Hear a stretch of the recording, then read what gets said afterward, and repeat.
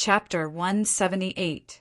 Other participants that weren't equipped with a bloodline that could assist them in pulling through this region started floating. Since they did not have the power to fly, they lost their balance. Once a person starts floating and couldn't control their movement in the air or had become incapacitated, once they got to a particular height in the sky, something happened. A mysterious glow of light would surround them, and they would disappear.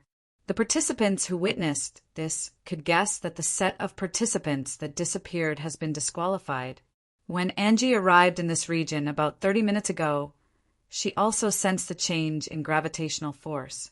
Still, for reasons known to her, she wasn't bothered.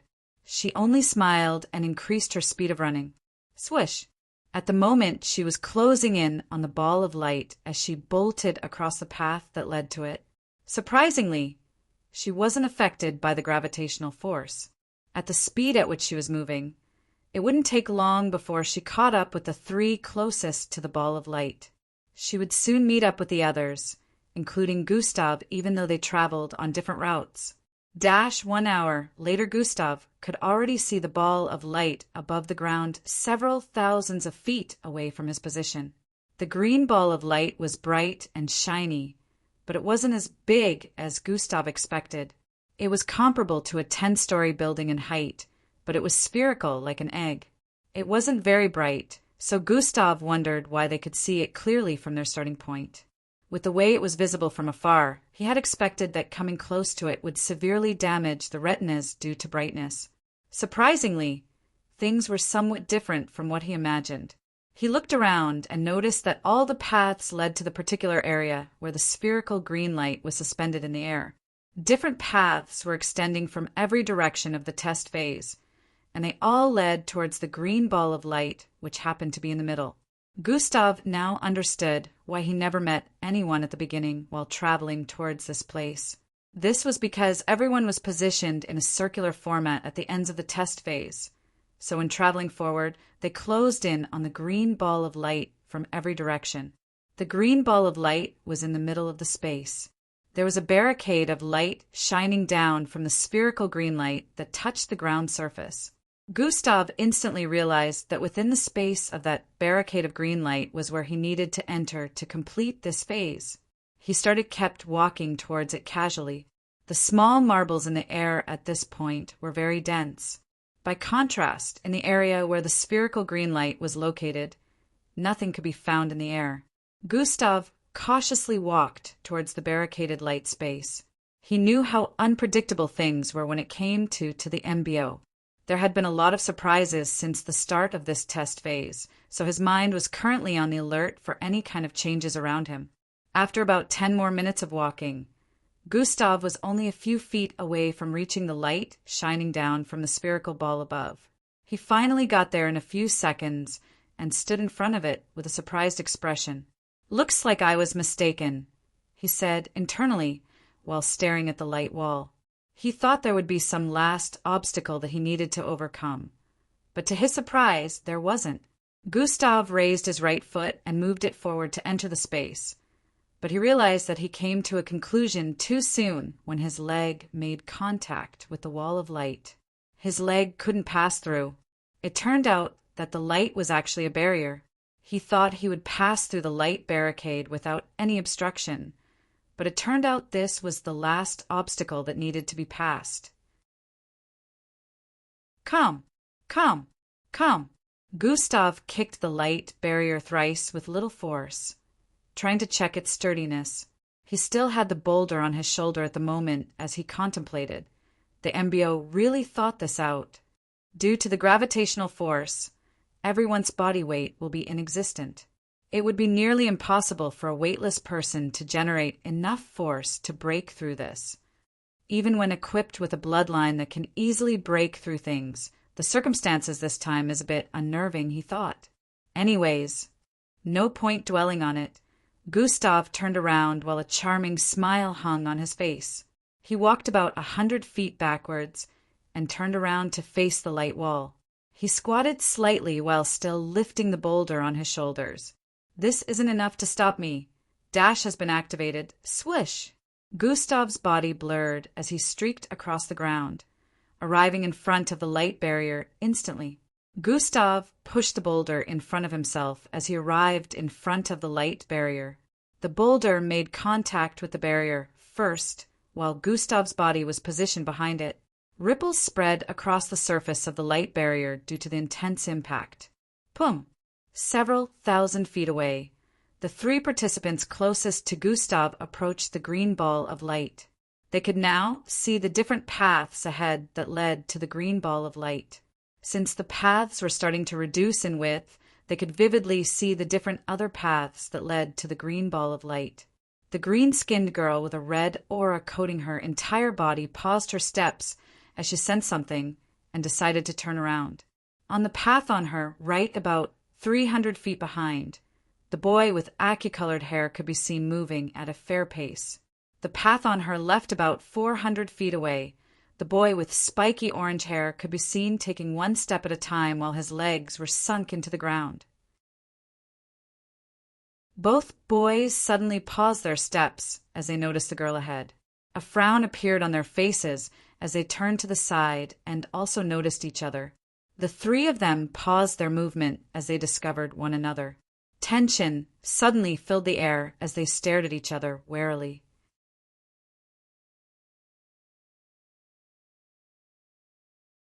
Chapter 179.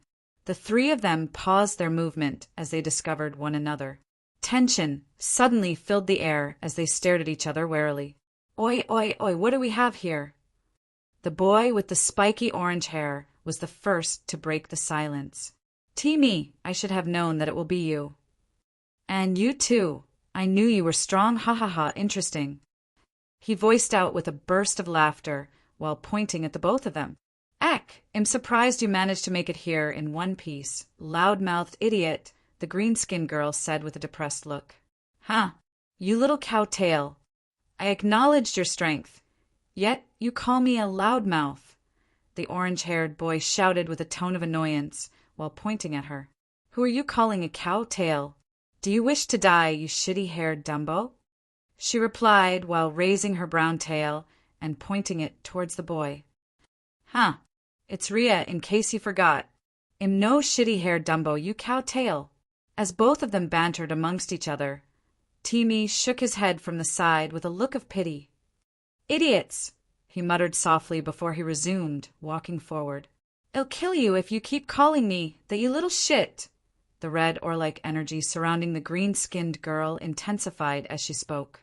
Not if I kill you first, cow-tail, Rhea voiced out as he conjured a giant hammer made of rocks from the ground. Both of them stared at each other intensely. Just as Rhea and the green-skinned girl were about to make a move on each other, Rhea noticed something. Wait, where's Timmy? He asked with a blank look. The green-skinned girl turned towards the side to check and also noticed that he had disappeared. They both turned and stared ahead. Their faces shone with a look of realization as they discovered that Timmy had gone on while they were busy bantering. That's Shorty. Rhea shouted out with an urgent look and immediately dashed forward. The green-skinned girl also started running forward the moment she noticed Timmy had gone ahead of them. Rhea's feet were still sunk into the ground to prevent himself from floating upwards. Surprisingly, this time he was able to move faster than before. As expected, the person who had gone the farthest was Timmy, who was more than 100 feet ahead at the moment. Now that he was close to reaching the green ball of light, he did not hold back anymore. His energy was depleting at an insane rate because he was now running. Nevertheless, he didn't mind losing energy as long as he could get to the green ball of light first. In just a few seconds, the green-skinned girl had started closing the gap between them. She was now about 30 feet behind him. She didn't look like she was affected by the gravitational force with the way she was running forward while holding onto the red sickle. Also, unlike the two boys who had slightly pale faces, she didn't look tired. Timmy turned his neck to the side and looked above his shoulder. Damn, what is she? She only needed a few seconds to catch up? What a monster, he muttered while gritting his teeth after noticing that the green-skinned girl was close to catching up. He increased his running speed, causing a red streak of energy to blaze across the ground. The green-skinned girl noticed that he was starting to increase the gap between them and increased her speed. Both of them seemed to have similar bloodlines due to the similar red energy that coated them as they traveled. However, it was apparent that they had different abilities. Damn it, I just had to be in the same group with these monsters. Rhea voiced out with a dark face as he stared at both of them ahead. He was more than 80 feet behind them. Ah, I cannot accept being the loser here. Rhea shouted out with a look of determination as the ground boosted his speed. It was hard for him to control the ground here, so sweat started dripping from his forehead as he forcefully manipulated the ground. As seconds passed, he slowly started to catch up to them, but his body was already trembling from a loss of energy. Hiya! His face shone determination and fierceness as he screamed out. The green-skinned girl finally caught up to Timmy after a while. At that same time, they were about 3,000 feet away from the light wall that extended from the green ball light above. Immediately, they saw the space within the wall of light ahead. They instantly figured that they needed to get inside the space to finish the test. The girl slowly started surpassing Timmy. She turned her face to the side and stared at him for a few moments before accelerating again. Timmy gritted his teeth and muttered, "I'm getting there first." After saying this, he pushed himself forward. It became like a game of tag. The green-skinned girl would accelerate and surpass Timmy for a moment. Then Timmy would use more energy to push himself forward, catching up with her. Still, in the next moment, she would accelerate again, surpassing him. He would once again push himself forward by using more energy. Timmy's face was starting to become paler and paler as they closed in on the wall of light ahead. Rhea was already catching up to them and was only about 15 feet away when they crossed the 2,000 feet mark. They were now about 1,000 feet away from getting to the light. As they closed in on the light, they noticed a large boulder sitting on the ground after the wall of light. They didn't think much of it and instead focused on being the first to arrive there.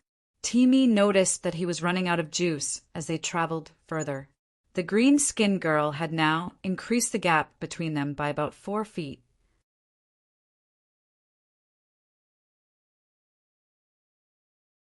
Chapter 180. Timmy noticed that he was running out of juice as they traveled further. The green-skinned girl had now increased the gap between them by about 4 feet. He struggled to close the gap, but he couldn't because he was almost out of energy. At this point, they were only about 200 feet away from the wall of light, and it would only take a few moments for them to arrive in front of the light barrier. Ah! Timmy screamed out as he coated his knuckles in red energy before swinging them towards the back of the green-skinned girl. She sensed the attack coming from behind and turned around swiftly while placing her sickle in front of her. Bang! Timmy's fist slammed into her sickle, sending her several feet backward as the sickle lost its glow.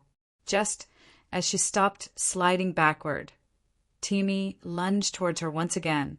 "I'm getting there first," he voiced out as he arrived in front of her and swung out his fist again. Swish! The green-skinned girl turned her body towards the side and swung the butt of her sickle upwards. Bam! Her sickle slammed into Timmy's right arm, causing it to flail upwards. She spun her sickle around and slammed it into Timmy's chest, sending him flying. Bang! Timmy landed on his back, several feet away. The green-skinned girl was about to turn around and continue her journey when Rhea arrived in front of her.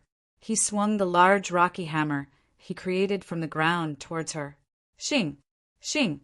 She swung out her sickle twice in response, and the large, 3 feet rock-like hammer was instantly divided into 3 halves. Before Rhea could regain his senses, the green-skinned girl had already jumped into the air, and her right leg was currently swinging towards his face. Rhea quickly raised his hand up to protect himself. However, immediately her right foot made contact with his arm. He realized that this girl shouldn't be trifled with. Bang! Arg! Rhea screamed out as the kick sent his hand out of the way, and her leg slammed into his left cheek. Blood spurted out of his mouth as his body traveled in an arc across the air. How is she so strong? Rhea said internally with an expression of pain and disbelief before slamming onto the ground. Humph. The green-skinned girl exclaimed with a disappointed expression before turning around to start walking towards the wall of light. I won't let you. Teamy jumped up after voicing out. Neither Cowtail nor Teamy will be the first to get in. I will go in before you both. Rhea shouted out and forcefully pushed himself up also. The green-skinned girl turned around to face them. These little shits think they're so great now, huh? She said with a repressed look while conjuring another large sickle made of red energy in her left hand. She raised them and pointed at them both. The three stared at each other for a few seconds. However, just as they were about to lunge towards one another, they sensed something in the distance. Huh. Teamy and Rhea exclaimed at the same time. But just as they turned around to check what was going on, a silhouette streaked past them. Swish! The green-skinned girl only caught sight of silver and pink-colored hair before the person dashed past her. The speed was too great for any of them to react on time. Before they could regain their composure, the person had arrived at the light barrier. Troyan! The barrier rippled like waves as the person's body pushed through it. It expanded like rubber before the person finally passed through it. The three of them stared with looks of disbelief as the person arrived on the other side. They seemed speechless. All the banter and fight had been for nothing. She beat us to it, Teamy said internally with a conflicted look. Damn it. See what you both caused. Rhea shouted out with an annoyed look. Just who is she? Teamy stared at the person who arrived inside the light wall before them. Isn't that the girl who was sitting beside that blonde boy? The green-skinned girl recognized the person. It was a beautiful and gentle-looking girl with silver and pink-colored hair. 2 horns protruded from her forehead. After arriving inside the light barrier, she smiled at them before turning around and walking towards the huge boulder in front. Ah, such a weak-looking girl got there before us, Rhea said before he started moving, walking forward with a disappointed expression. The green-skinned girl also had a disappointed expression on her face, but she accepted that what had happened. Teamy and the green-skinned girl also started walking towards the wall of light. When they arrived, they tried different methods, and after a minute, the 3 of them managed to pass through. The gravitational force returned back to normal the instant they phased through the light barrier. Rhea pulled his feet out of the ground and sighed in relief. The red ore-like energy surrounding the green-skinned girl and Teamy also disappeared. They looked around the space within the barrier created by the large, spherical green ball of light above. It was large enough to fit thousands of people. This was when they properly noticed the huge boulder placed in the middle of the space. Just how did that get here? The 3 of them had similar thoughts as they scrutinized the large boulder in front. Who is she talking to? Rhea voiced out with a confused look while staring at the girl who got here before them. She was currently standing on the right side of the boulder while staring at the ground in front. Her lips occasionally moved up and down, which signified that she was talking to someone. The 3 of them walked over to check what was happening. You got here about 30 minutes after I did. Not bad. A charming masculine voice drifted into their ears as they approached the girl in front.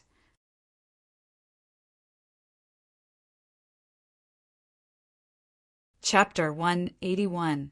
You got here 30 minutes after I did. Not bad. A charming masculine voice drifted into their ears as they approached the girl in front. Disbelief was written on their faces as they approached the boulder and spotted a familiar figure. A masculine blonde-haired guy with playboy-like charms was sitting in cross-legged position on the ground behind the boulder. It's you! The green-skinned girl muttered with a look of disbelief while pointing at him. It turned out that this person looked familiar to them. Impossible! Teamy muttered as he stared at the boy with wide eyes. How did he? You. Rhea was also shocked. The three of them had widened eyes comparable to that of saucers, especially after hearing his statement earlier. 30 minutes late, they now realized that even if one of them managed to pass through the light barrier before the girl, they would not still have been able to reach the light first. How in the world did he manage to pull that off? Does he have something to do with the boulder placed here? Timmy stared at the huge boulder that was the size of a truck. It was extremely difficult for him to accept what was coming to his mind at that moment. However, the evidence was right in front of them. They hadn't noticed him sitting behind the boulder because of its massiveness. This person was obviously Gustav, who had gotten to the light source a while ago, and the girl who arrived here afterward was Angie. The three of them remembered Gustav's elegance and strong aura of confidence that always radiated around him. Inside the hall where they did their registration, no one could take their eyes off him when he started walking towards the front. He had left quite a deep impression on them, and now they had confirmed it with their eyes why he had such a strong aura of confidence. But they still wondered how he did it because, based on their calculations, Gustav shouldn't have been able to pull this off if they were correct with their thinking. You carried this all the way out here, right? The green-skinned girl pointed out while staring at Gustav, who was still speaking to Angie. Gustav slowly turned his face away from Angie and towards the three on the side. And what if I did? He asked with an expressionless look. The three of them eyes widened again. Although Gustav didn't answer, his rhetorical reply was him practically saying yes, and who cares? Rhea turned to stare at the boulder and turned back to stare at Gustav. Do you have a bloodline that gives you the ability to manipulate rocks? He asked. Rhea was hoping Gustav would say yes, because that would explain this absurdity. He couldn't even lift a boulder of this size and mass more than 2 feet up, even though his bloodline gave him the ability to control rocks. He couldn't manipulate one of this size. It would be humiliating for Gustav to say he lifted it with just brute strength. So, Rhea hoped Gustav would say yes, but to his disappointment he heard the opposite. No, I don't have such a bloodline, he replied and proceeded to keep talking with Angie. Rhea was left standing there with a shocked and conflicted expression. He opened his mouth wide, but no words came out of them. They already sensed earlier that this might have been the case. Still, even after confirmation, it sounded ridiculous to them. Although they knew that the gravitational force would make the boulder lighter, the farther Gustav traveled. However, it would take a lot of walking to reach the distance required for that to happen. Also, just lifting the boulder a few centimeters off the ground won't be easy because they could tell that it weighed over 15,000 kilograms. I could sense that he was strong, but I didn't expect it to be to this extent. The green-skinned girl stared at Gustav with a dumbfounded look. How did you do it? Timmy asked. He could tell Gustav's reason for doing this was to counter the gravitational force. Still, he wondered how someone would think of doing such a thing, even if they had the strength. Yes, how did you do it? How? Rhea hadn't regained his composure and screamed out his question. Why are y'all so noisy? Can't you see that I'm having a conversation here? Gustav stared at him with a look of annoyance as he spoke. Flinch. Flinch. Both of them flinched back when they saw his cold gaze. This person is dangerous, Timmy said, and felt the air become chilly. Grab. Angie grabbed Gustav's face and turned his head softly to face hers. Don't worry about them. I'm sure they are just curious, she said with a gentle voice. Gustav exclaimed and continued his conversation with her. He wasn't going to do anything to them since they didn't really offend him. Nevertheless, he didn't like the fact that he was getting interrupted in his conversation with Angie. So, he released his bloodlust a little to scare them, and it worked. Both of them went to the corner and sat down to wait for the phase to end. On the other hand, the green-skinned girl sat in front of the boulder and placed her back on it. You can take them off now, Gustav said to Angie. But I already got used to wearing them. I think my body might feel weird when I take them off, Angie replied with an uncertain look. They were meant for training. Now is the time for you to display your abilities to the fullest. I'm sure you don't want anything to hinder your success in the test, or do you? Gustav said with a solemn look. Angie shook her head in response. Good, now take them off, Gustav instructed again. Angie stood up from her sitting position and started taking off her green sweater.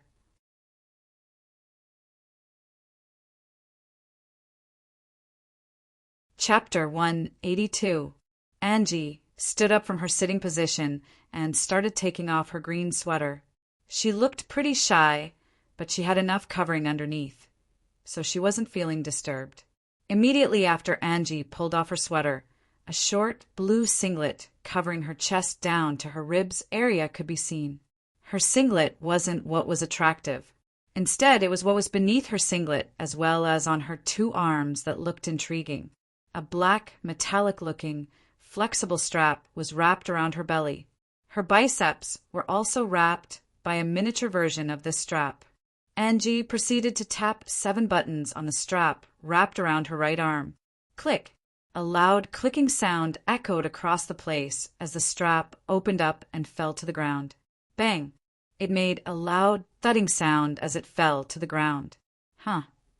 The trio that arrived earlier was alarmed when they heard the thudding sound. They turned around to look in Gustav and Angie's direction and were surprised at what they saw.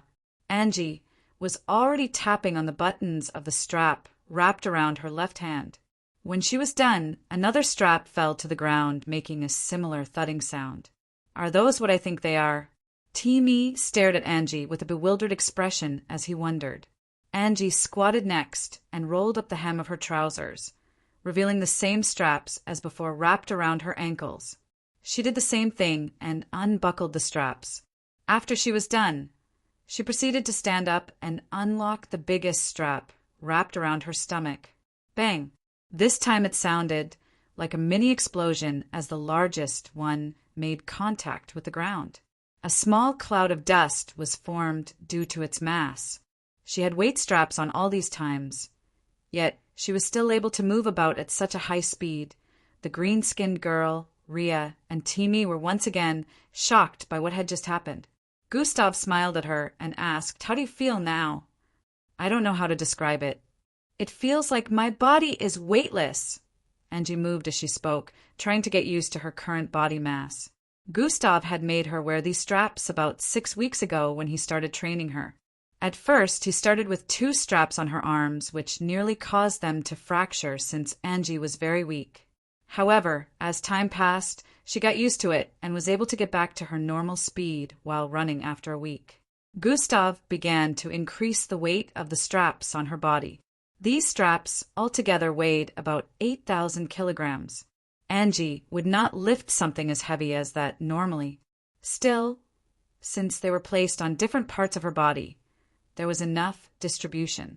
Also, she was lifting them with her body, so she was able to pull them off after intense hours and weeks of training.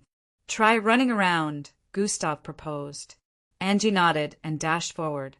Why? It was like cutting through the air. After images were created as Angie ran around the space.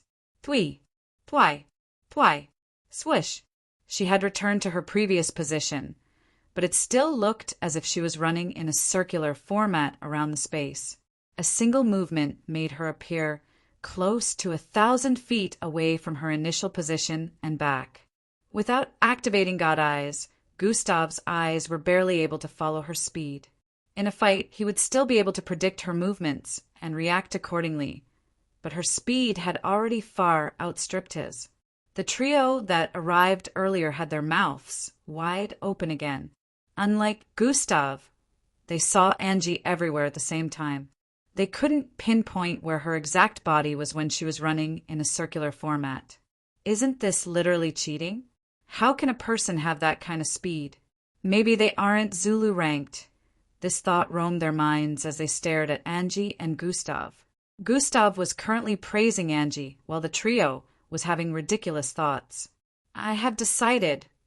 They suddenly heard a loud voice and turned to stare at Ria. "I will not let you both surpass me in the next phase. Ha ha ha." Ria shouted out while pointing in Gustav's direction and laughing. Gustav stared at him for a few seconds before sitting down once again. "Okay, good luck with that," he said, and proceeded to close his eyes. You little. What's with that uncaring expression? You better accept me as your rival from now on." Ria shouted out once again, but Gustav ignored him. "Timi, you're no longer worthy of being my rival. As from now on, he is my rival." Ria shouted out again. "TCH, he's my rival. You're the unworthy one here," Timi said with a muttered. That was how an argument began between the both of them. "Boys!" The green-skinned girl shook her head with a look of disappointment. "What is he doing?" she muttered with a low voice while staring at Gustav, who happened to be closing his eyes. "Let's not disturb him right now. He was at a crucial point, channeling his bloodline before we all arrived here," Angie answered and proceeded to walk forward to sit in front of the boulder. "Oh!" the green-skinned girl exclaimed with a surprised look. "He can channel his bloodline in such an environment?" The green-skinned girl was surprised because, while channeling bloodline, a mixed blood needed a place with no disturbance for it to go smoothly. The room temperature must be at a particular point. This environment was lacking in all the compulsory aspects. However, it didn't seem like Gustav was experiencing any form of discomfort, unlike how it was supposed to be. The green girl proceeded to sit down beside Angie. Angie, what's your name?" Angie initiated a conversation with the green-skinned girl. Glade," she said while stretching out her hand towards Angie.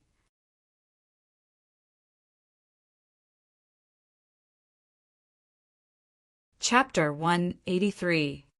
Glade," she said while stretching out her hand towards Angie. Angie received her hand and shook it gently while smiling at her warmly. Gustav had been channeling his bloodline for the past 2 hours now. He started channeling his bloodline before Angie, and the rest arrived within the barrier of light. Later on, 7 other participants arrived within the light barrier, and some others were still outside trying to break in. Gustav's consciousness was currently within his body at the moment. 4th step seems so simple yet so complex. Looks like I might not be able to get there today. Still, at least I'll make sure I saturate my original bloodline well enough to prepare for the time of breakthrough, Gustav said internally. His genetic, transforming bloodline was currently bubbling insanely within his body. He had gotten to the 3rd step several weeks ago with his original bloodline. By contrast, he had gotten atomic disintegration, beast transformation, and gravitational energy container to the 1st step. Gustav's mind wandered to several weeks back. After Gustav sneaked into the disciplinary committee's teacher's office, he spent the next 2 days channeling his bloodline. His original bloodline was already at the 2nd step at that time, and he only managed to get beast transformation bloodline to the 1st step. He still had 2 more to channel to the 1st step. After 2 days had gone by, he headed for Delta Labs, which happened to be the lab where he sold corpses of mixed breeds. Although selling those corpses and making more money was important, Gustav was headed to the lab for a more important reason this time. Mr. Lon would also be visiting the lab, and he needed to see what Mr. Lon was up to. If he could get any clues that pointed to the disciplinary committee as the culprits of the kitchen explosion, he would know what to do next from there. He had been tapping their phone lines for the past 2 days, but he didn't get any incriminating evidence from their phone calls. The only thing he figured out was the name of the person Mr. Lon would be meeting today. Abunalua. Gustav felt that the name sounded a bit familiar. However, when he linked it up to what he remembered, it didn't make any sense, so he decided to just head there and see how things went.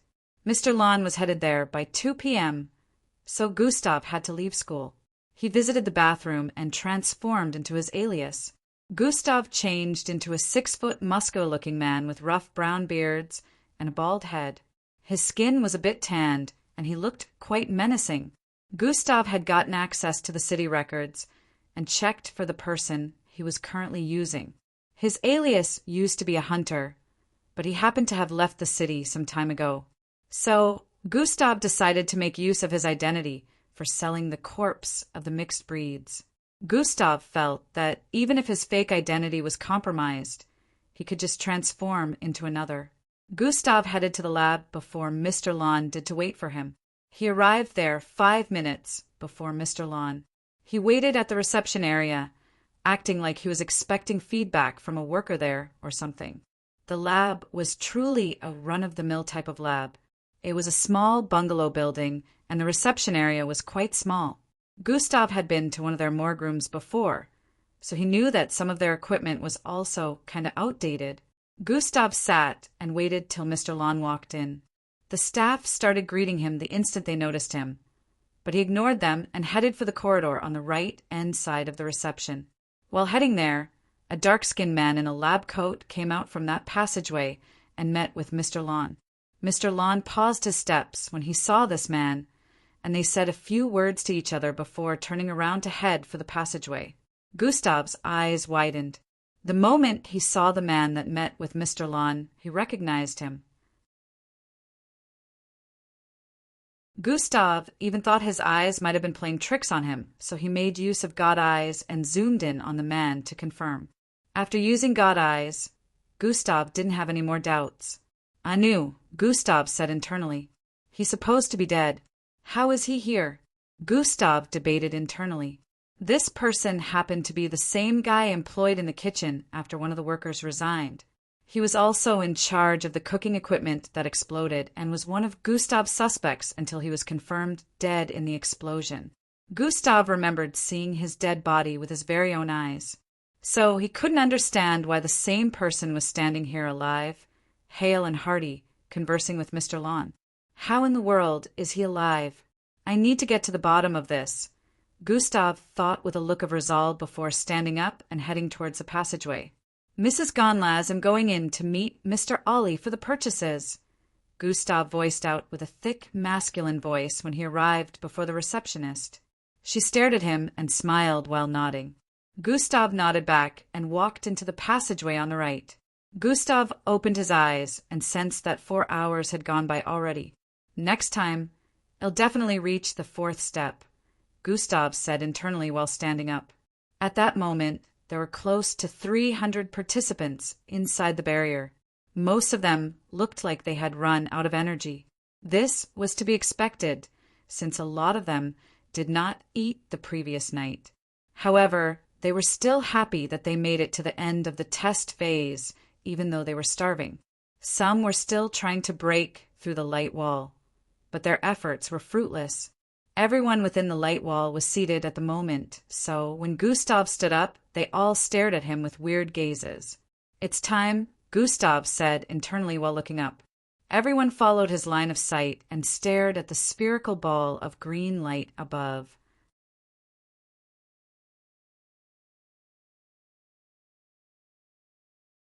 Chapter 184.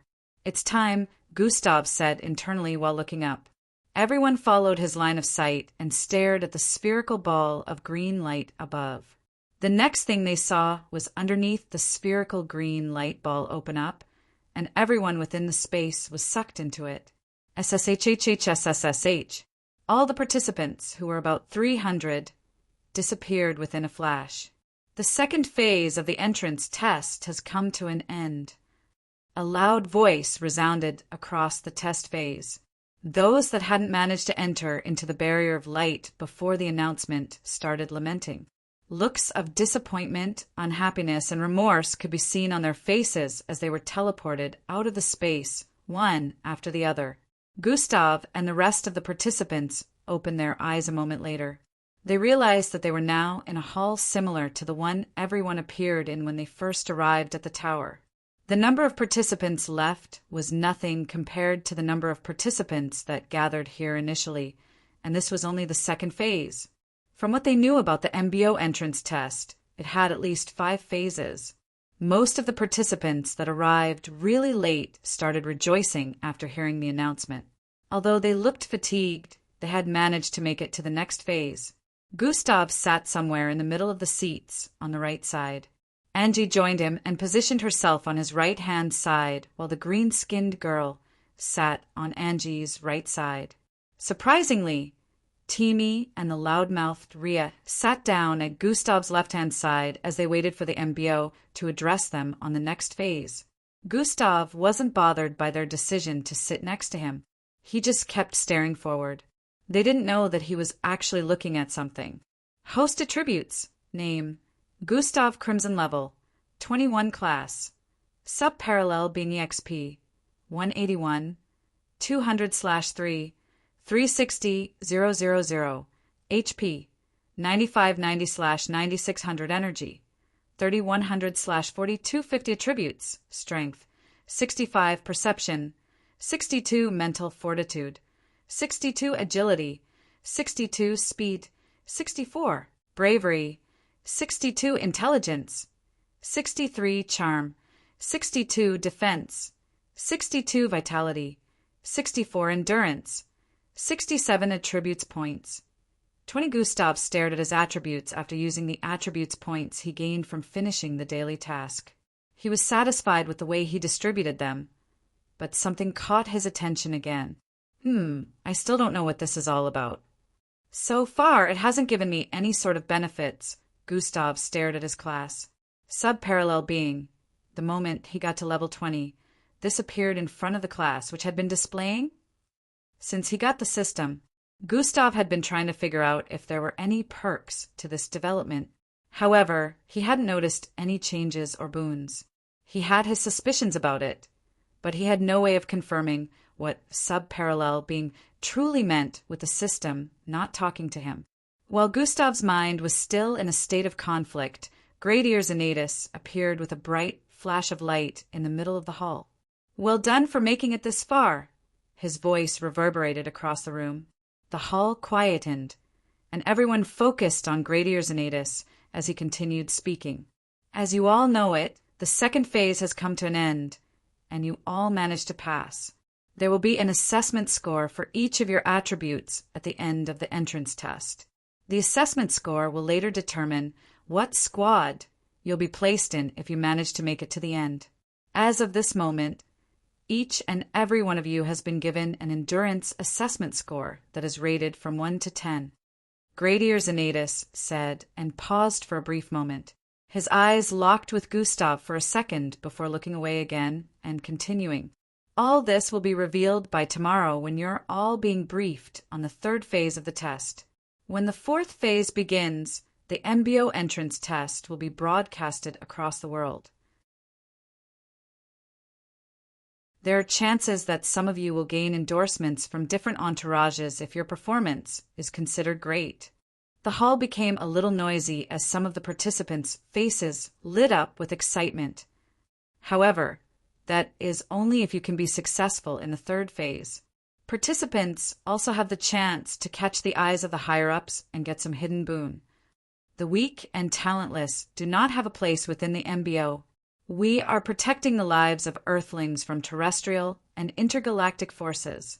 Show that you're capable and prove yourself worthy if you truly want to be here. Gradier Zanatus voiced out with an authoritative tone.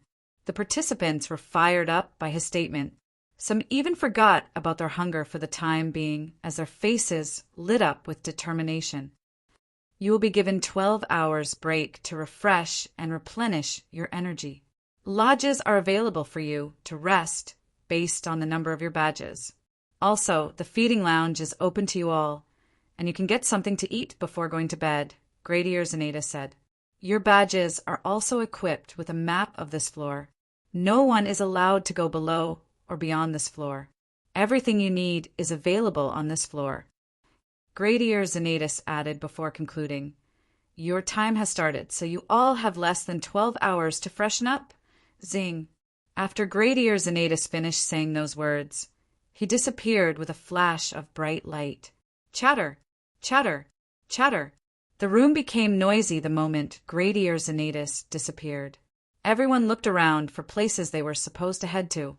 This particular room was very large, but they could see the walls surrounding it. They began to wonder how they were going to leave. Grum, grum, grum. 3 different openings suddenly appeared on the east side of the room. The 3 openings were as large as 400 feet, so everyone could see the corridor it led to.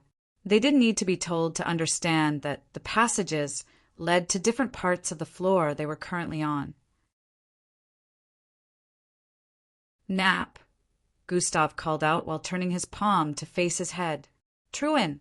Rays of light shot out of his palm as a small holographic map hovered above it.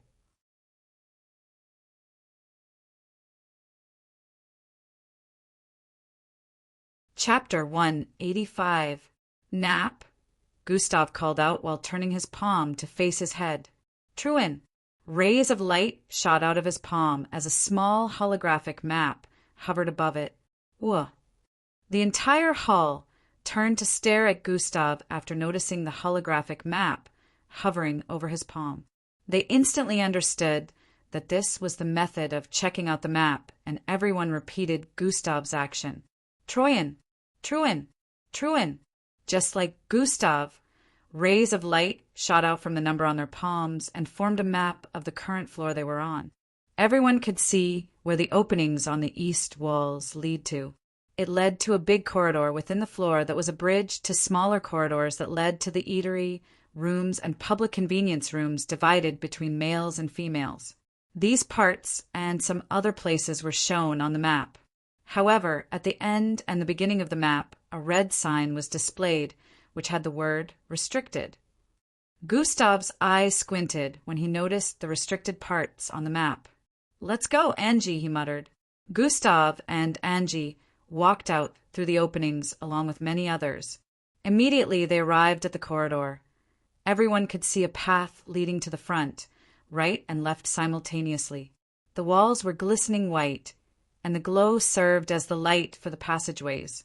According to the map, the way to the eatery was northwards. The instant everyone was about to raise their foot to move forward, blue circles started appearing on the ground. The blue circles surrounded everyone's right and left foot. The number of circles was equivalent to the number of feet that everyone had. Everyone was surprised at the appearance of the blue circles that surrounded both their foot. However, before they could understand what was happening, the floor beneath them started moving their bodies forward. Whoa. No one was used to this, so many lost their balance and even fell on their butt. Another reason why you have to be ready for anything within the MBO, Gustav said internally after seeing people falling on their butt. They weren't informed about this, so the MBO obviously wanted them to figure it out themselves. He looked down at the small circles surrounding both his feet. A thought came to his head, and he suddenly stopped moving. Bam! Bam! Bam! 3 people ended up bumping into him from behind. Still, due to Gustav's sturdiness, they ended up falling on their butts like the others. Hey, how did he end up stopping? Some of the people around wondered. Angie, who was still being moved forward, noticed that Gustav was no longer beside her and turned her head to the side to look behind her. She also stopped moving forward when she noticed him. The circle surrounding her feet rotated, and surprisingly her body was turned around, and the floor started moving her forward towards Gustav behind. Looks like the movement is based on leg muscles and tensions, Gustav analyzed internally. The floor scans the intentions of the person standing on them and moves that person in the direction they intend to move in. Gustav came to this realization when he stopped moving earlier and also noticed Angie being moved towards him. God Eyes has been activated. Gustav activated God Eyes and stared at the floor. He couldn't see through it. However, he noticed the energy points and the color of the floor displayed when he activated it. In the past weeks, Gustav had started learning about the colors that objects displayed when he activated God Eyes. He discovered a few things, and among them were the colors of mixed breeds, Slarkovs, and humans that were different from one another. Another thing he figured out was the color AIs displayed, which was Oxford blue. The floor has an AI installed within. Gustav slowly deactivated God Eyes after seeing this. As expected of the MBO.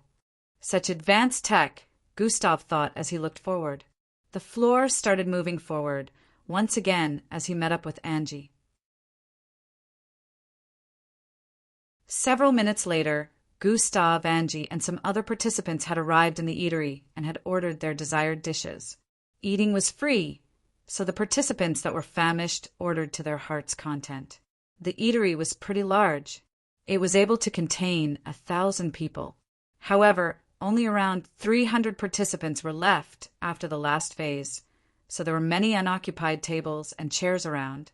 There was not a single human in the vicinity except for the participants.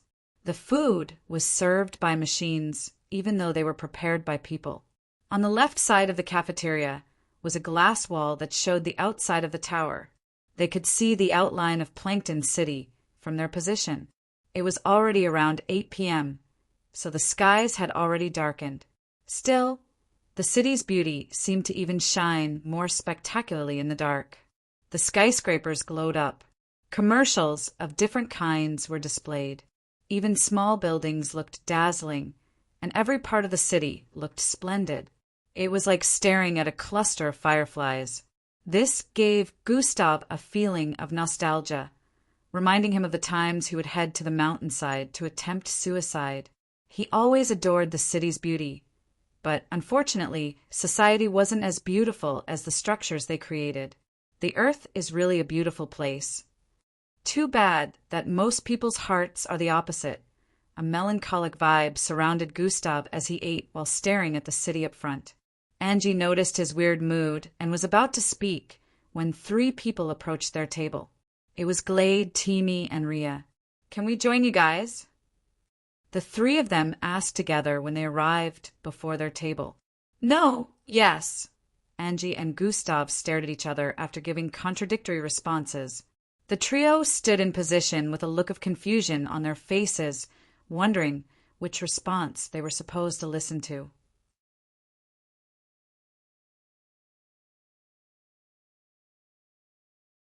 Chapter 186. The trio stood in position with a look of confusion on their faces, wondering which response they were supposed to follow. Angie stared at Gustav with a pleading look. Whatever," Gustav muttered while turning his face away from hers. He continued eating his food. After the short drama, the trio took his statement as silent affirmation, so they proceeded to sit in front of both of them.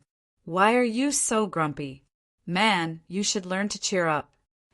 Rhea pointed at Gustav and voiced out immediately after taking his seat. Gustav stared at him like he was retarded and replied, "I just don't like nuisances, Rhea." "Me. Glade." After saying that, Gustav resumed eating casually. You. Who are you calling a nuisance?" Rhea pointed at him with trembling fingers, but Gustav just ignored him. "We should really have a go at it. I'm going to knock that pride out of your skull." Rhea jumped up after voicing out, "Calm down, you idiot. It's not like you can defeat him." Timmy said, "AK you're." "Right." Rhea sat down with a crestfallen look and stared at Gustav while taking a bite from his plate. "You may be strong, but I will become stronger than you soon." Rhea pointed his spoon at Gustav while speaking and gobbled down the food he put in his mouth. "Muscle brain idiot," Glade muttered from her position. "Eh? Who are you calling me a muscle brain?" Rhea shouted out again, but Glade ignored him just like Gustav and initiated a conversation with Angie. "What's your reason for trying to join the MBO?" Glade asked. After around 30 minutes had gone by, the participants were slowly starting to leave the eatery, searching for their rooms. According to the words of Gradier Zanatus, everyone had a room that can only be accessed based on their badge numbers. They followed the map to the lounge area, located on the southern part of the floor. It was also the area with the largest space on this particular floor. Gustav headed with Angie and the trio. After some minutes, they arrived in that area with a very long and spacious corridor that extended as far as the eyes could see. Doors were on the left and right sides of the walls. Each of the doors had numbers on the top right corner. The participants stared at the number on their palms while looking at the doors as they walked across the corridor. Gustav already figured out that the numbers were in an arranged format, so he could tell that his room was still a distance away from their current position. "Mine is here, guys. I guess I'll go have a good night rest," Glade said with a smile as she headed for the door that had the number 00054. Cowtail girl, good night," Rhea voiced out. Loud-mouthed idiot, Glade voiced out as she placed her palm in front of the door. Rhea wanted to retort, but the rest of them greeted her good night and continued, moving forward. Since he didn't want to be left behind, he quickly followed after them. Angie and Gustav happened to be the next to find their rooms, and they weren't too far from each other. Gustav was 00126, while Angie was 00121. As for Rhea and Timmy, their numbers were in the thousands, so they still had to walk further down the corridor. On arriving in front of his door, Gustav placed his hand in front of the door and waited. Rays of light permeated from the walls and scanned the number on his palm. Ketchum! The door slid open and he walked in. The room looked pretty nice. A bed could be seen in the middle. However, the room didn't look luxurious in any way. It was structured regularly. Gustav checked and noticed that there was a bathroom and toilet also. After checking everything out, he moved towards his bed. Map, he called out. The map shot out from his palm again, displaying the structure of the floor. I wonder what floor of the tower we're currently occupying, Gustav said internally with an intrigued look. He had always wanted to visit the tower. However, even after coming here, it still had a lot of mysteries surrounding it. Gustav was still intrigued about the height of the tower. Still, so far, they hadn't been told anything about the tower. They'll check out the training room before the start of the next phase. Gustav spotted the training room on the center of this floor on the map. He decided to check out the next morning to complete his daily task, because he had no idea what the next phase was going to be about. He had thought about checking out the restricted areas so he could infiltrate other floors in the tower. He immediately threw that ridiculous thought to the back of his mind. There was no doubt that the floor was under heavy surveillance. If Gustav tried anything, he would be found out immediately. There was no guarantee that he would actually be able to pass through the restricted areas successfully. In his head, he had a 50% chance of successfully infiltrating other floors without getting caught, but he decided not to risk it. If he managed to join the MBO, he would be able to go wherever he wanted without restrictions, so he decided to focus on that. The next morning, everyone woke up to the sound of the alarm. An alarm resounded in everyone's room, waking them. A holographic projection gave them instructions to head back to the hall, where they were addressed by Gradier Zenatus earlier. Gustav was among the first to arrive there because he performed his daily tasks within the training room when the alarms rang. Participants began to arrive one after the other, and in a few seconds, almost 200 participants had walked in. Once a minute passed, the openings on the side closed up. Everyone was surprised at the sudden closure, since some participants still hadn't arrived. Still, that same moment was when Gradier Zenatus appeared in the middle of the hall with a flash of bright light. Those that failed to arrive here within a minute have been disqualified. Gasp! Those were the first words that came out of his mouth the moment Gradier Zenatus appeared. One of the things you will learn if you manage to pass the test and get enlisted is sluggishness isn't allowed.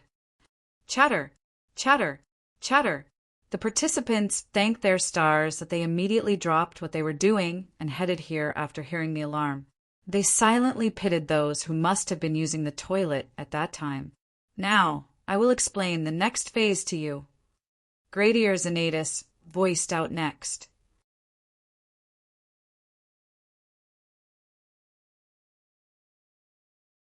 Chapter 187.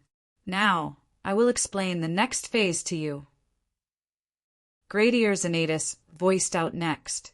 The hall quietened down after he said that. The participants perked their ears to make sure they listened to every detail. Oh, right, before that, your assessment score for the endurance test will now be revealed, Gradier Zenatus said while snapping his fingers. Snap! Zing! Zing! Zing! Zing! Zing! Small holographic squares started appearing in front of the participants. In a few seconds, everyone could see holographic projections in front of them. On the holographic projection, a list was displayed. Endurance score was the first on the list. The endurance scores ranged from 1 to 10. Dash, I got a 6. Dash, I got a 5. Dash, what did you get? A 7. Dash, I got a 5.5. Voices of different participants discussing their friend's assessment test result could be heard. Angie checked hers and saw the score 7. 7. She smiled after seeing her score and looked ahead for Gustav, but he was far away, so she couldn't see him properly. I wonder what his score is. Angie wondered.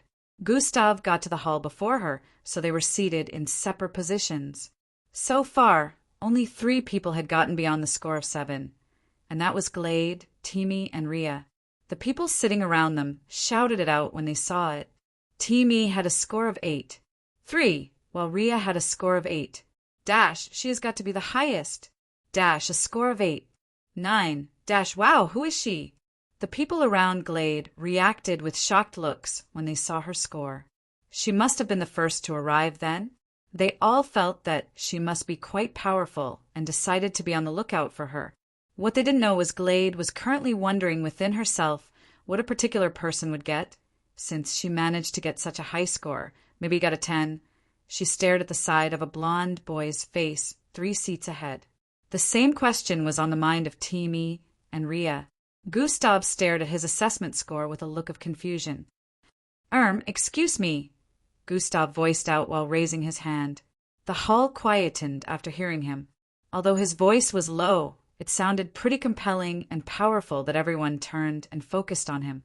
Is there a reason why my score shows this? I don't know what this means. Gustav pointed at his assessment score, which had a plus sign in front of it. Everyone also stared at it with a confused expression. Oh, yes, that, Gradier Xanatus said with a smile. This simply means your score for endurance hasn't been assessed. Or rather, it is still being calculated, Gradier Xanatus said. Chatter, chatter, chatter. The whole place became noisy again after hearing that. Dash, does that mean he was so bad that his score couldn't be calculated? Dash, I don't think that's it. I remember he got there before I did. Dash, what exactly does that mean? Your performance was beyond the prescribed level for that phase, so you might need to be reassessed, Gradier Xanatus added. Gasp! The entire hall became extremely shocked upon hearing the last statement of Gradier Xanatus. Performance. Beyond the level of the first phase? Doesn't that make him the highest? Everyone turned to stare at Gustav again with their mouths agape. Angie smiled after seeing everyone's reaction, as expected of him. Everywhere he goes, people are always amazed by his deeds, she said internally. Oh, I see. Gustav didn't need any further explanation to understand what was happening. Maybe I should have tried less. Being on the receiving end of this kind of attention is pretty weird, Gustav said internally as he took his seat.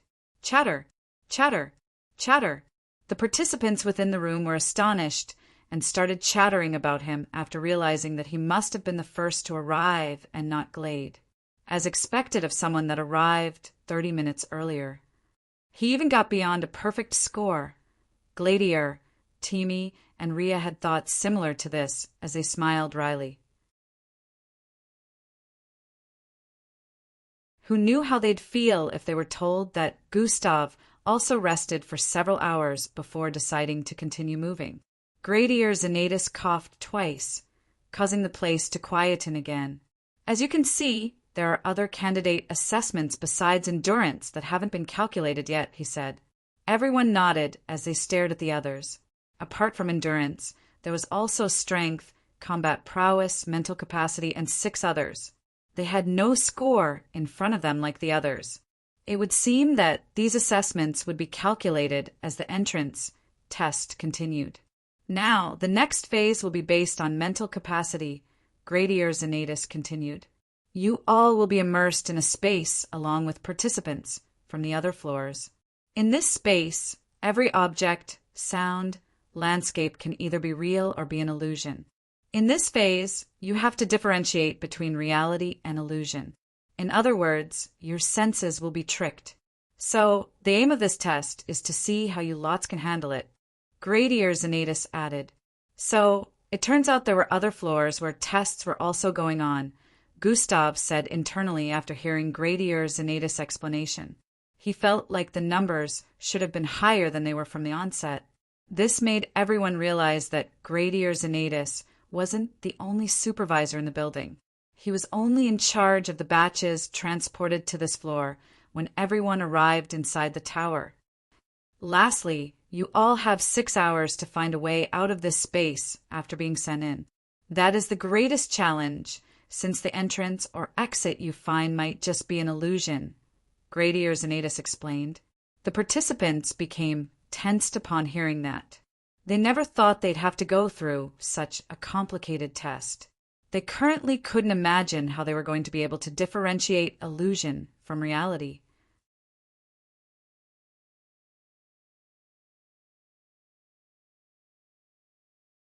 Chapter 188. We'll be using a low-level brain inducer to send you all to that space. Therefore, it's not going to be above what your age group can handle. It's a virtual space, but at the same time, everything will be real except for what we want to portray as fake. The rest will be up to you, Gradier Zenatus voiced out. Low-level brain inducer, eh? Gustav contemplated after hearing Gradier Zenatus' explanation. I hope this doesn't end up being troublesome. The participants still had lots of questions and looks of wariness, but they knew that the explanation wouldn't be more than this. Zing, zing, zing, zing, zing. The hall brightened up as participants began to disappear from their seating positions, one after the other. Gustav also disappeared along with them in a few seconds. When the light surrounding him disappeared, he found himself in a hall that was larger than every space the participants had been in so far. It wasn't really a hall. It looked more like a lab because tub-like machines could be seen in rows and columns that extended as far as the eyes could see. A glass wall could be seen 700 feet above on the right side of the wall. Within the glass walls, 5 people could be seen dressed like Gradier Zenatus. 2 women and 3 men within the glass walls were dressed in orange uniforms with black stripes. They had authoritative looks on their faces. One of them, with a rhino horn on his forehead, folded his arms with a frown on his face. He looked down at the participants who kept appearing within the laboratory. They all had their different ways of standing that looked quite menacing. Gradier Zenatus stood in their midst. He looked quite tame compared to the rest of them with his hands locked behind his back. Find the pod that has your number on it, Gradier Zenatus said, his voice traveling through the large laboratory-like room. More than 1,000 participants were moving around the place at the moment. The participants from Gustav's batch could see a lot of unrecognizable faces. They instantly understood that these were the participants from other batches that had tests on separate floors. The participants began to find their pods one after the other. Gradier Zenatus instructed this set of participants to go in next. TSSHHH, TSSHHH, TSSHHH. The pods opened up, and they entered it to lie down. It closed back immediately after that, and a red bar appeared above every pod that had been closed up. Inside, the participants could only see blue and green glowing lines across the smooth surface within the pod. Surprisingly, they could still hear Gradier Zenatus' voice inside the pod. However, it wasn't coming in sound waves. Instead, it was resounding in their minds, giving them some other instructions and reminding them what this is all about. Gustav was already inside his. Being inside the pod reminded him of when he used to sleep in a bathtub. Gustav smiled. I wonder what happened to that bathtub now. Maybe they put it away. Gustav wasn't really bothered by the pod reminding him of such times within his former household. He had gotten so used to sleeping inside the hard tub that he didn't feel uncomfortable lying down inside the pod. The same couldn't be said for a lot of other participants who kept turning their bodies because they weren't comfortable within the pod. Gradier Zenatus stopped talking and wished the participants good luck as the pod began to function. The red bar that appeared on top of everyone's pod started filling up, and in a matter of a few seconds, it filled up completely. Ting, ting, ting, ting, ting. The red bar turned green, and the participants felt their consciousness being pulled out of them. Their head turned woozy, and before they knew it, they had lost consciousness. After a few seconds, they opened their eyes and found themselves in an unfamiliar world, blazing with green and yellow fire. Grady Xanatus and the rest of the other supervisors stared at the large lab and watched as the bars on their pods turned green. Looks like it will be starting soon. Let's get the projection of the furry world up here. One of the supervisors, who happened to be a lady with blue hair all over her face, said, "Truin." A holographic projection appeared in front of them that displayed a world blazing with green and yellow fire. They could see the participants appearing all over the place, one after the other on the projection. "Sir Xanatus, do you think there might be any special class material among these lots?" One of the supervisors with green, worm-like hairs asked. "Don't be ridiculous, Valgus. Do you think a candidate with the potential of being special class will appear here?" The man with a rhino horn dismissed with a deep tone. "I think someone like that has appeared already," Grady Xanatus answered with a mischievous smile. "Dash what? Dash amongst them? Dash impossible." 3 of the supervisors voiced out at the same time. "Why would TH?" The supervisor with a rhino horn was speaking when the female supervisor with blue facial hair interrupted. "Sir Xanatus, there seems to be a dysfunctional pod over there." She pointed at the western part of the lab. "Huh." The 4 of them turned to the side and stared at the direction she was pointing in. Among the thousands of pods with a green bar on them, a particular one still glowed red. Check what's going on with that pod," Grady Xanatus instructed. One of them nodded and proceeded to jump through the glass wall. Swin. The supervisor's body phased through the glass and traveled across the air for several thousand feet before landing in front of the said pod. "It says unable to initialize brain waves," the supervisor voiced out. Although he was more than 1,000 feet away, they understood what he was saying. However, they were confused by that statement. "I'll call for the maintenance tech team to check up on it," the other female supervisor with black flowing hair voiced out.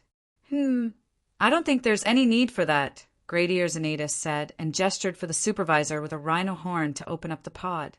"TSSHHH." The pod opened up, and a boy with blonde hair could be seen lying within it. "Ah, damn, I had a feeling that this was going to happen."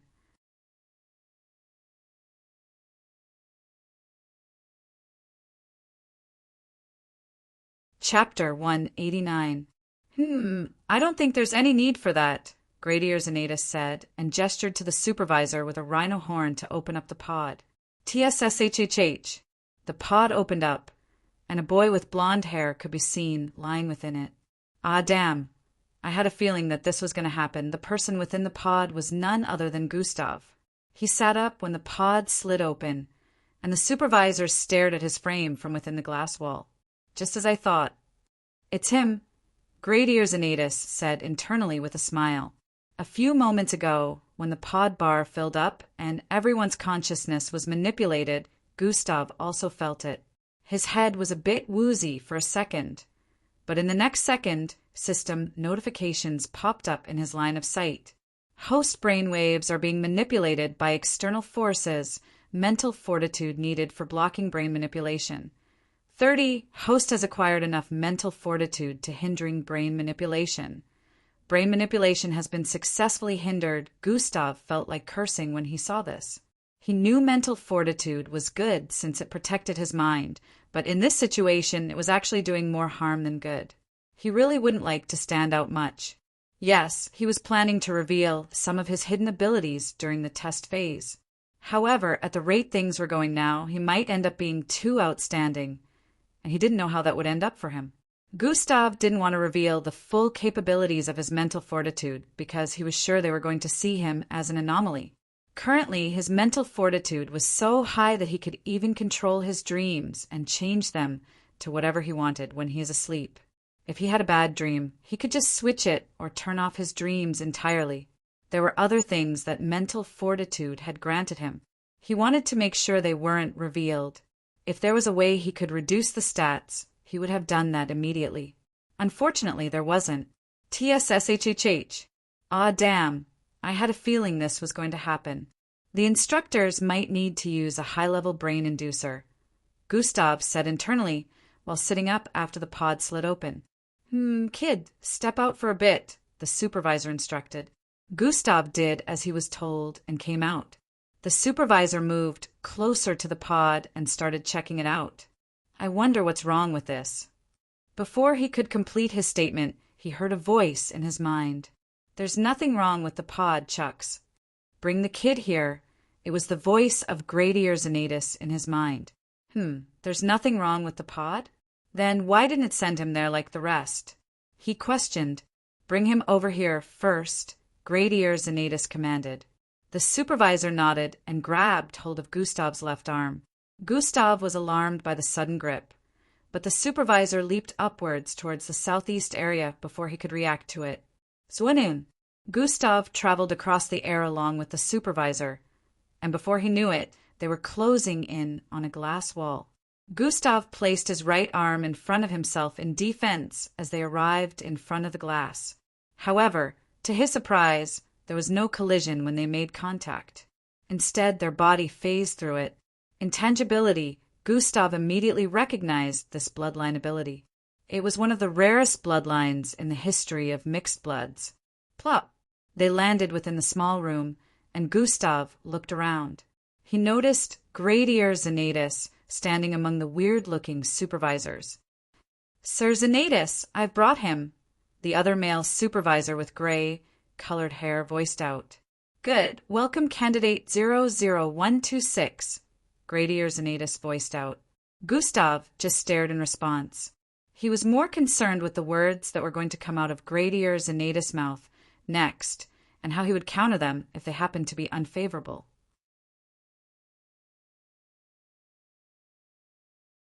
It would seem your mental defenses happen to be higher than what the pod can handle, so you can't be sent in with the others, Gradier Xanatus explained.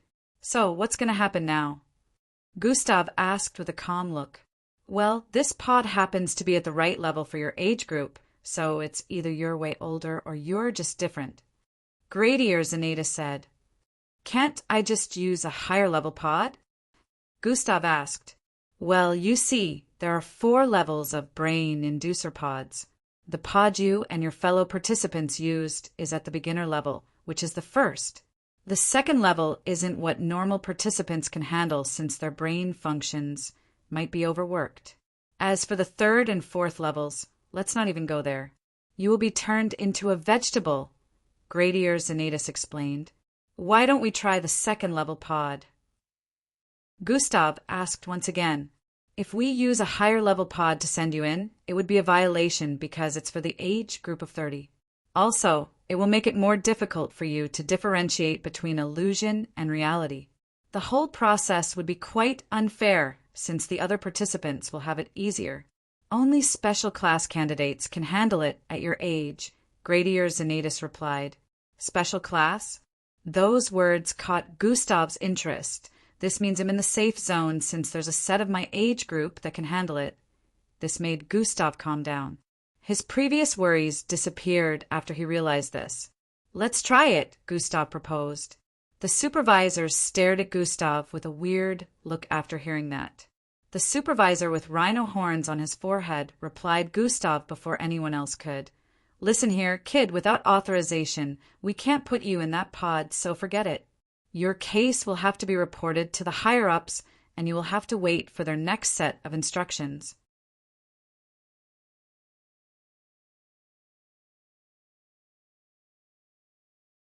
Chapter 190. The supervisor with rhino horns on his forehead replied Gustav before anyone else could. Listen here, kid, without authorization, we can't put you in that pod, so forget it. Your case will just have to be reported to the higher-ups, and you'll have to wait for their next set of instructions. And how long would that take? Will I be able to take part in the next phase? Gustav asked. You'll have to forget about continuing the MBO entrance test till after their feedback, so you won't be joining the next phase. You're no longer a part of the MBO entrance test, as from this MO. Before the supervisor could complete his statement, Gradier Zanatus interrupted. "Prepare the Stage 2 pod," he voiced out with an authoritative tone. Ah! The other supervisors turned around to stare at Gradier Zanatus after he gave that order. "But we haven't been given authorization," the supervisor with gray hair voiced out. "I'm giving the authorization." "I will handle whatever comes next myself," Gradier Zanatus replied while walking towards Gustav. "Sir Zanatus, what are you talking about? Are you sure about this? Punishments will be meted out if anything happens to this candidate because of your decision," the supervisor with rhino horn voiced out. "Do as I have said, prepare the Stage 2 pod," Gradier Zanatus replied with a condescending tone. Immediately, they heard the tone of his voice. None of the supervisors questioned him anymore. The supervisor with rhino horns backed down and moved to the side. "Why?" Gustav asked while staring at Gradier Zanatus, who was currently standing in front of him. Gradier Zanatus placed his right palm on Gustav's right shoulder before answering. "I've been watching you." "Let's see if you'll live up to my expectations." Gustav furrowed his eyebrows upon hearing that and didn't respond. "I can only hope this level of the pod will be high enough to transport my consciousness into that world. It's going to be a hassle to wait for feedback from the higher-ups," Gustav said internally as they waited. In about 2 minutes, some people in lab coats with weird-looking rhombus-like helmets covering their faces came into the small room, pushing a white pod. This pod was almost twice the size of the ones in the large hall in front. They started setting it up with a connected device, and in a few seconds it powered up. TSSHHH. It slid open and Gustav went in. The pod closed up back as he laid down inside. "Has it been successfully connected to the furry world?" Gradier Zanatus asked the people in lab coats. They gave an affirmative reply and stared at the pod, which was currently glowing up. Red bars appeared on it like the others and started filling up. "Work this time, please," Gustav said internally. This was the first time he wished one of his stats was lesser than it currently was. The bar filled up completely, and just like before, Gustav felt his consciousness being pulled out of his body. Host brainwaves are being manipulated by external forces, mental fortitude needed for blocking brain manipulation. 50. Host has acquired enough mental fortitude to hindering brain manipulation. No, no, no, not again. Gustav said internally with a look of frustration as he saw the system notifications. The system was about to hinder brain manipulation again. "Hey, system. I'm sure you can hear me. It wouldn't be sensible for me to stand out beyond this because it might cause future and unknown complications. If you could just let this machine do what it's made for, that would be the best," Gustav said, internally hoping that the system would listen to him. Host has acquired enough mental fortitude to hindering brain manipulation. He noticed that the notification paused here because there was still supposed to be another notification after this. He felt maybe the system decided to listen to him.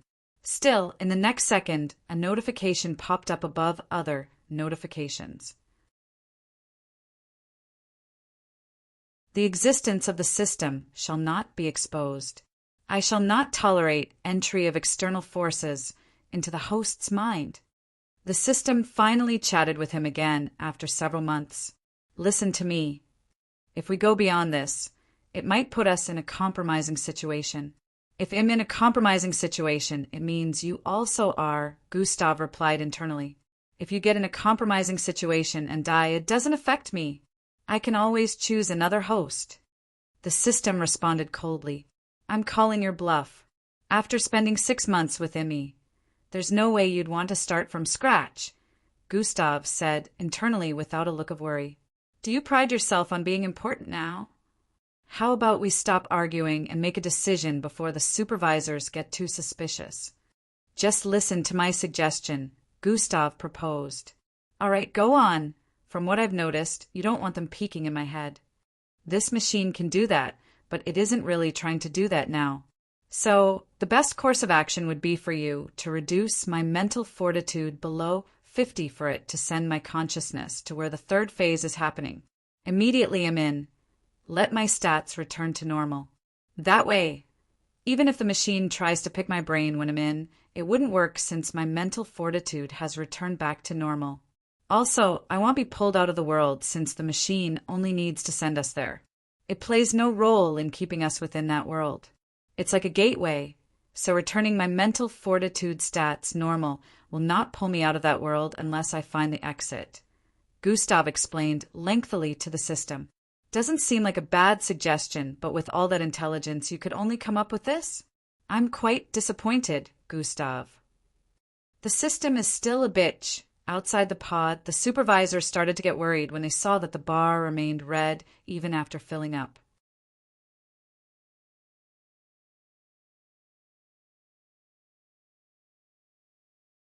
Chapter 191. Outside the pod, the supervisors started to get worried when they saw that the bar remained red even after filling up. What's going on? Why hasn't it sent him there like the rest? The supervisor with worm-like hairs asked the people on lab coats. It would seem this candidate has a very high mental resistance. One of them replied, What? There's no way in hell he is supposed to be able to resist a brain inducer of this level. The supervisor with the rhino horns voiced out, We don't know, but the machine seems to be having trouble sending his consciousness there. That's the only reason we can come up with. Another one of them answered again, It must be dysfunctional then. While they were arguing, Gradius and Natus stared at the pod with a confounded look, him being able to resist this. Not even special class candidates can do this. What is he? While everyone was in their thoughts of confusion, the bar suddenly turned green. Everyone stared at the pod and sighed in relief a second after.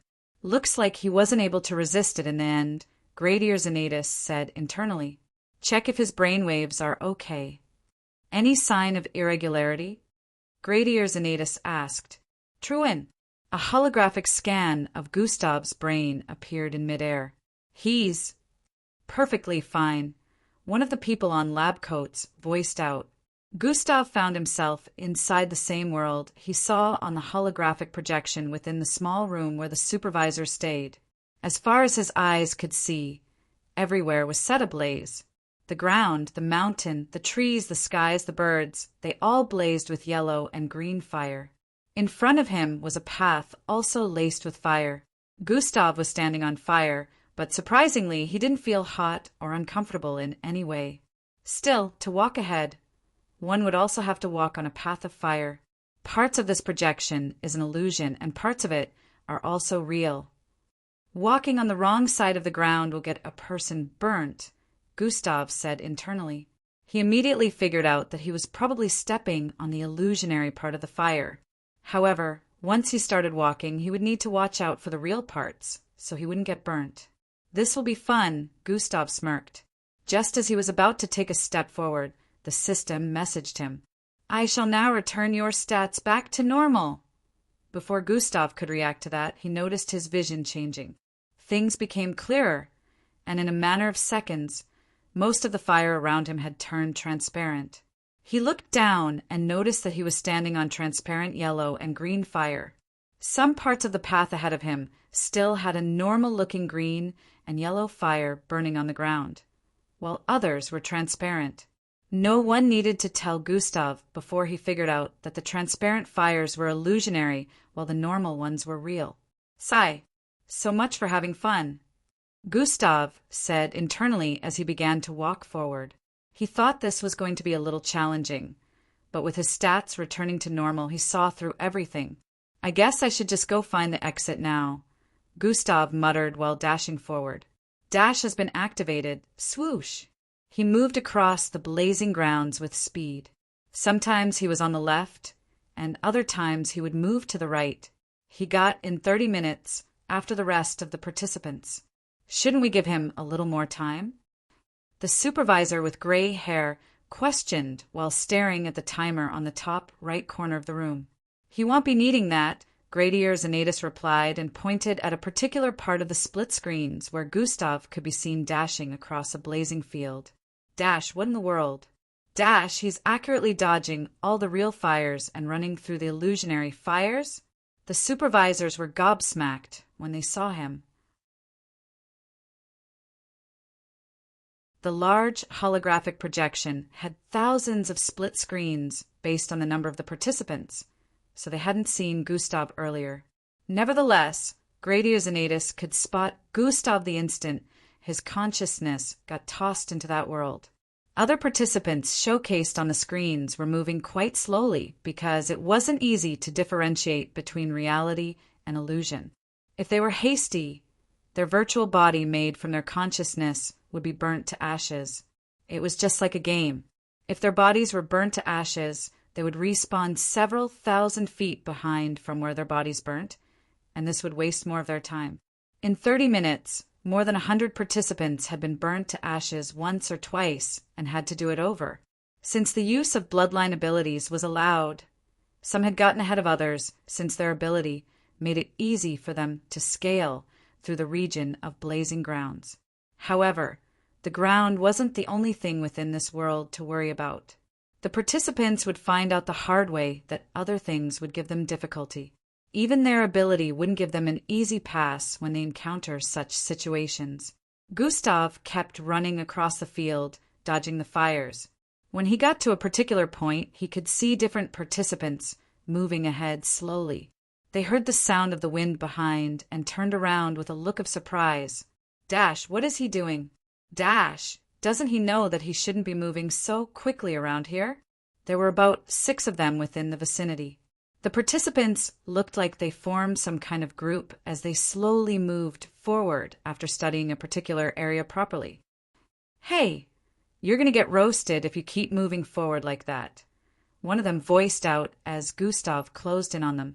They happened to be passing the only part that was blazing with illusionary fire at the moment, so Gustav had to slow down and move according to their speed.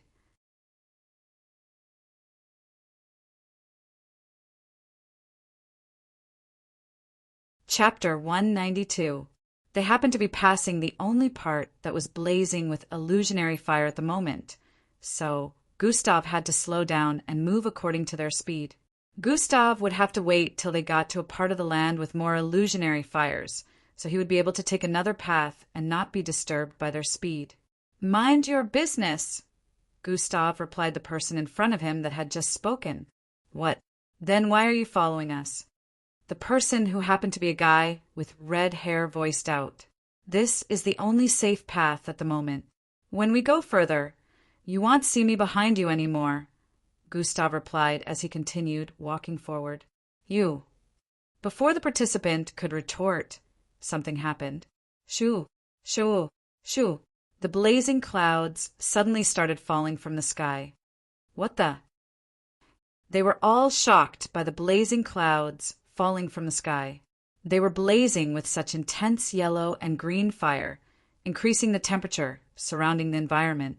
The clouds falling were enormous, so there was no way they'd be able to move fast or far enough to escape from the area of concentration. It was also too fast for them to observe and determine which parts were illusionary, so the participants began to panic. They were only about a few hundred feet more from reaching the point where Gustav would be able to move on his own. Move forward, you idiots, Gustav voiced out. His voice brought them out of their reverie. The group subconsciously started running forward, even though they knew that they wouldn't escape the range of fire. After getting to the end of the path, Gustav could see transparent yellow and green fires on the far right side and the left side. By contrast, the middle had real fires blazing from the ground. Gustav immediately dashed towards the left and started running forward.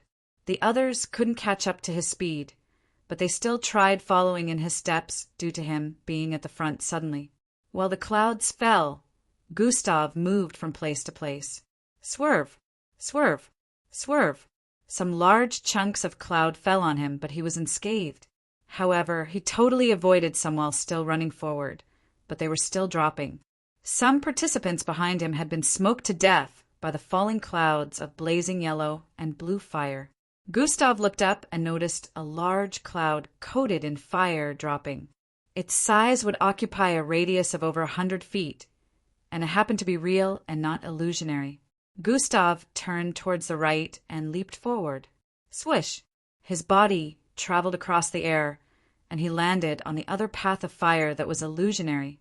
Only one person among the group he met earlier could react in time and activate their bloodline. Black tentacles protruded out of his legs. The tentacles made contact with the ground, pushing his entire body into the air, flying towards the same lane Gustav landed on after jumping. Boom! The cloud landed on the left side after he jumped away. The participants he formed a team with were all burnt to ashes. That was the last of the falling clouds. Everything had gone back to normal after the large cloud landed, even though nothing was normal about the place. Huff! Huff! Huff! The male participant turned around, stared at the side while breathing profusely. Even though this was a virtual world and the participants had a virtual body, everything was the same as reality when it came to their anatomy. They could use their bloodline ability, exert their strength, stamina, and everything else related to their body, which was the same in the real world. The male participant noticed that everyone had been turned to ash except himself and Gustav. That was a close one. Does it mean that this guy knows how to easily differentiate the originals from fake? He remembered the way Gustav was dodging some of the clouds earlier and the fact that he could escape because he followed Gustav's movement. Hey, why don't we work together? He turned back around to voice out, but couldn't find Gustav in the surroundings. Where did he go? The male participant voiced out while looking around. Gustav had already crossed another 2,000 feet, while the other guy behind him was busy checking out his surroundings. What was ahead of him now was a blazing forest of very tall trees. He noticed something and activated God's eyes to zoom in his sight on the forest that was still more than 2,000 feet away. Whoa, that's a lot of virid wasps. Gustav could see a swarm of glowing red wasps covering the outer area of the forest. These wasps were mixed breeds also. They had mutated and become different from normal wasps. They were known as the virid wasps. Each one was the size of an adult index finger, and Gustav could see well over 10,000 of them. One sting from them was said to cause temporary paralysis. 2 would petrify the mind and the body, while the third one would cause the body to explode into blood and gore. It would seem the participants that needed to enter the forest would have to go through the sea of wasps first. The first thing Gustav noticed was some of the wasps were illusionary. Inside the room where the supervisors were watching the participants, Gradius Anatus would occasionally say 1 or 2 things about the performance of promising participants.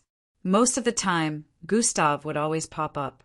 The only problem with candidate 00126 would be the fact that he doesn't seem to play nice with others, Gradius Anatus said while staring at one of the screens where Gustav could be seen headed for the forest border where swarms of wasps stood guard.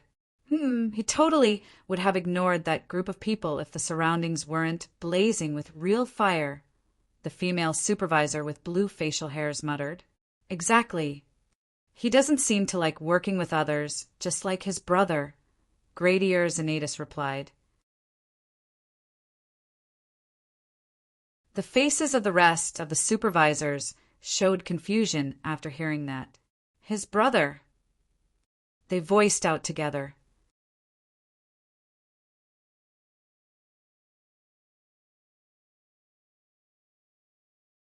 Chapter 193. Exactly. He doesn't seem to like working with others, just like his brother, Gradius Anatus replied. The faces of the rest of the supervisors showed confusion after hearing that. His brother. They voiced out together. Yes, his brother, Gradius Anatus replied. The supervisors' faces still showed confusion, but in the next second, it turned to shock. Candidate 00126 is the elder brother of Endrik Oslov, Gradius Anatus revealed. What? Their eyes bulged out in surprise, and they turned to stare at the holographic screen in midair. After staring at Gustav repeatedly, they finally saw the resemblance between him and Endrik. How is this? Wasn't his brother supposed to be a lot weaker than this? One of the supervisors asked. When he was discovered, the higher-ups investigated the Oslovs to find out if there was anyone with potential like that of Endrix. He was said to be a mixed blood below the rank of F, so they immediately lost interest and only focused on Endric, Gradier Zenatus explained. Then how? The supervisor with rhino horns asked with a disbelieving expression. There lies the mystery. I'm sure they must have noticed it too, Gradier Zenatus said with a smile. Within the furry world, the participants still moved about looking for the exit. It had been almost an hour since the third phase started. As expected, no one had found the exit yet. Swish! Angie dashed across a burning mountain region. Surprisingly, she didn't have to dodge any of the blazing grounds because, at her current speed, she was able to dash through real fire without getting burnt. The fire would only be able to come in contact with her afterimage and not her physical form. Of course, since everywhere was blazing, she would still need to stop somewhere sooner or later to rest. Resting meant that she would have to look around for a place blazing with illusionary fire before pausing. However, at the moment, she still had a lot of energy, so she hasn't stopped for a break since the beginning of this test phase. Shrew, shrew, shrew. Currently, she was being chased by small furry-like beings coated in fire. There were more than 1,000 furry-like beings following her as she descended from the blazing mountain. These beings looked like a combination of rabbits, bunnies, and squirrels. These creatures were small, but their eyes were glowing red as they chased after Angie with intensity. Angie had managed to pass through 3 regions since she started racing through the blazing world, and she met with different situations. One of them was where 2 silver, glowing gateways suddenly appeared when she was running up the mountain. Each gateway was more than 700 feet in height. She suspected one to be a real gateway leading to the exit of the furry world. At the same time, she believed the other was illusionary. She wanted to study both gateways before making her decision to travel through one of them. Still, for every second that passed, both gateways were getting dimmer and dimmer. She had to make her choice before observing properly and ended up going through the wrong gateway. Immediately she went through it, she came out on the other side. However, she wasn't alone. These creatures started coming out in multitudes, chasing after her like they had a personal vendetta with her. She was able to outrun them in speed, but they were slowly catching up to her surprise.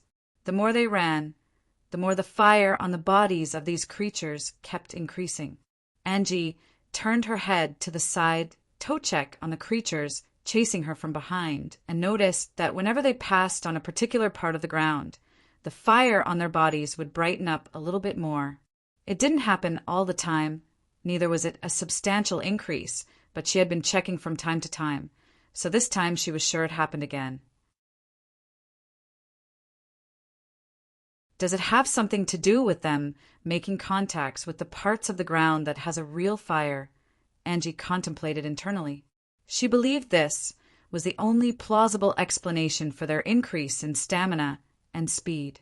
Angie knew that they would only get faster as time passed, while she would get weaker because she didn't have infinite energy. So, she started formulating a plan in her mind. Gustav always says to use misfortune to my advantage. What would he do in this situation? BRRR, BRRR, BRRR, BRRR, BRRR, VRRHH, VRRHH, VRRHH. This is why I need to keep avoiding more groups, Gustav said internally as he dashed through the forest whilst being chased by a swarm of red wasps. Swish, swish. He dashed across the place, dodging lots of long trees, blazing with fire along the way. He would have liked to climb a tree and use one of its branches to catapult himself forward from tree to tree, since this would make him faster. However, every tree here was blazing with flames. Both illusionary and real trees had blazing green and yellow flames on them. Earlier on, when Gustav was about to enter the forest, he had to go around it. This is because the direction he was coming from had real Vired wasps positioned in front of it. While Gustav was circling towards the right, he met a group of participants moving head-on towards the real wasps. Gustav managed to pass them the moment one of them used his bloodline ability to attack the swarm up ahead. "Idiot!" This was the first word Gustav shouted out as the swarm of wasps came flying angrily towards him and the group. Gustav and the rest of them went their separate ways, causing the swarm to split. Still, even with that, more than 1,000 wasps chased after Gustav. This is because Gustav happened to be closer to the person who attacked the swarm, and he was also running at that moment. The swarm chased after him towards the position he planned on entering the forest from.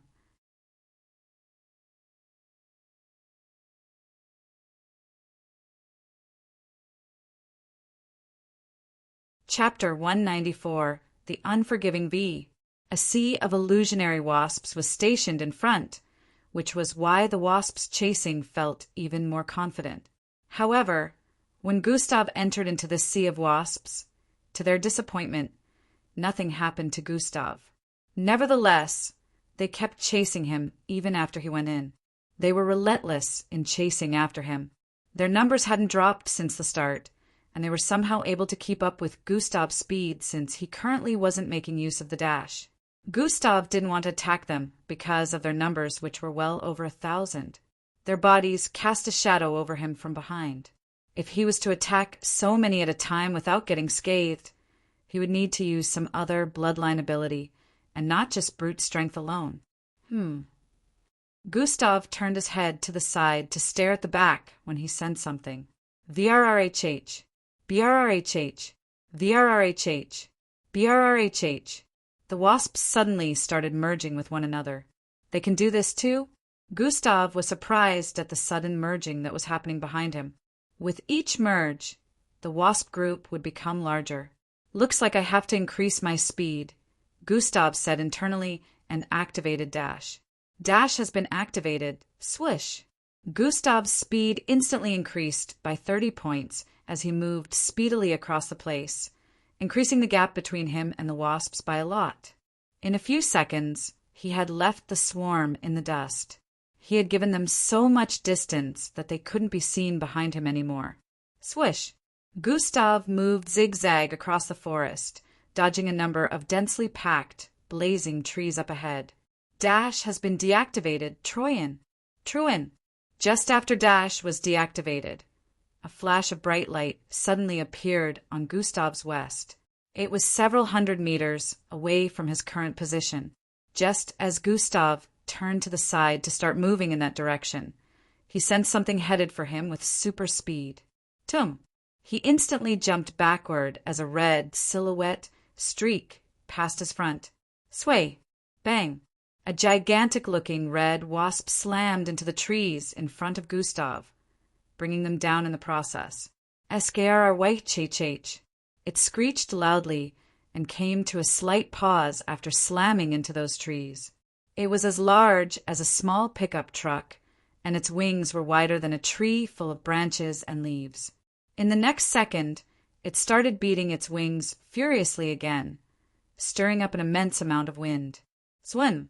It dashed towards Gustav on the side while opening its mouth wide in a bid to swallow him whole. What the? Gustav had already activated Dash, but the wasp's sudden acceleration came as a surprise, and he couldn't get away in time. Gustav crossed his arms while swinging the right one up and the left one down. Bam! The creature slammed into him, and both of them went flying several hundred feet backward, smashing into numerous trees on the path. Bang! Bang! Bang! Bang! A trail of destruction was left due to the collisions. The large wasp looked like it was struggling with something as it kept wriggling and beating its wings.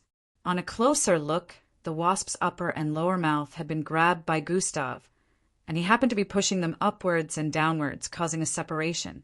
The mouth of the creature was left open due to Gustav's intense grip.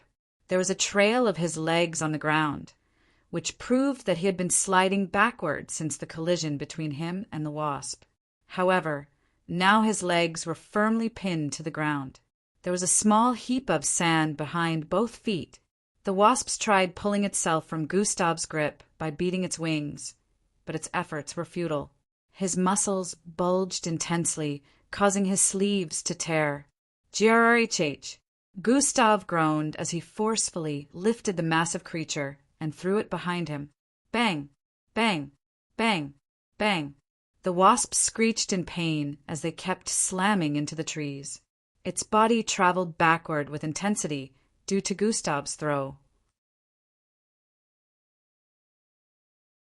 Gustav didn't wait for a second more before dashing in the direction of the bright lights that appeared earlier. He couldn't help but think that it was more important than dealing with the meddlesome and large wasp. Why did it seem so weak? Shouldn't the combination of thousands of them be stronger than that? Gustav wondered. The moment he crossed 1,000 feet, he understood why. He could already see 2 silver, glowing gateways in the distance. Gustav instantly figured out that one of them must be a gateway. However, he felt 2 fast objects approaching from behind. Swanun! Swanun! In the next second, they caught up to him, and Gustav saw that they looked exactly like the large wasp that he faced a few moments back. Of course, there was more than one, Gustav said internally while jumping towards the right to dodge the first one that lunged at him. The second one also came after him from behind. Swish! Thump! Gustav did a flip in midair and landed on the back of the second one after it lunged forward. He reached out both his hands to grab onto both wings and pulled them with intensity. Schhrrhhh. Splurt! Skrryhh.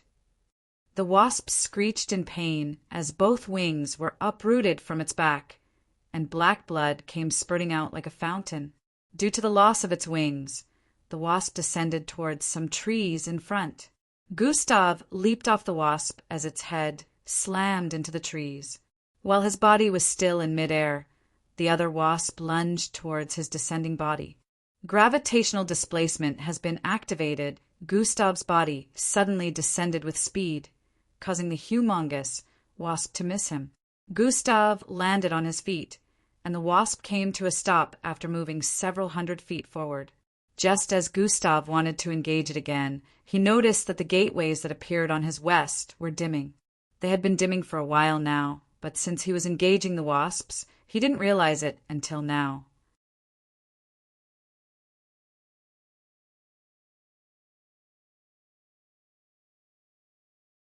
Chapter 195. Swin! Swish! Both Gustav and the wasp dashed out at the same time towards each other. Just as they were about to collide again, Gustav suddenly turned towards the left. Sprint has been activated. Swish! The wasp passed behind him as he turned to the side, and he dashed forward with intense speed. Swee! Swee! Swee! Swee! He dodged trees as he moved towards the gateways up ahead. The wasp, noticing that it missed its target, turned around and started chasing after Gustav. After moving forward for a bit, Gustav started using his sprint, so the gap between him and the wasp increased significantly. Thump! Gustav leapt from the ground and landed on a blazing branch of a tree several hundred feet away. Thwai! Immediately his feet made contact with the branch.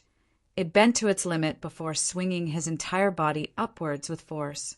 Due to Gustav's speed, the fire could not hurt him since his body only made contact for less than a second. Swoosh! Gustav's body traveled in midair towards the gateway on the left. Both gateways were almost faded completely, but he could still see the difference between both gateways. Both were already getting transparent as their light faded, but the right one was more transparent than the left. Push! Gustav's body was about 70 feet away when the first wasp he dealt with suddenly appeared out of nowhere. This was the same wasp he threw away the other time.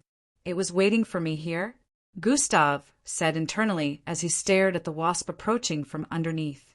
The wasps were able to accelerate at immense speed, and this one had been waiting for him to get here so it could attack, so contact was practically impossible. A moment pause will make me miss the gateway, Gustav reckoned. Gravitational displacement has been activated. Gustav's body suddenly became a lot lighter, causing him to stop descending as he traveled in midair. Sui. He spun his body, missing the mouth of the wasp and appearing above its head. Gravitational displacement has been deactivated. Combination has been activated. Sprint plus dash 800. Eep. Gustav landed on its head and squatted a bit before pushing himself forward. Plum. His body blurred and appeared in front of the gateway instantly before disappearing into it.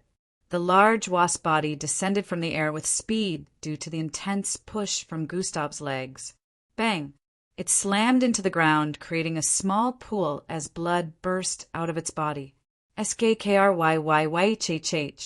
It screeched out in pain as both gateways disappeared. Gustav opened his eyes and found himself back in the pod. TSSHHH. The pod slid open, causing a small amount of gas to escape through it. Gustav could see the shocked faces of the supervisors, especially the rhino-horned one that he sensed hostility from earlier on. Welcome back, Great Ears and Ada smiled while speaking. Back in the furry world, lots of participants had seen gateways appear in different regions. Still, due to both gateways looking exactly the same, not a single one of them had managed to pick the right one. These gateways would just appear randomly, and whenever they went through the wrong gateway, small, sinister-looking creatures with furs would appear to chase after the person that went through it. These creatures looked like a mixture of rabbits, bunnies, and squirrels. However, they looked a lot more menacing with red, glowing eyes. They would never stop chasing their prey until they had got them and devoured their entire body till there was nothing left. After this, the participant would respawn thousands of feet behind where they had fallen and start traveling forward once again. At least 200 participants had fallen to this, and not a single one of them had been able to outrun these creatures, because the farther they pursued, the faster they became. At the moment, only one person had managed to outrun the creatures for so long, and that was Angie. Angie had run down from the mountain she was being chased on earlier. She was now running on a path that was in the middle of two large mountains. The path was also blazing with green and yellow fire. Numerous numbers of furry-like creatures chased after her from behind. Bwish! Angie was currently moving at a speed that couldn't be followed with the naked eyes, yet the creatures were able to keep up with her. Looks like it's time for me to use it, Angie said internally as her eyes' color suddenly changed to silver. A third horn suddenly sprouted from her forehead. Kid, how did you do it? The rhino-horned supervisor asked with a look of confusion. Gustav shrugged his shoulders and climbed out of the pod. You went in there later than everyone, but still came out earlier, he added with a suspicious gaze. What's wrong with that? Gustav asked with an undisturbed expression. You are.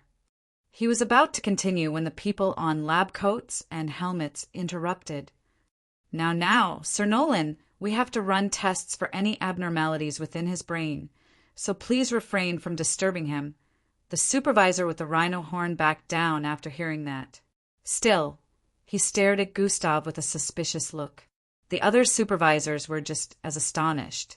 They watched as the people in lab coat placed two circular objects on the side of Gustav's head. A diagram appeared in front of them, and they checked it out for a few minutes before taking the button off his head. He's perfectly fine. There's not a single sign of brain strain. One of them voiced out before proceeding to leave the room with the others. What the? Not even the special class candidates can make use of this pod without suffering one temporary brain strain or the other, the male supervisor with worm-like hairs said with a look of astonishment. The supervisors couldn't count how many times they had been wowed by Gustav's feats in the last 30 minutes.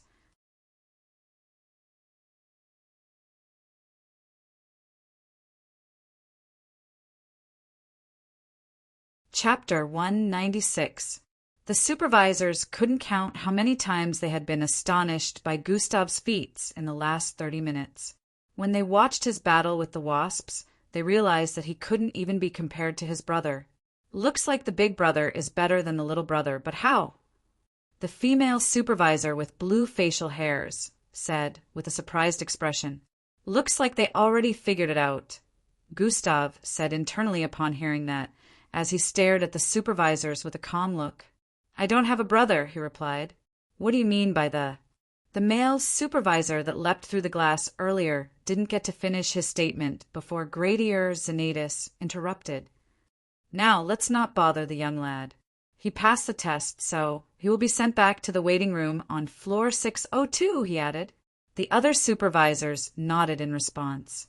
You will meet others that pass the special test there, so please be nice, Gradier Xanatus said to Gustav. I'll try, Gustav replied while putting his arm in his pocket. Gradier Xanatus smiled and snapped his finger. Zing! A flash of bright light covered Gustav, and he disappeared in the next minute. Have you all forgotten your tasks as supervisors of this branch test location? Gradier Xanatus said with a solemn expression on his face. The supervisors showed a remorseful expression after hearing Gradier Xanatus reprimand them. Gradier Xanatus turned to stare at the holographic split screens after saying that. His eyes went from screen to screen, checking out different participants that were still undergoing the third phase.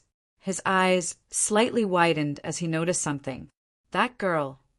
The other supervisors followed his line of sight and noticed the same. Gustav reappeared in a large hall where young adults in white clothing could be seen seated.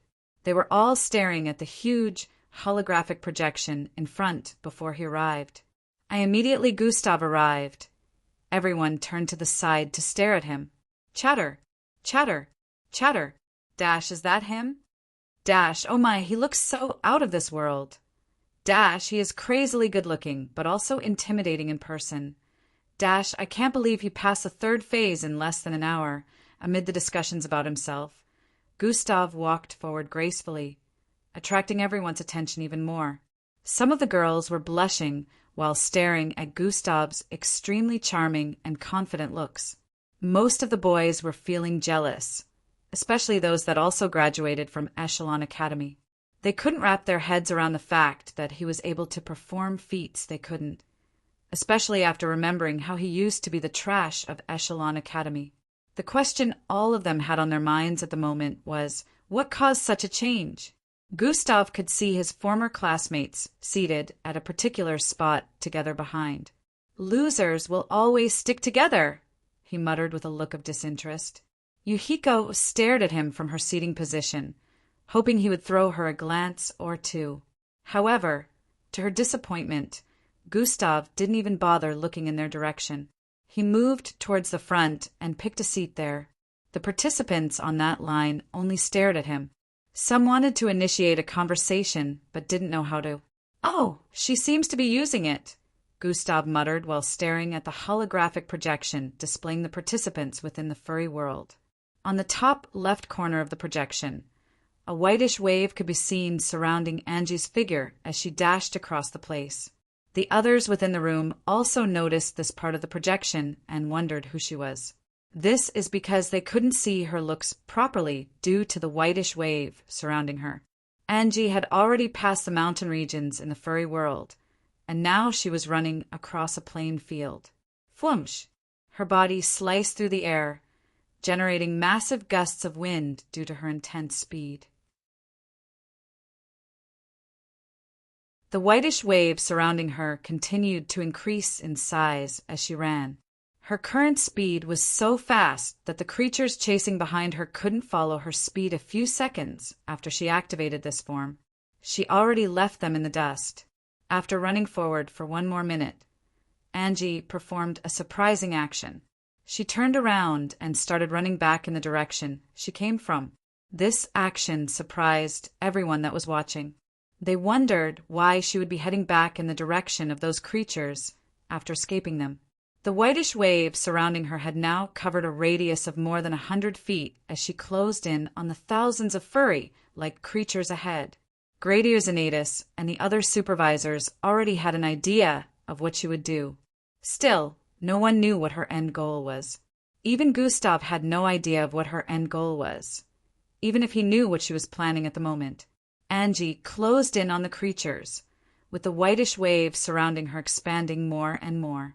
The creatures already noticed her approach and crazily lunged towards her. Immediately Angie arrived in front of them. They leapt upwards towards her. Angie kept running till she arrived in the midst of the thousands of creatures. They bared fangs and swung out their claws as they descended from the air upon her. "Release!" Angie voiced out.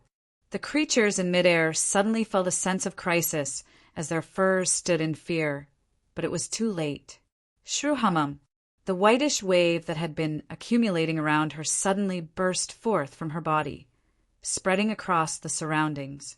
It slammed forcefully into the creatures within the vicinity, sending them flying into the distance with broken bones and disfigured looks.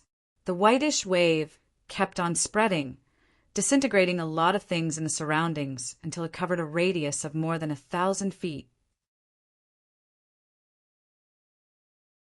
By the time it finished blasting outwards from her body, only the bodies of the dead furry creatures could be seen in the vicinity. Piles upon piles of corpses stacked up one another could be seen in different parts of the surroundings.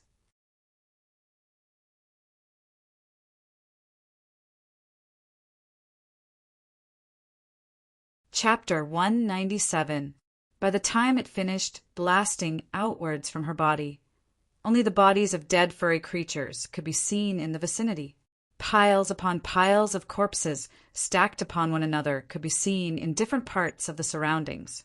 Within the hall, everyone had their mouths wide open after witnessing what had just occurred. The environs were full of destruction. Angie could be seen standing in place while holding onto something underneath her left armpit. They couldn't understand how someone they gave so little attention, thinking she was ordinary, happened to be one of the most powerful participants. Even the supervisors were just as surprised. Gradier Xanatus had taken notice of Angie from the previous test and calculated that she had to be the fastest participant. However, speed was something that every mixed blood would have as long as they kept increasing in strength. So he was hoping she would have something else up her sleeves.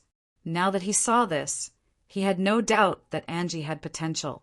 Looks like she is able to accumulate that whitish force when the kinetic energy generated from her speed reaches a particular level. Gradier Xanatus muttered with a look of delight. Also, from the looks of things, she can only discharge it while running. She seems to be in control of the ability to. Even though the kinetic energy can be accumulated to a particular amount, it's still a very good ability, the other female supervisor with black flowing hair stated lengthily. She is a prodigy, the other male supervisor with worm-like hairs added. But what is her reason for grabbing hold of one of them? The supervisor with rhino horn on his forehead asked with an inquisitive look. The supervisors stared at the screen where Angie could be seen holding on to one of the furry creatures. This particular one was still alive, unlike the rest in the vicinity. "I guess we shall see," Gradier Xanatus muttered. Within the furry world, Angie held onto one of the creatures that were chasing her earlier. This one was injured, and the fire that was initially on its body had gone out. Angie had grabbed onto this particular one when she was in their midst before she released the whitish wave of energy surrounding her. It stared at her with a timid look as she held onto it tightly. The red glowing eyes that looked intimidating earlier were now nowhere to be found. Angie turned around and started moving forward. Her third horn reduced in size and went back into her forehead after a few seconds. Towards her northeast was a plateau landscape. Swish! She moved speedily in that direction while holding onto the scared creature. This time she was making use of her normal speed. She was headed towards a particularly high ground area that was rectangular-shaped from her location. Of course, this high ground was also blazing with green and yellow fire, including the path that led to it.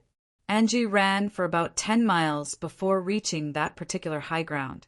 Her reason for heading there was because she noticed a swarm of flies surrounding that particular high ground. On a closer look, they were wasps similar to the ones Gustav dealt with before finishing the test. Angie had also come into contact with these wasps when she was climbing up that mountain region earlier on. So, she had a feeling that these wasps were always in regions where a gateway would appear. She didn't plan on going back to that mountain region to wait for another gateway because she had already left that far behind. She made the right decision by not going back there because a gateway will never appear in that particular region again after a person went through the illusionary one. The regions that had Vired wasps guarding them were where the illusionary and real gateways often appeared. Angie once again made the right decision by deciding to travel there. Angie ran from the bottom of the highland plateau across the diagonal surface that led to the top. It was only about 200 meters in height. Swish! She closed in on the top in a few seconds and could already see the wasps positioned at the top area. Swinin! Her speed increased explosively, and she dashed through the sea of wasps, arriving at the top of the highland plateau. The wasps knew that a silhouette just streaked past them. Still, after looking around, they couldn't find anyone around the vicinity because Angie's speed was just too godlike for them to follow. She had already given them a gap of more than 3,000 feet after passing through their midst. Atop this highland, trees and plants of different kinds could be seen in the surroundings. Everything was still blazing with fire, so Angie didn't pause for a moment. The top of this highland was as large as a small island, and the temperature was really high. After a few seconds of running, Angie could see some participants in the distance. These participants were a group of 4 that didn't move from their position. They surrounded a small tree and stood in place. They looked like they were waiting for something. Angie decided not to approach them for now. Instead, she kept moving around the vicinity, checking for any abnormalities. She moved from place to place across the top of the highland for about 10 minutes. When she didn't notice anything, she started thinking that the gates weren't going to appear. Nevertheless, she kept circling around the top. After another 20 minutes went by, Angie was already thinking of leaving the region when a flash of bright silver light appeared towards the far east of her current position. Swish! Angie quickly dashed in that direction. In a few seconds, she arrived back at where she found those group of participants earlier. Jack, have you figured out which one is the illusion? One of the participants asked a boy in a full blue bodysuit.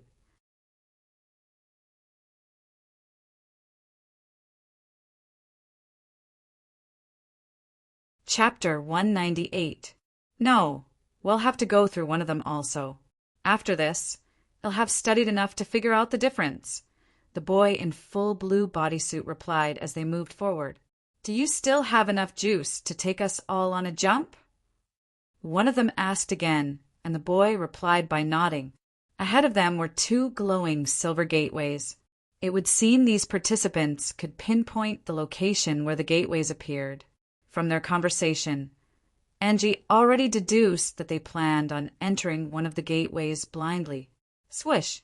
She quickly dashed forward and arrived in front of the group. The group paused their movement and stared at her with suspicious gazes. She finally placed the furry creature that had been in her arms, all this time on the ground several feet in front of the 2 gateways. Hey, who the hell are you? Get out of our way. A girl in a pink outfit shouted out. Angie turned around and stared at them.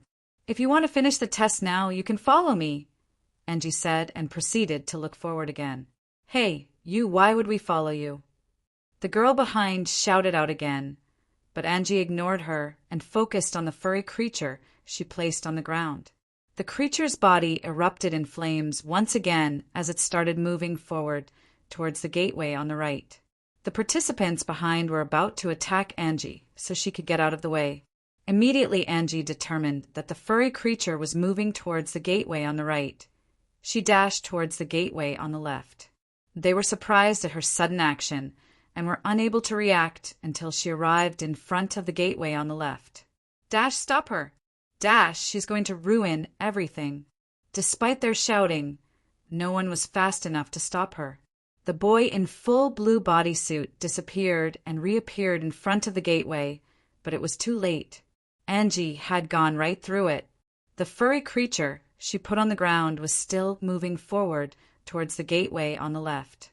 Both gateways were already starting to dim. "Come on, we have to get out of here," the boy in full blue bodysuit shouted out. The rest of the group ran forward to meet him, but that was when they noticed something. "Dash, guys, those creatures haven't come out." "Dash, also, that girl didn't appear on the other side after going through the gateway." "Dash, she immediately disappeared after going through this gateway." They all turned to stare at the furry creature that was still moving towards the gateway on the right. They recognized it as one of the creatures that constantly flooded out of the illusionary gateways. That means this particular gateway is real.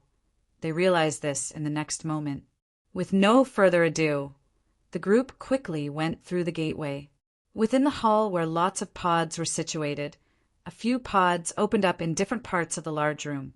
TSSHHH, TSSHHH, TSSHHH. At the same time Angie finished, some other participants also finished alongside her. The group she left behind also awoke several seconds after she did.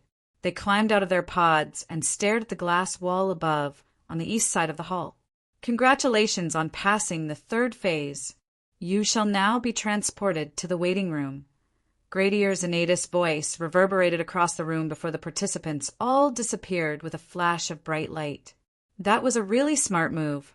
Candidate 00121, Gradier's Annatus said as he stared at the hall through the glass wall for a few seconds before turning to face the holographic projection once again. "Let's see what the others have in store." Within the hall on floor 602, about 7 participants appeared. Angie was among the 7, as well as Glade, the green-skinned girl. They didn't see each other when they were in the hall earlier. Still, they noticed one another the instant they appeared within the hall. "I see you're also among the ones who finished first again," Glade said with a smile. "The same could be said about you," Angie replied with a smile as they walked towards the sitting area. The group that followed after Angie when she went into the gateway approached her. "We're sorry for earlier." They apologized for almost attacking her and also thanked her for her help. Angie, of course, held no grudge towards them and smiled dismissively when they apologized. "What of Gustav? He didn't get finished yet?" Glade asked as they approached the sitting area. "He's over there." Angie pointed at the front where Gustav was in the sitting area, crossing his legs with his face turned towards the side. "He didn't arrive with us." "That means he was first again," Glade voiced out with a bewildered expression. "Naturally, hi, Angie giggled sweetly after replying as they walked towards Gustav's seating position. The participants that had just arrived were feeling intimidated at the sight of the people on white. They recognized some of them and instantly realized that this must be the batch from different schools within the city that passed the special test. Some of them didn't even have the guts to sit on the same row with them and proceeded to find an unoccupied row. However, Gustav, Angie, and Glade didn't even bother about that. They were currently seated together at the front, where these students packed themselves. They didn't look disturbed or intimidated in any way. In fact, those sitting beside them were the ones who looked intimidated. "You did well, Angie," Gustav praised her with a smile. No, it was nothing." "Compared to you, I'm still lacking," Angie replied with a bashful expression. "Don't sell yourself short," Gustav said once again while turning to stare at her. Angie's ears turned red as she noticed his glance. Are they like a couple or what? Glade was starting to feel like the third wheel around them. "How did you think of using that creature as a means of differentiating between the real and fake gateway?" Gustav asked with a look of amazement.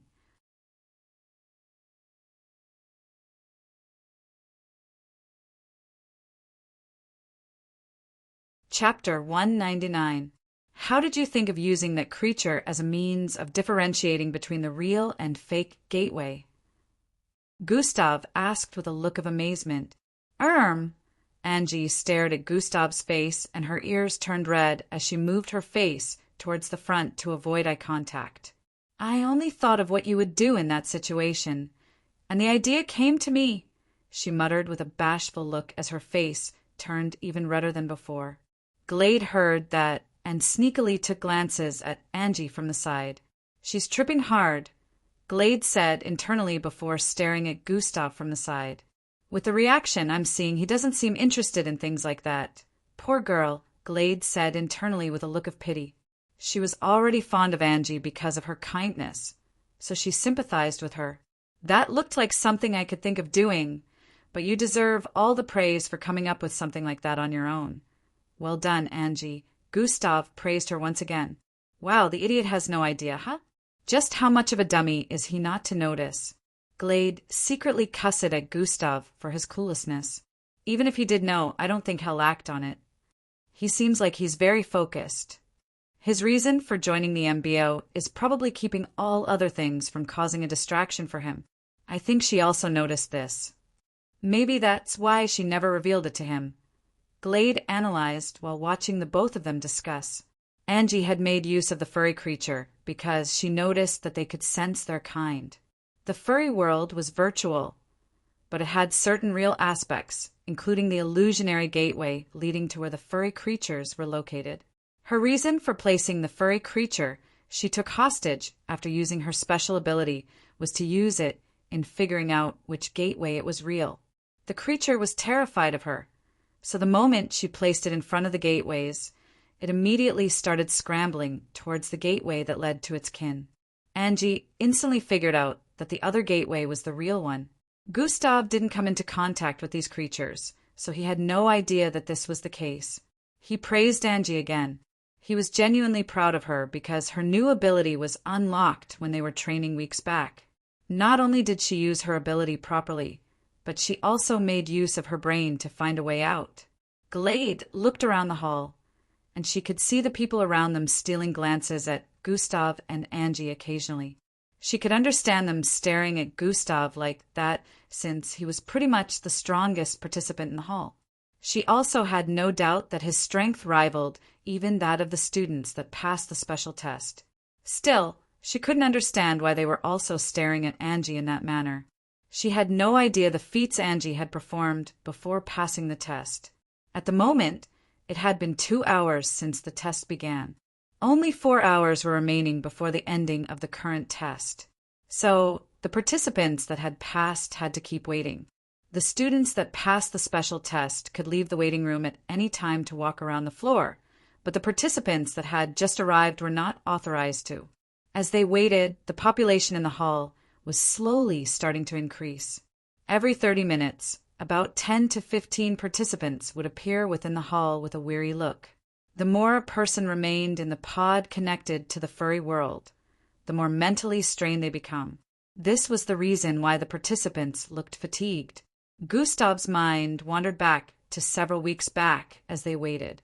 After Gustav saw Anu, the dark-skinned new guy who was supposed to be in charge of the cooking equipment that exploded, he decided to do research about him in the lab. That same day when he saw Anu with Mr. Lon, he overheard their conversation within one of the offices. I must say, you really did a fantastic job handling the kitchen incident, Mr. Eben. Mr. Lon's first statement confirmed Gustav's suspicions. Haha, it was a piece of cake for me. All that was needed was the connections and right scenarios to fool that old man into hiring me. Gustav could hear Anu reply. However, at this moment, he already understood that Anu wasn't his real name. Instead, it was Ebionalua. Your cloning bloodline really came in handy.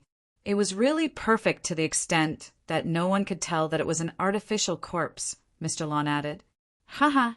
Thanks, Mr. Lon, but perfecting my clone for that mission cost me quite a sum since I had to use materials from the lab, Eben said once again. Of course, I have your payment here. That old man was really sickening for trying to side with a trash mixed blood. You did a good job getting him out of the way in the most degrading manner possible. Ha ha ha! A chef that will never be given the opportunity to set foot in the kitchen for the rest of his life. Hearing Mr. Lon's laughter, Gustav felt an intense urge to kick the door open and murder him in the most gruesome way possible. But he held himself back. It's not time yet. When the time is right, it'll make them all pay. Gustav swore within himself and proceeded to keep listening till their meeting was over. After Mr. Lon left, Gustav stuck around the laboratory for a bit and asked about Eben. He confirmed that Eben truly had a bloodline that let him split himself into two and create a clone from one half of his body. This was exactly how they were fooled by the corpse that was found in the kitchen. Eben sabotaged the kitchen equipment and used his clone to fool them, so there won't be anything tying him to the case.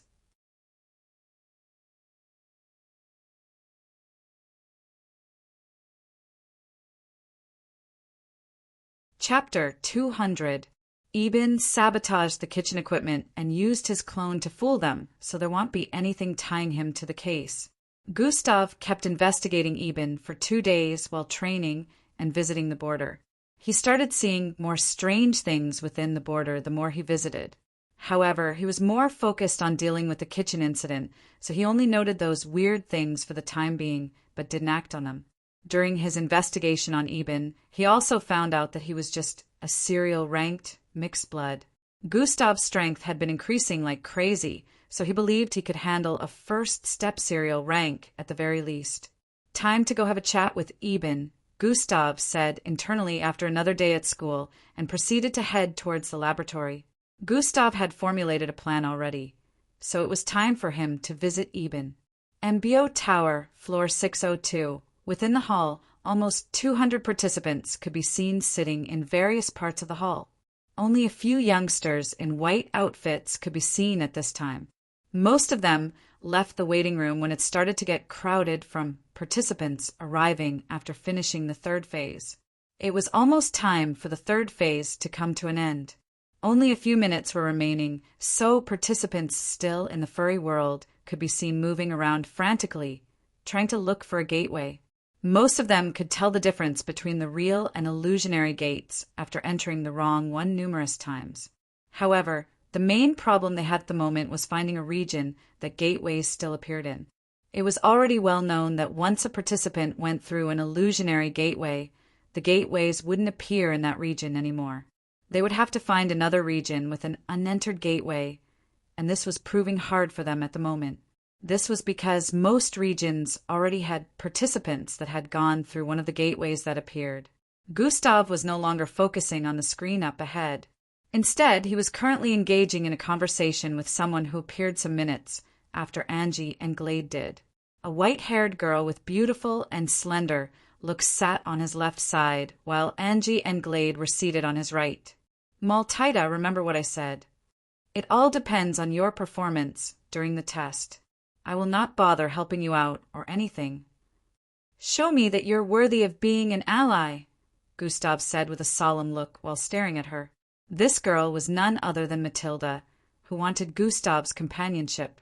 I thought I had done that already, Maltida replied with a crestfallen look. Not enough. I need to see more. If that is all you got, then your plans are pointless, Gustav replied. Maltida stared at Gustav with a saddened expression and was about to reply when flashes of bright light appeared in the middle of the hall.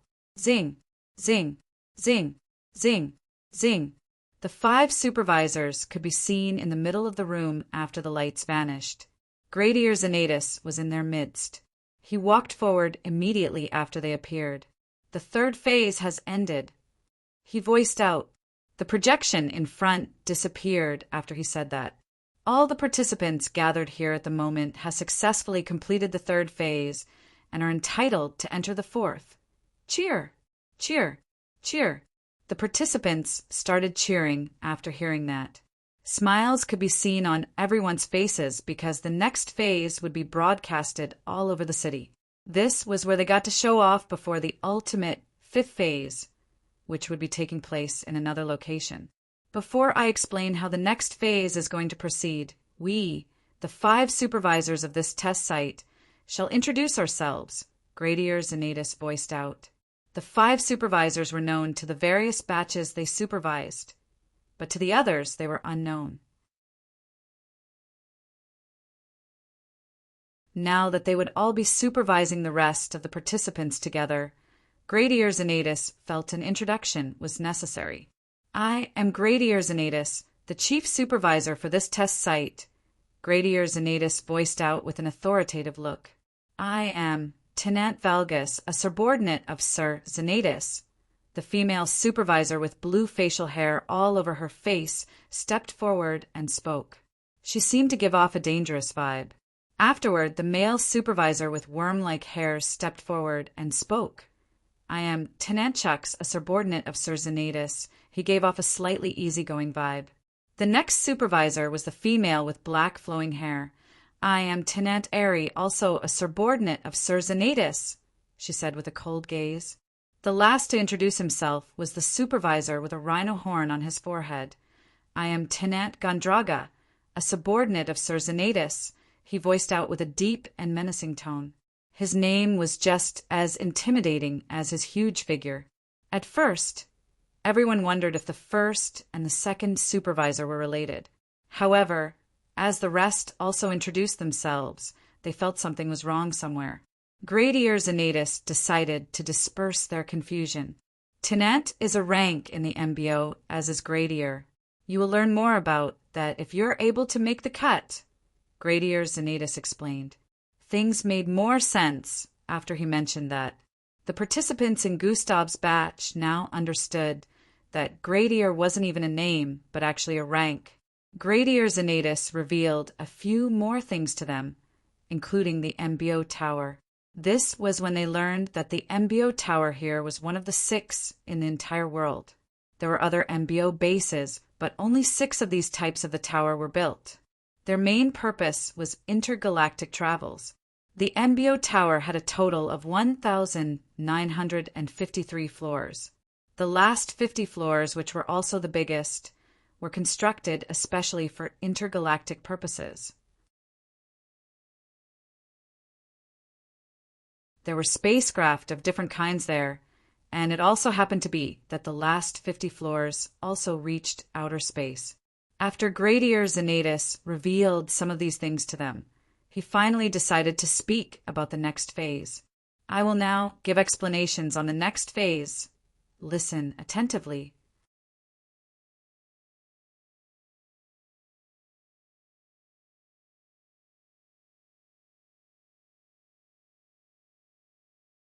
Chapter 201.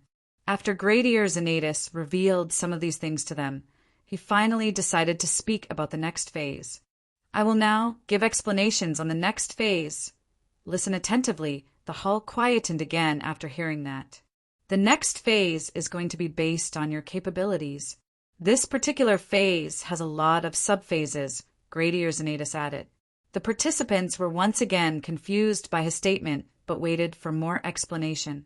In other words, the next phase is going to be where we test out your physical capabilities based on your bloodline and some other things. Gradier Xanatus paused for a second before he continued explaining. There will be a few subphases where different aspects of your abilities will be tested, one of which includes combat capability. We, the 5 supervisors, will observe you, participants, as you partake in each subphase.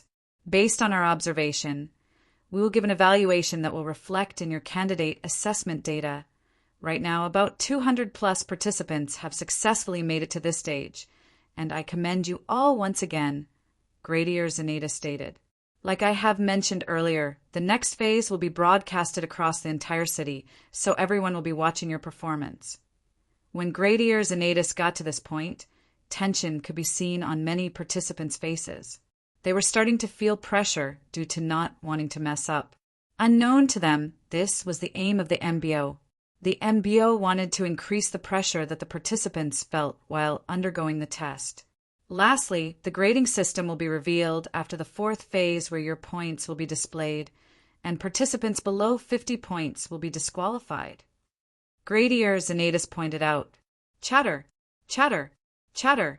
Tension once again increased in the atmosphere after Gradier Xanatus finished speaking. Since the grading system hadn't been revealed, no one knew how many points they currently had, which means they had no idea on how much effort they were to put in to make sure they achieved 50 points at the end of the day. However, they knew they couldn't do anything about it, so they decided to give it their all like they had been doing earlier. Still, the fear of the unknown plagued the participants' minds. Now then, you have a 2-hour break before the start of the next phase. These were Gradier's and Natus' last words for them before the 5 supervisors disappeared just as they had appeared earlier. Chatter, chatter, chatter. Dash, what are we supposed to be doing for the next 2 hours? Dash, how about resting and preparing ourselves? Dash, I wonder if this floor is like the ones we were previously on. Some of the participants voiced out after the disappearance of the supervisors. Nap, Gustav called out while raising his right palm. Truin, the outline of this floor's map was displayed in a holographic form above his palm. Just like he suspected, the map had been updated and was no longer that of the floor they previously were on. Everyone also activated their map and noticed this. Like the various floors these participants had been in, this floor also had an eatery, rooms, a training lounge, and some other places. The only issue was, apart from the waiting room, eatery, and corridors, other places on the floor were reddened on the map, which meant they weren't authorized to visit anywhere else. Gustav could already guess that the rooms were only available to the students that passed the special test. He was still intrigued about the mention of a special class. However, he could tell that not everyone that passed the test was considered a special class. Angie, we're leaving. Gustav stood up after saying that. He started walking towards the entrance on the left. He paused in front of the large glass wall on the way and stared at the city in front. Come with us, Glade, Angie offered while smiling before standing up. And you too. Maltida, right? Angie looked down at Maltida while speaking. It doesn't seem like he wants me around, Maltida said with a wry smile. You both graduated from the same school, right? Angie asked with a smile. Maltida nodded in affirmation. Then you have nothing to worry about. Among all his peers from high school, you're the only one he speaks to. That already means he wants you around, Angie said with a smile. This girl seems to understand him a lot. I wonder what their relationship is, Maltida said internally before proceeding to stand up. Angie, are you coming or what? Gustav voiced out from up ahead before proceeding to keep walking. Angie, Maltida, and Glade approached Gustav from behind, and they all started walking towards the exit. Hold it there, rival. You didn't think you could get rid of me, right? A loud, masculine voice was heard coming from behind. Gustav didn't need to turn around before he knew who the voice belonged to. Not this loud idiot again, Glade voiced out as she turned around to stare at the person responsible. Rhea and Teamy could be seen heading towards them from behind. Haha, Cowtail. Since you managed to pass, then ID naturally do so also, Rhea pointed at Glade as he spoke. You little piece of shit. Who are you calling a cowtail? Glade said while her forehead squeezed in annoyance. You know she could still easily beat you just like the last time, right? Teamy said with a look of pity. Humph, as if. My only rival is him. Rhea pointed at the front after voicing out, but Gustav had disappeared. He looked forward and noticed that Gustav was already leaving through the exit. Hold up. Several minutes later, a particular table on the southwest corner of the eatery was occupied by a group of 6. Everyone within the eatery would occasionally stare at that particular table because of the loudness of a particular person among the group. You see, and that was when I managed to pick the right gateway. Ha ha ha, I'm pretty amazing, right? As expected, it was the voice of Rhea. Such uncultured personality. Gustav muttered with a distasteful look while munching on his meal. 6 is definitely a crowd.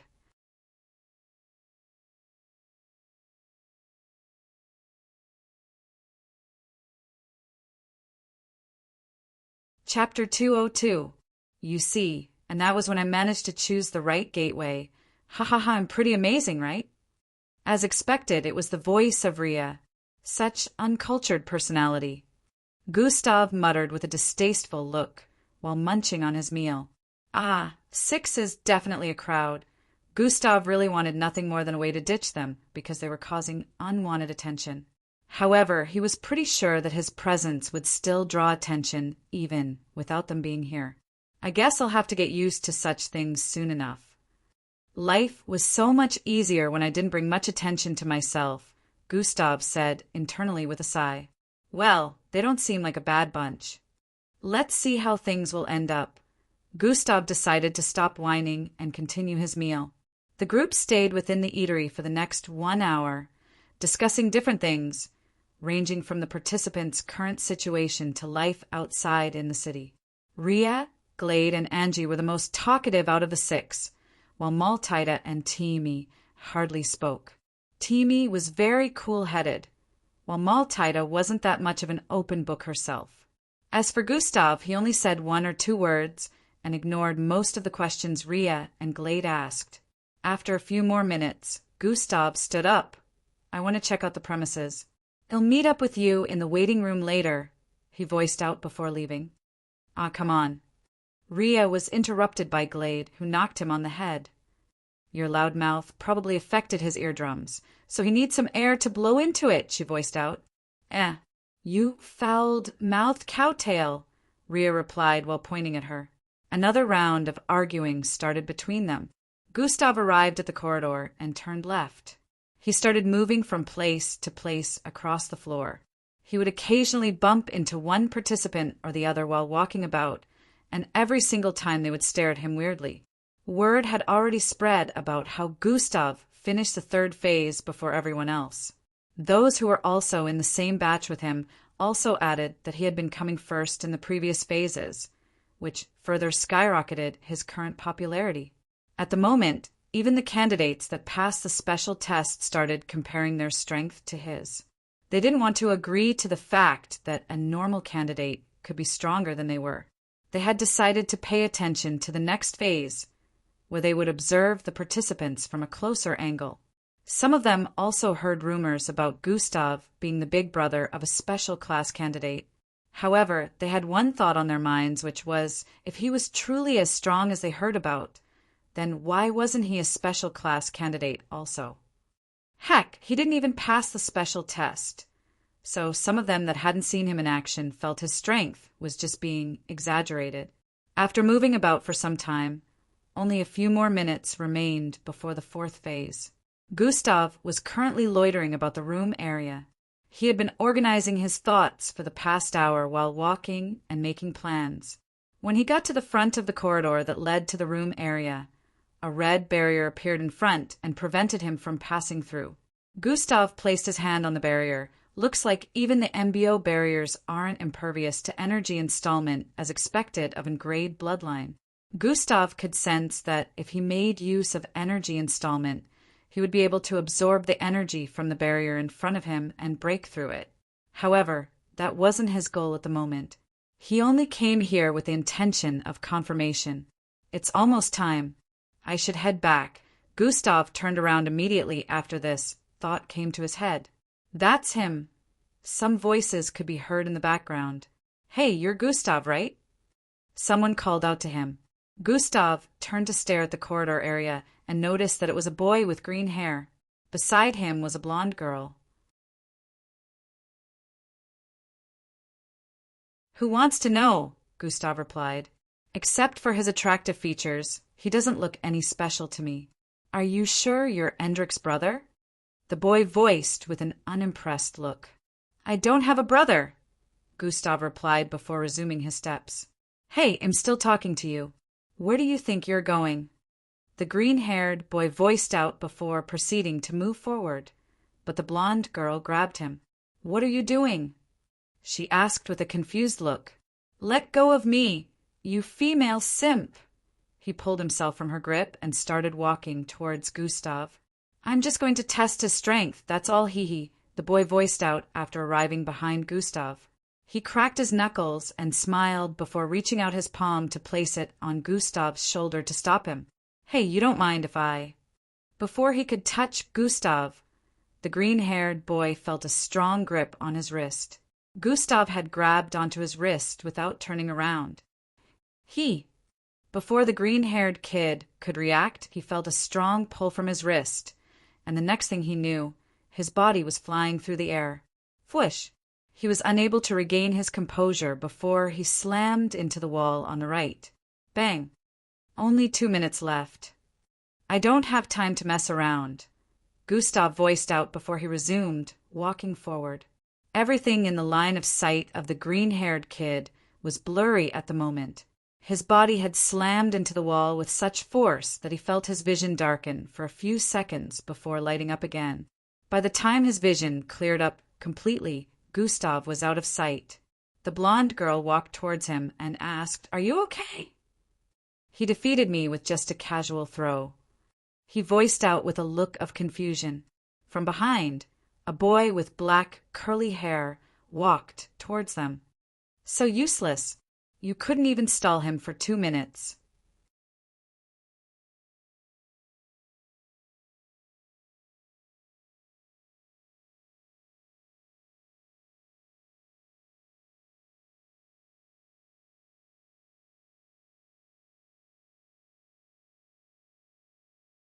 His voice sounded calm, especially with the way he spoke, but it was extremely loud. Endrich still ignored his call and kept stomping. Thump! Thump! Thump! Immediately, the teenage boy was 5 feet away from their position. He opened his eyes. Troyan! A pair of beautiful eyes glowing with different colors were revealed. Dash, he opened them. Dash! Oh, my goodness! I can't believe he opened his eyes. Dash, so pretty! His irises and pupils had so many different colors blended together that they could be mistaken for rainbows. Even rainbows could be said to be lacking in comparison. However, immediately his eyes opened, the surroundings lost color. Dridgen! It was almost like the color in the surroundings was being absorbed by an invisible force. I asked you to back down. Adries reached out his hand to grab Endrich's, as everything in the surroundings turned black and white. Endrich sensed a dangerous force building up around him and jumped backward. Tum! He landed a few steps backwards and threw Adries a provocative glance. What is it? You want to go? Endrich's forehead creased together as he stretched out his right palm towards Adries. The space around them turned weird and started to twist and turn. As a special class, this is how you choose to act? You're truly a child that isn't supposed to be here.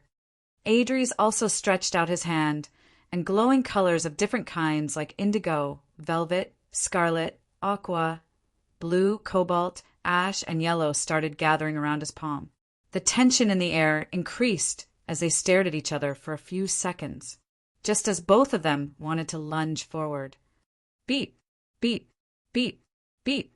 A loud alarm rang out, and 3 officials appeared in their midst.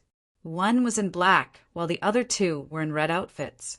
That's enough, the one in black voiced out, and everything instantly went back to normal.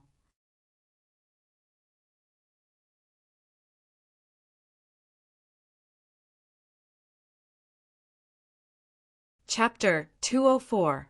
That's enough, the one in black voiced out, and everything instantly went back to normal. Treat him, the man in black said to the other 2, and they immediately went to take care of the green-haired kid. You're coming with me, the man voiced out once again before touching Endrich's left shoulder. Before Endrich could reply, zing, they both disappeared. Adries stood there for a while and looked around. He walked towards the blonde girl sitting on the floor with her back against the wall and helped her up. Are you okay? He asked.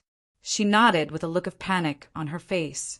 The tension in the environment died down, and everyone began to move towards the waiting rooms because, at this moment, the 4th phase had begun. A few minutes ago, after Gustav arrived in the waiting room, the 5 supervisors appeared within the room. They appeared at the exact time after 2 hours had gone by. We will now move to floor 817, Gradier Zanatus voiced out immediately after their arrival. This time everyone arrived in the waiting room at the right time, so no one was disqualified. Troyan, Truin, Truin, Truin. 6 glowing doorways suddenly appeared in the middle of the room, and Gradier Zanatus urged everyone to go through it. The participants did as they were told and arrived in a large stadium-like arena upon going through the doorways. Everyone was directed towards the sitting area. The supervisors took their seats on the west side of the large arena, and a large screen appeared behind them. Zing, zing, zing. 3 more holographic screens appeared on the east, south, and north of the stadium-like arena. Now screens appeared on the 4 corners of the stadium-like arena, so everyone could see from every direction. Swee-yi, swee-yi. Some orb-like flying objects dived into the arena through the glowing doorways, and the holographic screens instantly lit up. The holographic screens started displaying different parts of the stadium, like arena. The orb-like flying objects disappeared after entry. It was apparent that they were cameras that could turn invisible. At this moment, the location of the 4th phase was being broadcasted all across the city. Every skyscraper and advert screen in every corner of the city displayed the event, and everyone was watching. It had been announced earlier that the MBO entrance test would be eventually broadcasted, so the whole city had been waiting on it. They were informed of the time as well as the phase that was currently ongoing, so everyone was intrigued to see the participants that had made it so far. People watched from all across the city as the participants picked different spots to take a seat. It was like a stadium, but the space in the middle was a black-colored smooth floor. The entire space in the middle was as long as 1,200 feet and wide as 400 feet. The city citizens watched as some youngsters in white walked through the glowing gateways and found places to sit. Some of them already figured that these were the ones with privileges, while the youngsters in the normal outfits were the ones that would be participating in the current phase. Dash, that's my son. Haha, he made it. Dash, oh my goodness, my child is there. The cameras would sometimes zoom in on the spectator seats, and the screen would display the faces of some participants. The parents of these kids recognized their children the instant they were displayed on the screen, even though they hadn't seen their child home yet, which proved that they probably passed the previous phases. Most parents still needed confirmation. About 200 participants made it to the current phase and were about to display their abilities. After the youngsters had stopped streaming in, Gradier Xanatus stood up from his sitting position, and all the cameras focused on him. Now the 4th phase will begin. He voiced out. Everyone focused on him as he started speaking.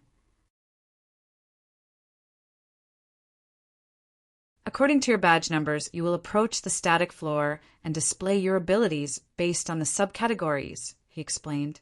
From this, everyone already deduced that there will be different categories. When your badge number is shown, approach the static floor.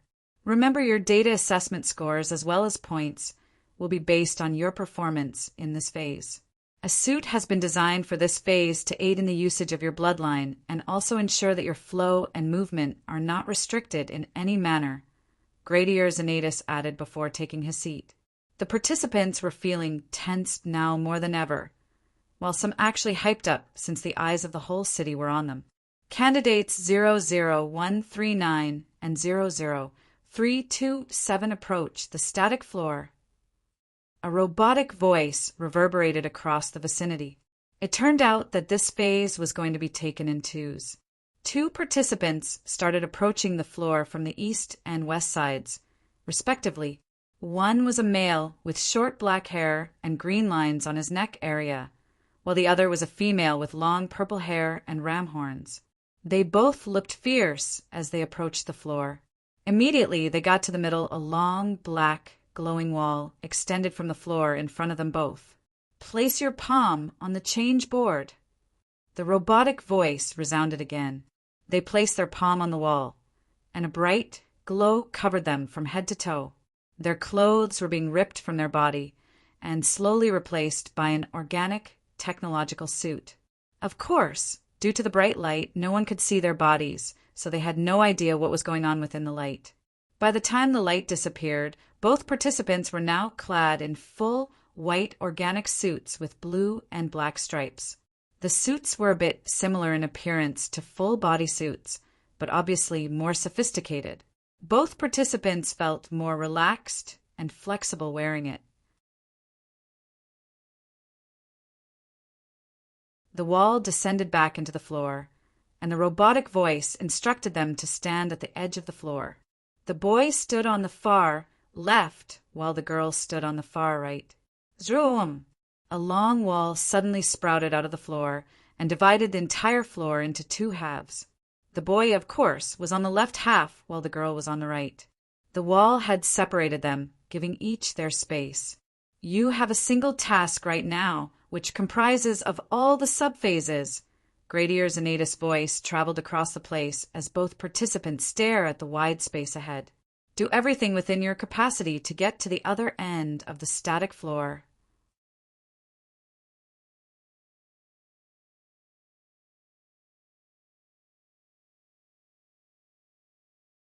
Chapter 205. You have a single task right now which comprises of all the subphases. Gradier's Anatus voice traveled across the place as both participants stare at the wide space ahead. Do everything within your capacity to get to the other end of the static floor. Immediately after Gradier's Anatus finished saying this, the floor ahead of them suddenly started reshaping.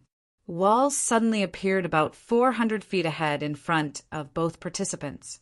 Within the space and the walls between them, mini cannons started sprouting out of the edges of the space and the wall that separated them both. About 15 of them could be seen on both sides of the floor. However, that wasn't all. Troyan! Openings were formed on different parts of the floor, and AIs jumped out of it. About 7 of them could be seen on both sides. Combat sub-phase will now begin. Immediately, the robotic voice gave the go-ahead. The cannons started firing blasts at both participants as the AIs lunged towards them. A battle began as the participants struggled to dodge the blasts of the cannons while engaging the AIs. Gustav sat on the east side of the stadium-like arena along with Angie, Glade, Rhea, Timi, and Maltida. He could already tell that these were level 5 AIs, one level lesser than the ones the participants faced in the first phase. The difference was that they had to face 7 of the level 5 AIs. Even though they were weaker, the participants had to dodge and destroy the cannons before moving forward. The green lines on the neck of the male participant started extending from his neck to his face and arms. His entire body was covered in those lines, and his face morphed into that of a triangular-headed, fish-looking creature. Green scales covered his face, and his arms grew some kind of long pectoral fins from their sides. Truck! He shot out an intense stream of water from his mouth, which slammed into 2 of the AIs headed for him. After doing this, he jumped towards the wall to dodge some of the projectiles from the cannons. The girl on the other side transformed into a long gray, colored serpent that was over 100 feet in length. Her arms, protruding from both sides, transformed into a crocodile-like limb, but were way bigger. The ram horns on her head had also increased in size. She quickly swiveled her way forward while curving and dodging projectiles. Swish! She swung her tail forward, slapping an AI away while grabbing onto another one and ripping its right arm out of the sockets. The remaining AIs attacked back, turning their arms into different weapons, ranging from blades to guns while engaging her and the other participant. The audience watched as both participants battled the AI's droids while being on the receiving end of some of their attacks. The female participant was the first to get to the wall ahead after dealing with the AIs and the cannons that sprouted out of the ground. She had blood oozing out of several parts of her body due to injuries received from the attacks, but she had managed to deal with all of them completely. Candidate 00327 has completed the combat phase. The robotic voice reverberated once again across the entire place, calculating combat assessment score based on the feedback of the supervisors. While the score was being calculated, the suit on her body suddenly lit up and her injuries started healing. Candidate 00327 combat score has been calculated completely. Truan, the wall in front of her lit up and the score 6-5 was displayed in front of her badge number. All the holographic screens showcased this too. Some of the participants began to panic upon seeing her combat score. Dash! That kind of performance only got her a 6. 5. Dash! I wonder what the other guy will get, they muttered amongst themselves. The wall in front of her lowered, displaying a 200-foot-long space with a wall in front. This was another subphase that she would need to go through. Attack power subphase will now begin. A large board protruded from the ground. It was 9 feet tall and 3 feet wide. Strike the board with as much force as you can muster, the robotic voice instructed. As she stepped forward to do as she was told, the male participant just finished the first subphase. He got to the wall in front with a lot more bruises and injuries than the other girl did. Just like the female participant, his score was also calculated as his injuries healed up. After the calculation was done, his score was 5. 2. The other female participant transformed back to her serpent form and squirmed forward with speed before swerving her body and swinging her tail forward towards the large board. Swee-yi! Spikes grew out of her tail as it went with full force and slammed into the board. Bang! A loud sound rang out, and the board started displaying numbers. 3,000, 6,000, 8,000, 9,000. It finally stopped moving up when it got to 9,500. Chatter, chatter, chatter. The audience started chatting amongst each other upon seeing that. They could tell that the calculation was based on pounds. Nevertheless, they wondered what score would be given for having this high attack power. Calculating attack power assessment score. Calculation complete. Her score was once again displayed on the screen, and it was a 7. 5. The male participant also underwent his by attacking the board in front of him with the most powerful water stream he could shoot out of his mouth. His score was calculated as well, and it happened to be a 6. 7. The test continued on as the wall descended, giving them access to the next space. Gustav watched and took note of these subphases as both participants kept taking part in one test after the other. After about 25 minutes, they managed to get to the far end of the floor.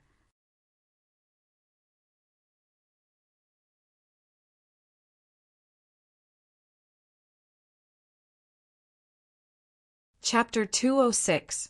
The female participant managed to get there 2 minutes before the male, but both were worn out afterward. Even though their injuries were healed because of the suit, they still felt fatigued after they finished each phase. Candidates 00139 and 00327 can now leave the static floor. The robotic voice instructed, and both participants returned to their seating positions. 7 subphases, each with different tests based on candidate assessment data. Gustav had taken note of a lot of things when the first 2 were about to start theirs. The robotic voice went on to call out the next 2 participants, and just like before, the floors were split into 2 halves, each with subdivisions. Looks like the AI calls out the participants randomly. Gustav had also noticed that numbers were not being called in an ascending or descending order, which meant that anyone could be called on at any time.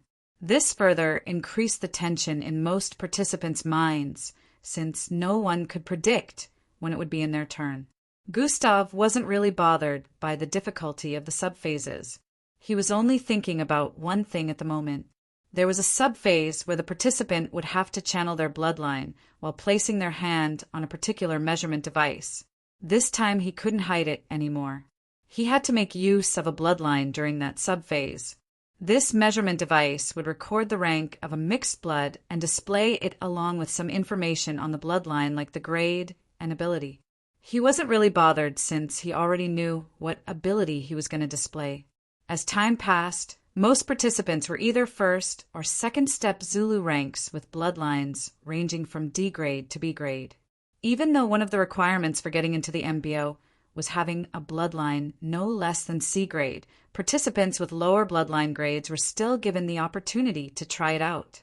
According to the MBO, if they were able to get to the last phase with such low-grade bloodlines, they might be given a chance to get in.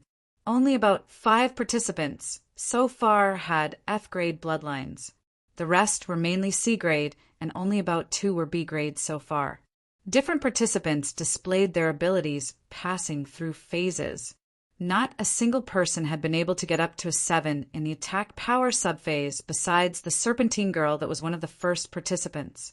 After about 2 hours had gone by, Maltita's and Timi's badge numbers were called out simultaneously. Both walked over to the static floor to start their test. Everyone already knew that Timi and Maltita were among the strongest participants here, so they were curious about their performance. Immediately after they changed into the organic suit, the test began. Timi dashed forward as red energy surrounded his entire frame, while a strange whitish mist started erupting from Maltita's body as a white rhombus tattoo appeared on her forehead. Therthykiak, her skin suddenly started to change color, and in the next second, she had turned into a silver-like being. She slid forward on the floor that was being transformed into her current skin color as her hand morphed into a long, sharp blade. Pucci! She pierced her arm into the chest of one of the AI droids, causing it to transform from blue and red into silver. Try. TRRH. Try. The AI suddenly started malfunctioning, and at the same time attacked the other AI that was about to land a hit on Maltita from the side. This is the first time I'm seeing her use her ability on this scale. She seems to have increased in strength, Gustav thought. Although he had seen Maltita use her bloodline before, he never really knew what her abilities comprised of. He also turned to stare at Timi's side of the floor. Decomposition, or something else. Gustav activated God Eyes and zoomed in on Timi, using his bloodline to deal with an AI. Timi would grab onto a part of an AI's body, and it would instantly age and crumble. Nevertheless, Gustav felt that since this was the ability of his bloodline, he shouldn't be able to have speed. Also, he shouldn't have been able to pass through the gravitational area where the green ball of light was located. It's not decomposition. He's able to speed forward at times, increasing his speed by a lot even though it isn't his normal speed. He fired a red beam at one of the AIs earlier, and its movement slowed down. Gustav thought about this deeply and realized that Timi's bloodline was actually a very powerful one. He can accelerate and decelerate the composition of things. That's really powerful. Gustav longed for this ability inwardly.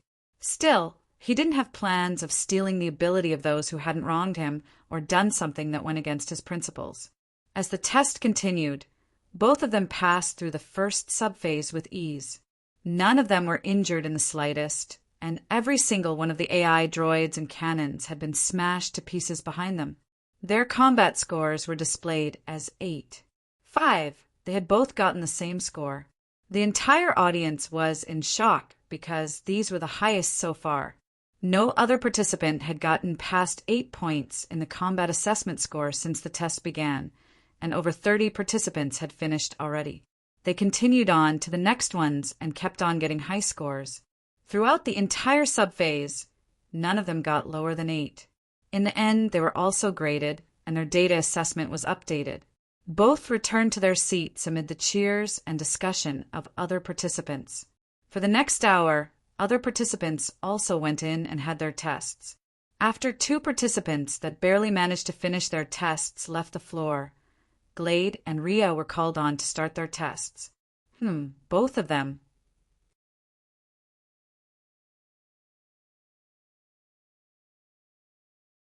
Just like Maltita and Timi, Gustav could see a pattern here, and he looked forward to stare at the area of the supervisors.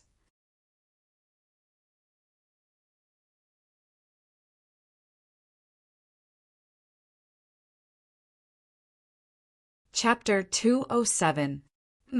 Both of them. Just like Maltita and Timi, Gustav could see a pattern here and looked forward to stare at the area of the supervisors. There were tab-looking devices in front of all the supervisors where they input the data and observations they had gathered on different participants. God Eyes has been activated. Gustav's eyes zoomed in on the supervisor's area, and he stared at them like they were right in front of him. The supervisors felt a weird sensation and looked around. Gradius Anatus suddenly raised his face and stared back at Gustav's position. Since Gustav's eyes were zoomed in on them, it was like Gradius Anatus was staring right into his eyes. Gustav flinched back and deactivated God Eyes. The supervisors returned their focus to their duties, while Gradius Anatus smiled before continuing. Gradius Anatus seems really powerful. Not as powerful as Miss Amy, but his strength cannot be taken lightly. Gustav noticed this after retracting his vision. I have to be careful, so he doesn't see through me and notice my many abilities like Miss Amy did, since I don't know his intentions yet. Gustav focused back on the floor after making this decision internally. Glade, just like Timmy, had the same red-like aura covering her body. Still, the usage of her ability seemed to be different from his. However, when Gustav used God Eyes to inspect her body, he could see that her internals seemed similar to his due to the color showcased. This had Gustav wondering if their bloodlines were the same, but they unlocked different abilities for it. Having a similar bloodline to another mixed blood was not an uncommon experience, but there were always one or several differences. Miss Amy and Yuhiko had the same bloodline, but Miss Amy couldn't create things from thin air, while Yuhiko could do the same and transform one object into another.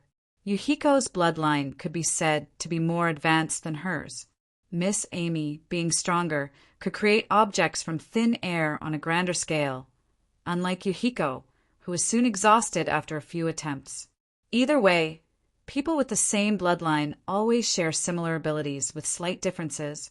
Still, Gustav hadn't seen any similar ability between Glade and Timmy bloodlines. Glade dashed forward and smashed the AIs and cannons to pieces with the large sickles she conjured from the energy surrounding her. Her strength was very impressive, as well as her combat techniques. Gustav could tell that she had been trained well in combat, unlike most other participants who fought like novices. A slash of her sickle would sever an AI in two, and she would still be able to dodge the others as well as the shots fired at her with ease. Her tail swung at the back and latched onto the neck of an AI. She lifted it and threw it towards one of the cannons, causing both to be shattered into many pieces. Her tail was like having a third hand, and surprisingly, it could also extend in length. Not only was she different in physique, she also had a bloodline which was like having two abilities at the same time. Rhea wasn't doing badly too. Since his bloodline ability was attuned to rock manipulation, he already carried with him a few stones that could fit into his palm, knowing that he couldn't find anything to control within the vicinity. Twee, pwy, pwy. Stones flew around at extremely super speed, tearing into the metallic body of the AIs. Another thing that helped him was that he could increase the size of the stones to a certain amount, so he made it sturdier too. Glade finished before Rhea did, and her score was calculated to be 9. 2, while Rhea was given the score of 8. 3. Rhea wasn't satisfied after hearing her score from his side of the floor. He didn't want to be a sore loser among the three, so he vowed to do better. When the attack power subphase began, he increased the size of the stones to the max, merging them all into one to become as large as a small car, and he hurled it towards the large board in front. Bang! A loud sound reverberated across the entire place as the numbers went up like crazy and the board vibrated. The rock crumbled to little pieces after contact due to the immense force from the collision. 12,000. This was the highest so far. Timmy and Maltida got lesser by 1,000 plus. Rhea was satisfied with this input, and since he hadn't heard any sound from the other side, he figured that Glade hadn't done hers yet. Hee, I'm definitely getting the highest in this subphase. You can kiss my ass, Glade. He shouted out in a loud voice while his score was being calculated. On the other side, Glade was currently closing her eyes as the red energy around her kept increasing in size. She had made the sickles she conjured earlier disappear, and right now, she was conjuring something else. The red ore-like energy kept on climbing to the extent that the entire floor was now shining bright red. Even Rhea saw it and turned to stare at the side. What is she up to? He recognized that it must have been Glade's doing. Above Glade, a large red cylindrical-shaped object was being formed from her red energy. It was currently as large as a small truck. Still, it kept increasing in size till it became as large as a bungalow building. Dash, what in the world? Dash, how can she create something this large? Dash, I can feel immense power coming from that thing, the participants said with looks of bewilderment on their faces as they saw this. At this point, Glade was already starting to look fatigued. She swung her arms that were currently raised up towards the large board in front. Sohuv! The large cylindrical object descended with force and slammed into the board. Boom!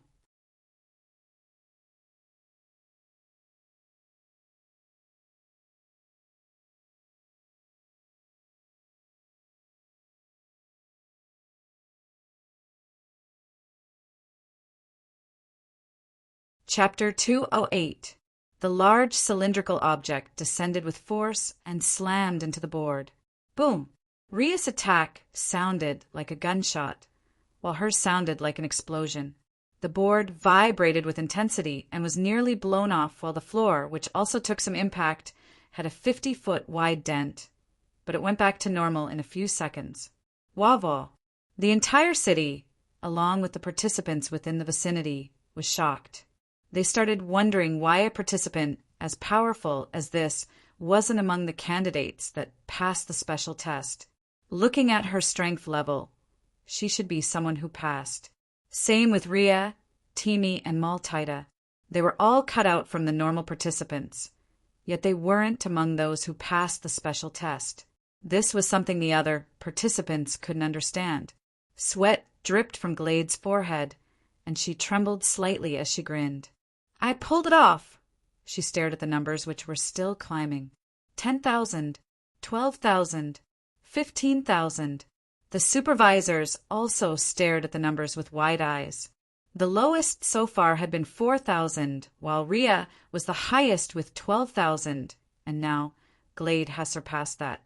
It wasn't that an attack power of 6,000 pounds wasn't powerful, but the likes of Glade were stronger than expected. The supervisors had thought that no participants would be able to get past 9,000, since these ones were supposed to be weaker than those who passed the special test. However, it would seem that this wasn't the case. Who knew just how inferior the participants with lower scores were feeling? Now the score finally stopped at 16,700, and Glade was given a score of 9. 5, while Ria was given 8. 8. Ria was dejected about getting lower, but he cheered up immediately after remembering that there were other phases. They went on to the next subphase, which was aptitude, reasoning / intelligence. Ria was able to get higher than Glade in this subphase by solving more issues projected in the space than she did. After some minutes, they finished the entire subphases. Ria was only able to get higher than Glade in just one subphase. Even in the strength subphase, she still managed to get a score of 9 by lifting up to 7,000 pounds. She was once again the highest in this phase. After both of them left the floor and went back to their seats, everyone couldn't take their eyes off them. Other participants that came next hardly piqued the interest of everyone again after seeing their performances. The participants would occasionally glance in the direction of Glade. They would also notice Gustav, who was seated in the midst of the 5 with Angie beside him whenever they did that. They remembered that he was also supposed to be strong and started wondering how his performance was going to be. They wondered if he could get as high as she did.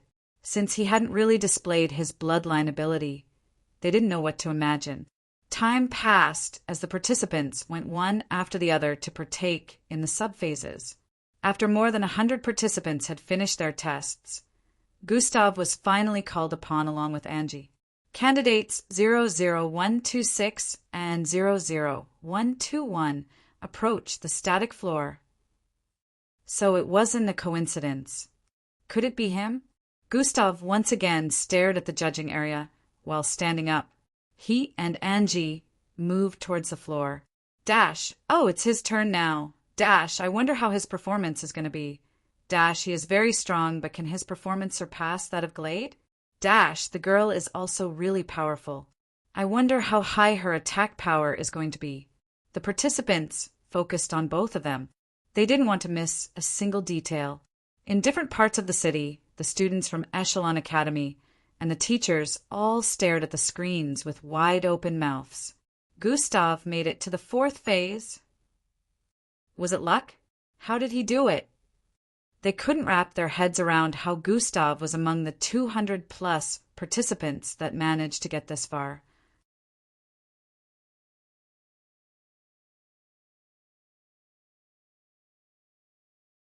In Gustav's former household, his father and mother stared at the screen in their houses with looks of shock. Is that Gustav? How did he make it there? This must be a mistake. I refuse to believe this. The mother shouted out. Shut up, woman. Stop making unnecessary noises, and let me watch so I can confirm if this is a farce. The father shouted out and focused on the screen displaying Gustav and Angie moving towards the floor. Angie turned to stare at Gustav as they closed in on the floor ahead and smiled. Good luck, Gustav, she voiced out. You too, give it your best. Gustav returned the smile after saying. They arrived on the floor and placed their hand on the wall that extended from the ground. Troyan! Troyan! Bright light engulfed their bodies for about 5 seconds, and after it died down, the technology suit could be seen on their bodies. The wall descended as the AIs and cannons started appearing in front.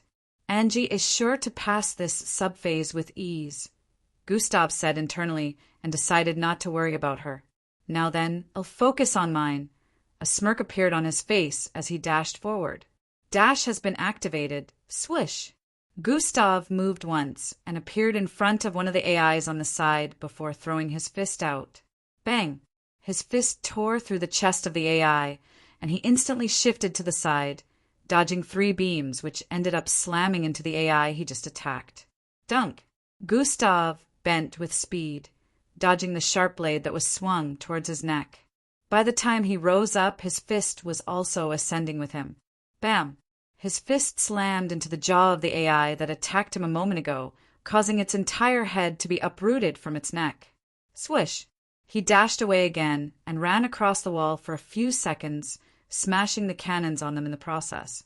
Jumping downwards from the wall, he raised his legs and brought it down upon the head of one of the AIs, causing its head to blast open. SKRYHH.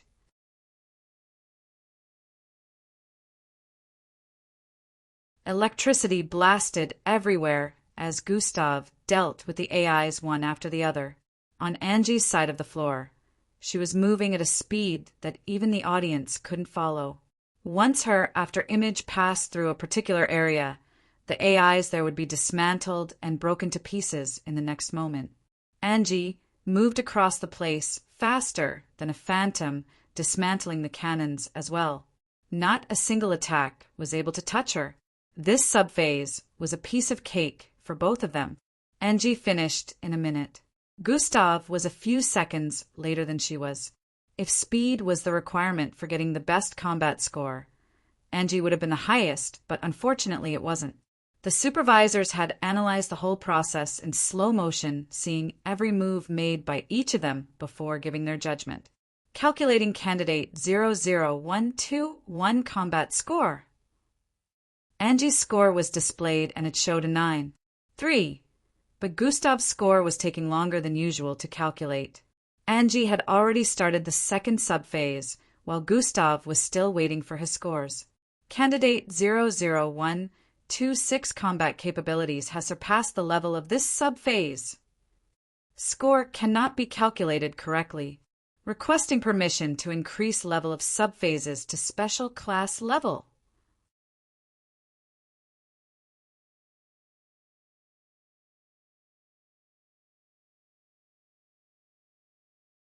Chapter 209.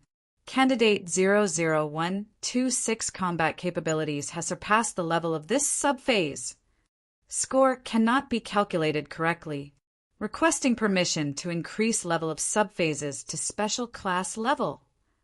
The robotic voice announced its request. Chatter, chatter, chatter. Dash, what is going on? His performance surpassed the level of this subphase? What does it mean by special class level? Oh my goodness! I could hardly follow their movements. Why is everything always different when it comes to him? The voices coming from the spectator's seat was loud and clear. Most of them couldn't even follow the battle between Gustav and the AIs with their eyes, so they had no idea about how well he performed. They even felt Angie should have gotten a higher score since she finished first.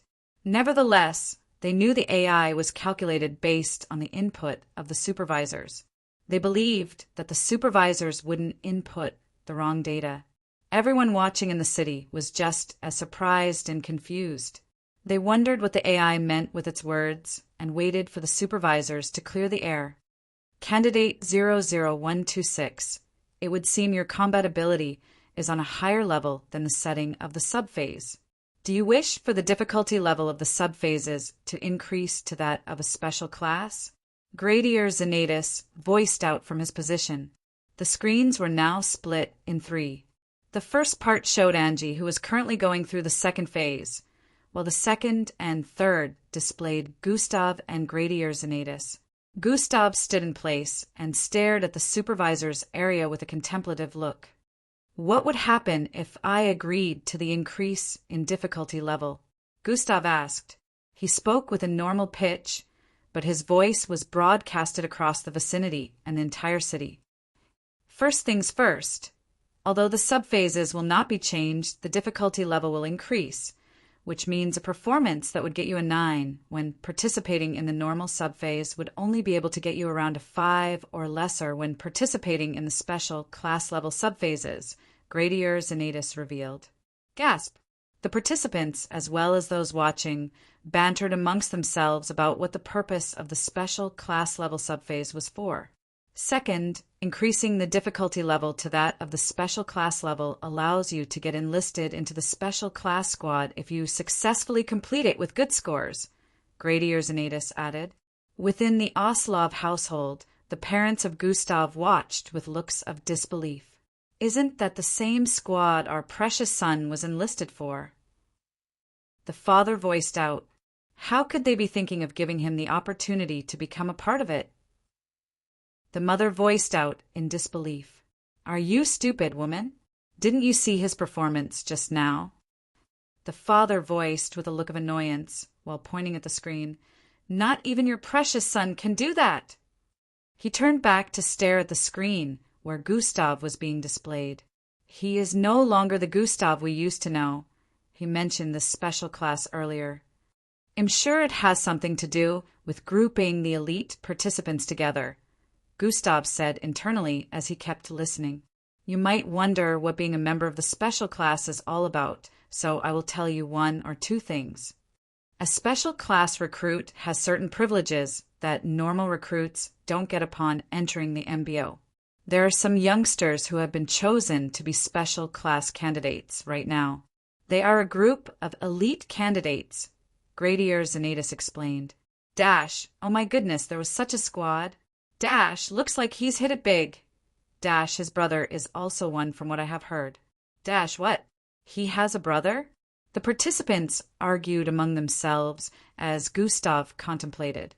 That kid must be a special class candidate, I'm sure.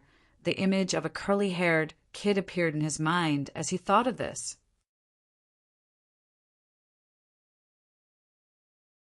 Becoming a special class looks good, but it definitely has its pros and cons. Special class recruits might get opportunities and privileges, but what if they aren't given freedom like the others or something?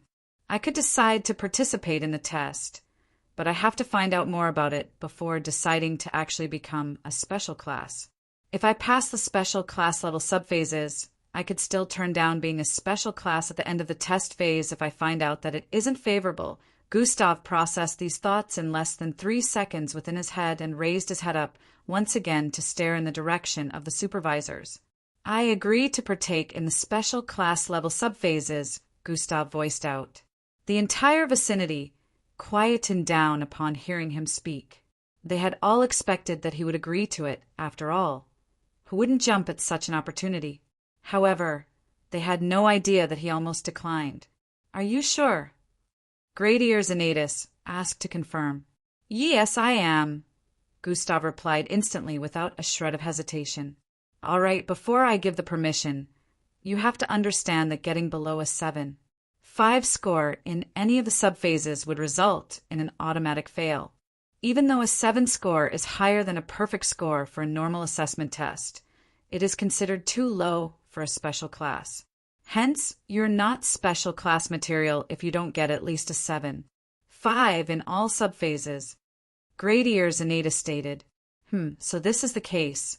Gustav smirked. 5, eh? If I may ask, what is the highest assessment score a special class candidate has gotten? Gustav said with an inquisitive look, although Great Ears Anatus wondered why he would ask such a question. He didn't see anything wrong with answering. The highest so far is an 8. 8 in attack power, Great Ears Anatus responded. Now, if you don't have any more questions, I will now grant the permission, he added.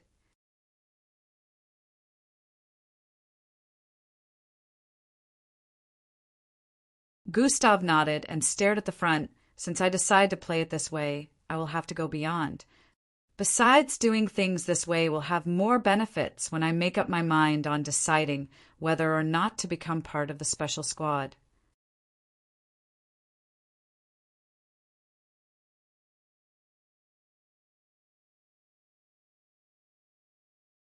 Chapter 210.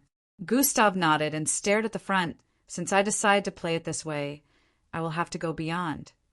Besides, doing things this way will have more benefits when I make up my mind on deciding whether or not to become part of the special squad.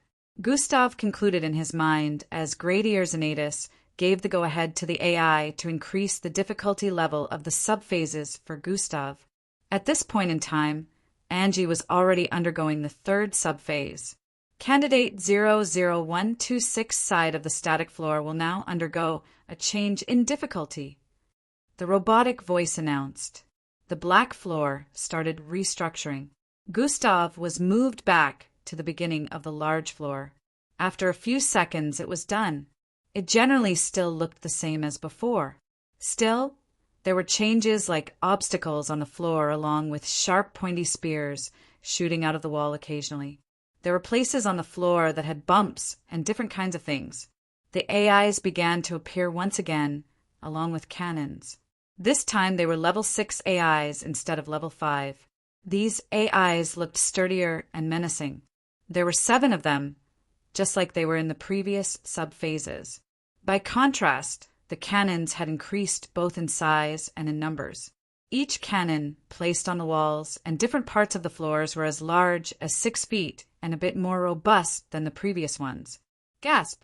Gasping sounds could be heard coming from the spectators' seats after witnessing the change. The difference in difficulty was very visible. Some of them already knew that they would struggle with finishing the sub-phase talk lists of actually getting scores if they were to undergo this. Candidate 00126 can now restart the combat phase. Immediately after the robotic voice gave the go-ahead, the AIs and cannons came alive and started shooting at Gustav before he took a step forward. Twee! Pwy! Even before Gustav was able to activate Dash and evade the beams that had arrived in his front. Each laser-like beam traveled at a speed of over 1,000 feet per second, so it was like they suddenly appeared in front of him. Fortunately, Gustav still had perception and had already moved out of the way before the first one was shot. Dash has been activated. He activated Dash the moment he swerved to the right to dodge the first. The other 3 were also headed for him. However, since they were a little bit behind the first, Gustav could dodge at his current speed. Swerve! Swerve! Swerve! Gustav dodged the green, blue, and red glowing beams shot towards him. Dash didn't really make his speed faster than the projectiles, but he could predict them before they were shot out. He was already moving out of the way before the projectiles reached him. Still, it looked like he was faster. Swish! Gustav dashed forward. Immediately, he crossed 70 feet. Gustav jumped upwards and threw out his right foot. Instantly, the floor below him suddenly pushed upwards. However, He had already jumped high enough to get out of its range. Bam! Gustav's foot accurately smashed into the head of the first AI, sending it flying from the top of its neck with wires and circuits ripping out along with it. Gustav grabbed the body and suddenly turned to his left to place it in front of himself. Pwai! Pwai! Two beams slammed into the decapitated mechanical body of the AI, protecting Gustav in the process. Gustav lifted the body of the large AI that was taller than 6 feet and weighed more than 1,000 kilograms. He swung it casually towards the two AIs that shot at him and jumped backward. Bam! Bam! The body smashed into both AIs, sending them flying towards the spiky wall on the side. Prook! Prook! Both AIs were pierced by numerous sharp objects protruding from the wall. As Gustav jumped back, he also dodged the shots of the cannons on the walls.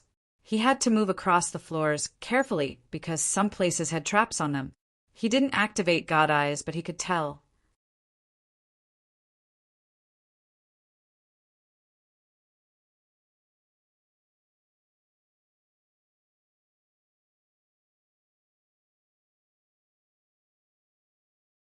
His kneecap smashed the cannon's middle as he reached out with both hands to smash the ones on the right and left. Bang! Bang! His fist broke them to pieces before his body started descending from the air. Candidate 00126 has completed the combat phase.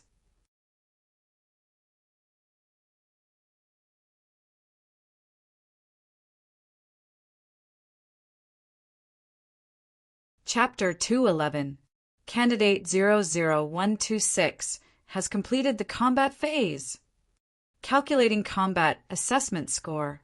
The robotic voice announced and proceeded to start calculating Gustav's score. Chatter, chatter, chatter. Dash, that was. What's with that performance? Dash, why did it seem like he was faster than before? Dash, oh my, I couldn't. It only took him about 2 minutes to complete this subphase. The participants' voices could be heard, especially those in white that passed the special class test but weren't chosen to be part of the special class. They had no idea that Gustav would be able to complete this subphase so quickly.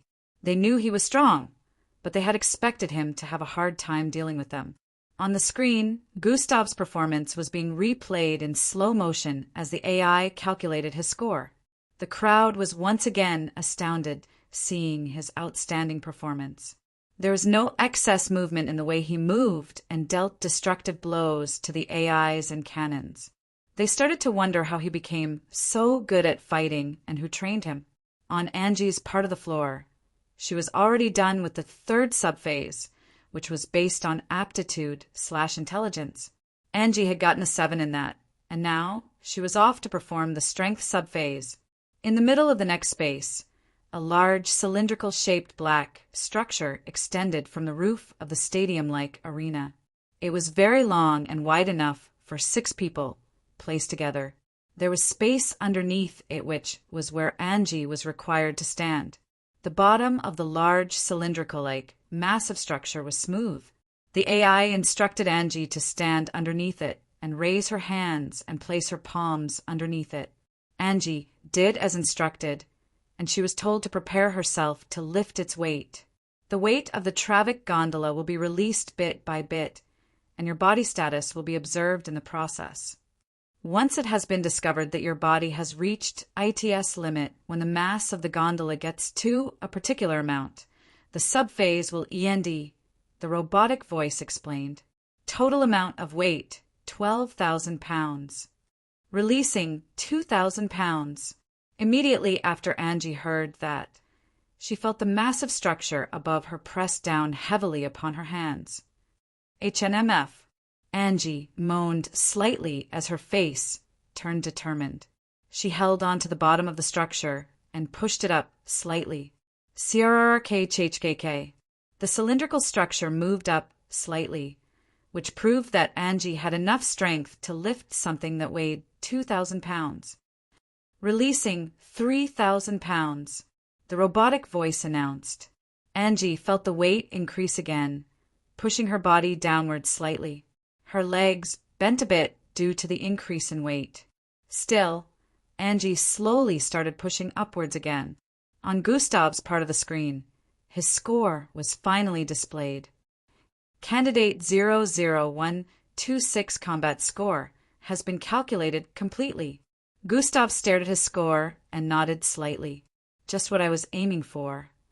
I will need to keep performing in a calculative manner to keep the scores in an even format, Gustav said internally, while staring at the number displayed on the wall in front. What in the world? EG. OTA. 99. Oh my goodness, wasn't the highest so far an 8.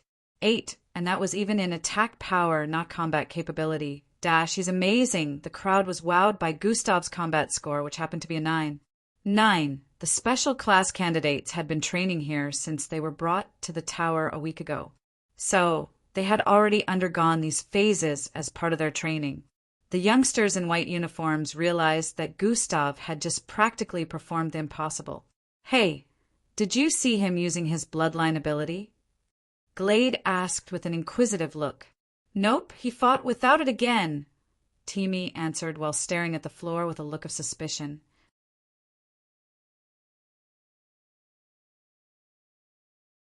What would have been his score if he had made use of it?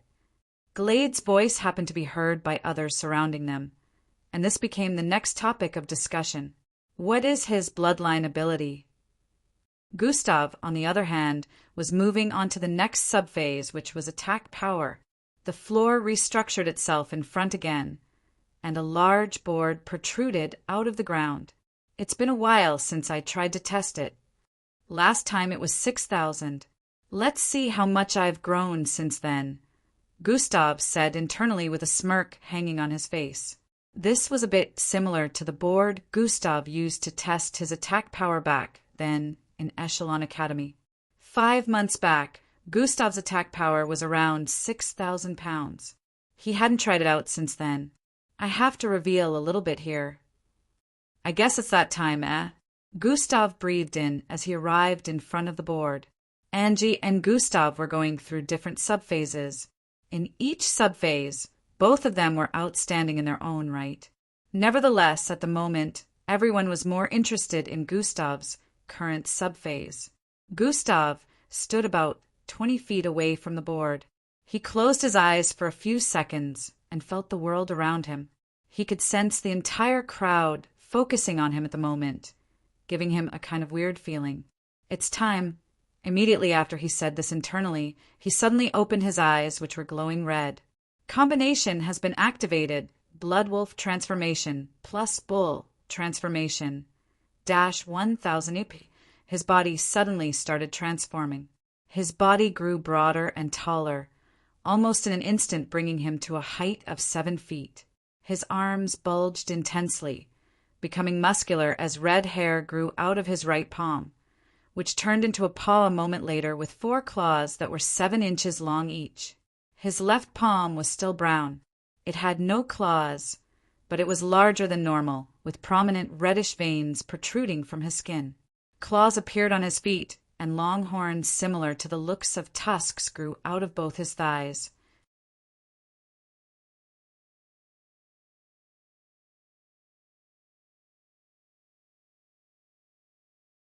Chapter 212.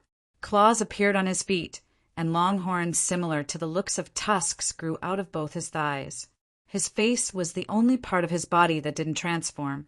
However, even with his charming looks, nobody could look at him at this moment without being scared. He had combined both beast transformation bloodlines to become this. Gasp! He has a transformation bloodline. This is the first time he is revealing his bloodline since the start of the entrance test. What creature did he transform to? I have never seen such a creature before, yet it looks and feels dangerous.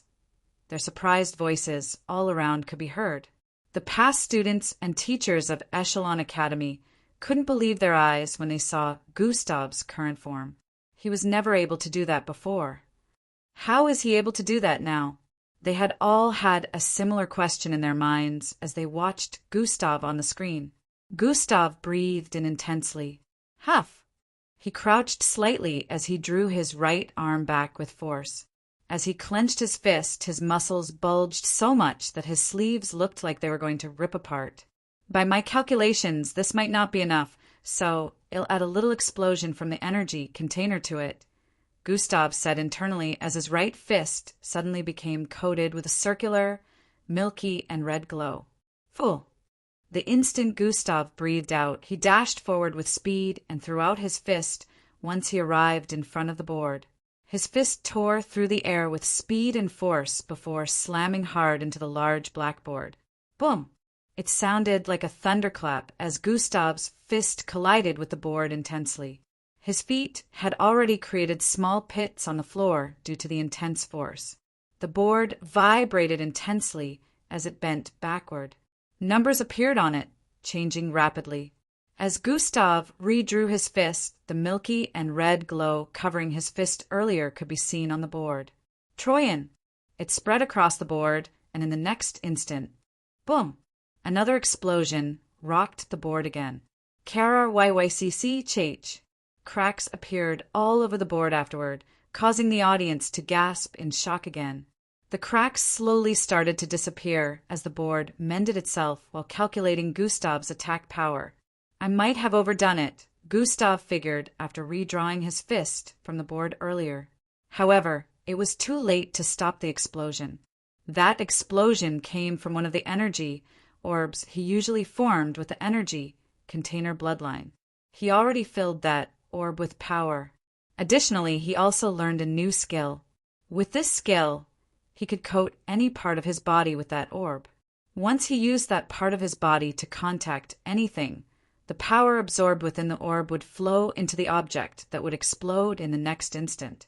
Gustav slowly transformed back to normal. Well, even if it goes beyond, it won't hinder the end goal, he said internally while the score was being calculated. 7,000, 9,000, 12,000, 14,000. The crowd just had their mouths wide open as the number kept increasing without showing signs of wanting to stop anytime soon. On the east side, the supervisors seemed to be having conversation. Cerzanatus, what type of mixed breed did he just transform into? The supervisor with blue facial hair asked from the left. That transformation is nothing like I've ever seen before. The rhino-horned supervisor added, he doesn't seem to have a normal type of transformation. He has been fighting all this time without making use of it. We can't jump to any conclusions. We have to observe him more, Gradier Zanatus stated. The calculation of the number of pounds his attack weighed finally came to a stop at a number that left everyone gobsmacked. They already expected it to be high, but they still couldn't comprehend how a Zulu ranked could have such immense strength.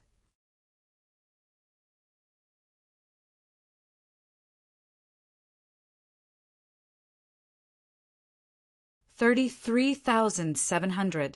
Dash. Oi, isn't that above a Zulu ranked strength? Dash, is he truly a Zulu ranked? Dash, I think he's a serial ranked. Even the supervisors were having a hard time believing this. They knew Gustav was 18 years, so being above Zulu rank at such age was practically impossible. Nonetheless, Gradius recalled Endrick, who became a Zulu rank at the age of 10, so they decided to keep an open mind. Besides, there was still a subphase where everyone's rank would be revealed. So everyone believed that when the time came, they would know Gustav's rank. At this moment, they all believed he would be above Zulu rank. Gustav stared at his score with a wry smile. I really overdid it, he said internally. On the screen, it showed above the threshold. The supervisors have decided to give candidate 00126 a perfect score of 10 IN attack power assessment. The robotic voice announced, and Gustav moved on to the next subphase. The next subphase had to do with aptitude/intelligence and reasoning. After Gustav arrived in that space, a projection appeared in front of him, which displayed some questions. Gustav began to answer the questions one after the other. Some were technical questions, while some had to do with leadership. Gustav was asked some questions based on how he would lead a team to victory against a terrorist group in a certain kind of situation. Another part was where the projection flashed multiple colors within 5 seconds, and Gustav was asked how many colors were displayed. Gustav was able to see around 79 colors in 5 seconds, which was higher than other participants were able to notice. As Gustav was taking part in this subphase, Angie was already reaching her limit in the 4th subphase on her side of the floor. Above her, the cylindrical structure was further pressing her to the floor, making her squat more due to its mass. At this moment, she was struggling to lift 5,000 pounds of weight. Sweat was already dripping from her forehead.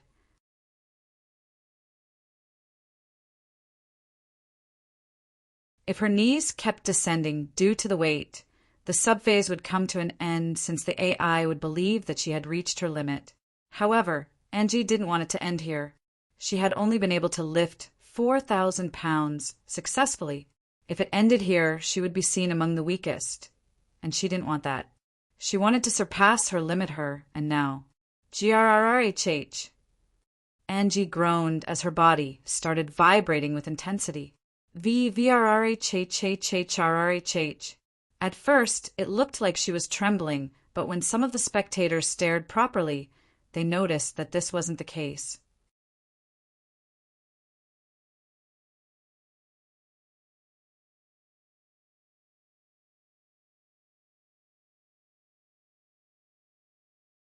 Chapter 213. She wanted to surpass her limit here and now. Grrrhh. Angie groaned as her body started vibrating with intensity. Vrrhh.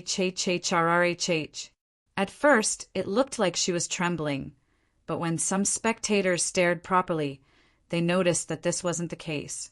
Angie was vibrating at super speed, making her body look like it was a computer glitch.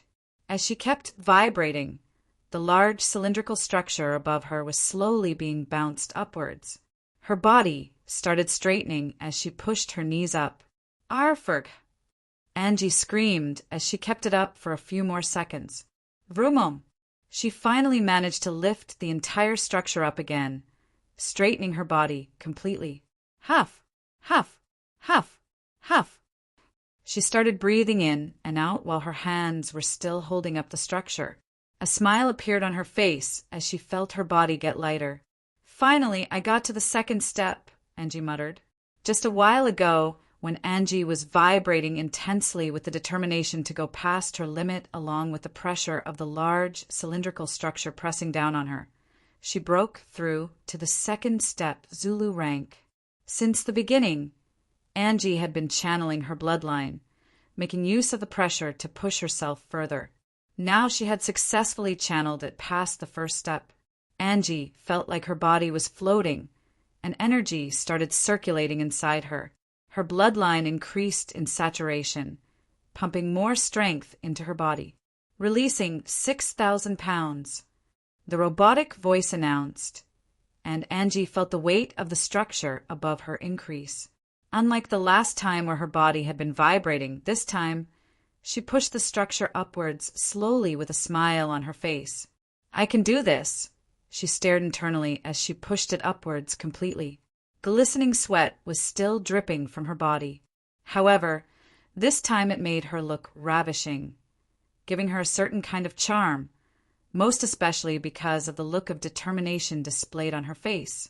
Releasing 6,200 pounds.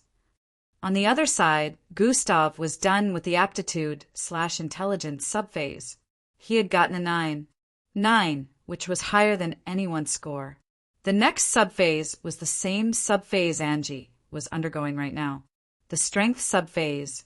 Gustav walked towards the cylindrical structure that was extending from the ceiling above. By the time he got under it, Angie had already reached her limit, and the test ended for her. She managed to lift 6,700 pounds worth of matter, which was her limit. Normally, she would be getting a lot of recognition from this feat, since mixed bloods with speed-related abilities were always physically weak. She managed to lift up to 7,000 when the highest was 10,000, which was quite unique. However, Gustav had completely stolen the spotlight. Everyone was eager to see how his performance would be till the end, so they weren't really noticing Angie. Only the supervisors had eyes on both of them and were constantly taking notes. Angie had gotten a score of 7, 8 in the strength phase, which was a lot high for a speedster. She proceeded onto the 5th subphase, which was based on speed. This was Angie's forte, so she wasn't in any way tensed about this. All she needed to do was run, something she had been doing all her life. Immediately after Angie went into the next space, she sensed a weird feeling. This space was only about 400 feet in length, but it felt longer and broader. Spatial enlargement has been activated. Candidate 00121 can now undergo the speed assessment subphase. Immediately after the go-ahead was given, Angie squatted and dashed forward with speed. The instant her legs started moving across the floor, she understood why the space felt that way. For some reason, she had crossed over 200 feet in a second, but it looked like she had only crossed 10 feet. This was because the space was larger on the inside than it seemed on the outside.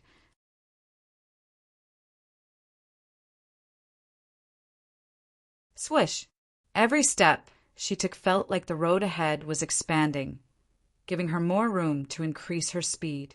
Now she understood why the other participants took longer to finish when the space was only as large as 400 feet. From the outside, it would only be seen that the participants were running with the highest speed they could muster, which sometimes made their bodies look a bit blurry. However, those participants would only move a few feet forward, even though their body looked like it was in fast motion. Only those that were undergoing the test phase would be able to tell that the space around them was expanding as they moved forward, making it look like they hadn't taken a single step forward. Nobody had been able to get to the other end of the room in less than 5 minutes. Angie smiled as she came to an understanding and increased her speed. Swish! She dashed forward intensely, causing an air-rippling effect as her body pushed against the space enlargement. Angie's speed increased to more than 500 feet per second, and it could be seen from above that she was advancing towards the end of the space in a few seconds. On the other side of the floor, Gustav had his hand placed underneath the large cylindrical structure, releasing 2,000 pounds.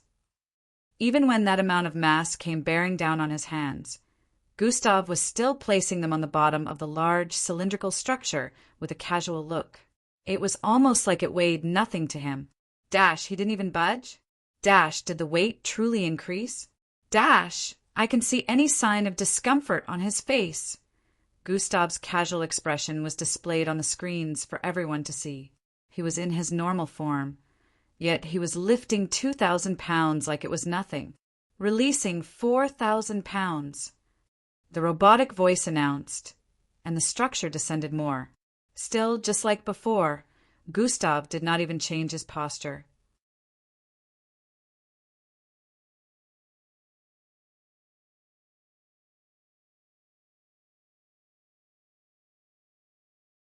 Chapter 214.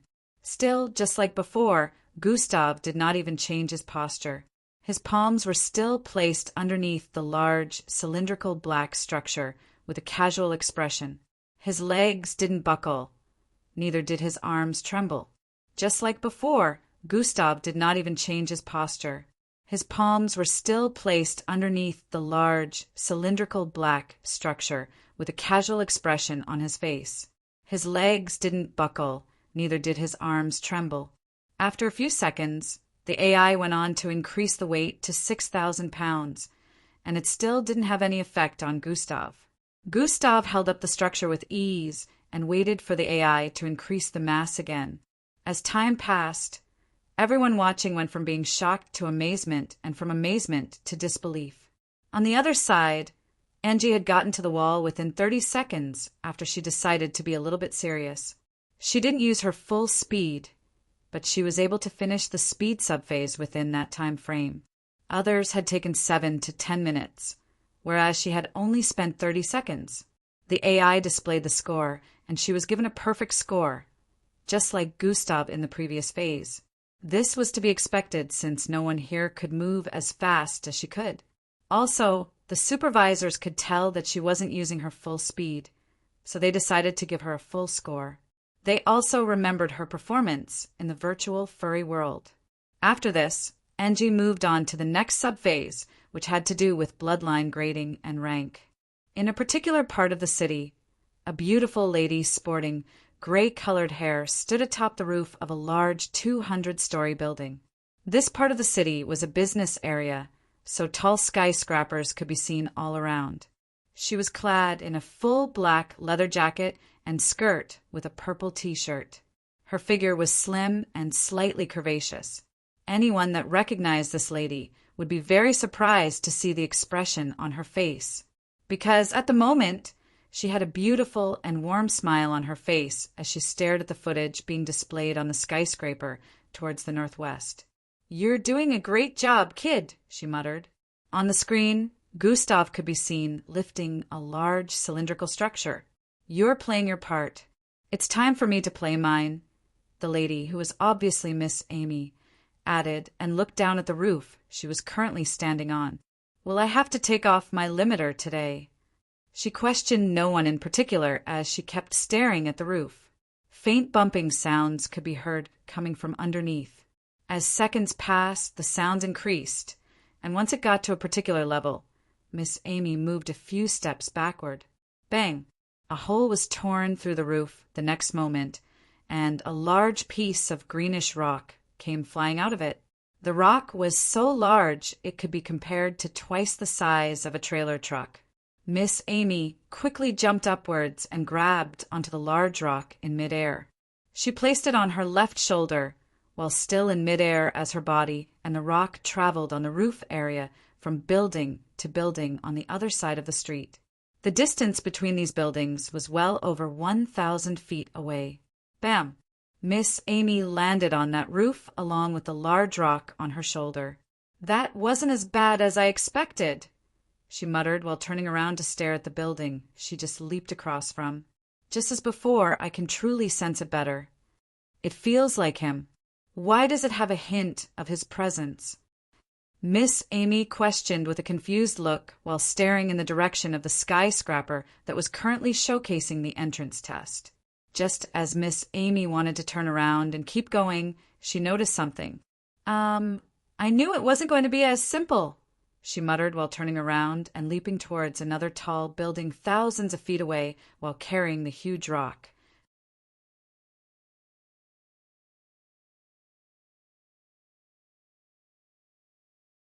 In a study-like room, a man with smooth, dark brown hair sat in a cross-legged format. He was clad in an azure-colored business suit. He stared at the person in front of him with a cold expression. A man in a full, black bodysuit knelt in front of him and was currently speaking. "So, she has taken the bait?" he asked the man kneeling. "Yes, Sir Young," the kneeling man replied with a respectful tone. "Tell them to remain on her tail and not in any way give her a break, because the slightest hesitation will result in suspicion." "We cannot give her any reason to feel suspicious," he instructed. "Yes, Sir Young." The man on his knees proceeded to get up and leave after responding with that. The man, seated, reached out his hand and grabbed onto the teacup beside him before proceeding to lift it towards his mouth. He took a sip and placed it down. "What better place is there to keep it than in your hands?" He smirked devilishly after muttering those words. This man was none other than young Joe, the big brother of Hung Joe. "If you do find a way of cracking it open, you'll just be doing me another favor. All I'll need to do is get it back," he added. After taking 2 more sips from the teacup, he stood up. "Anyways, I need to prepare for my attendance at the final phase. Looks like I'm going to meet that brat in person soon." He smirked again as he walked out of the room. Back in the stadium-like arena, where the sub-phases were ongoing, Angie was already finishing the 6th phase and moving on to the 7th, while Gustav was still in the 4th. Releasing 35,000 pounds. The weight of the cylindrical structure increased again, but this time Gustav's body slightly descended. However, in the next instant, he pushed the structure up again. At this point, everyone had been shocked senseless, releasing 38,000 pounds. This was when Gustav finally decided to take the partial form of the mutated bull transformation bloodline. The weight became lighter the instant his arms transformed into that of the mutated bull.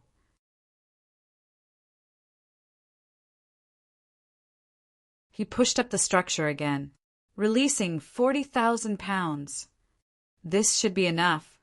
Gustav decided that he would stop and let his strength score be calculated after he pushed the structure upwards. Immediately he did that. He was ready to stop lifting. However, the AI made a different announcement from what he was expecting. Candidate 00126 has been awarded a perfect score in the strength subphase.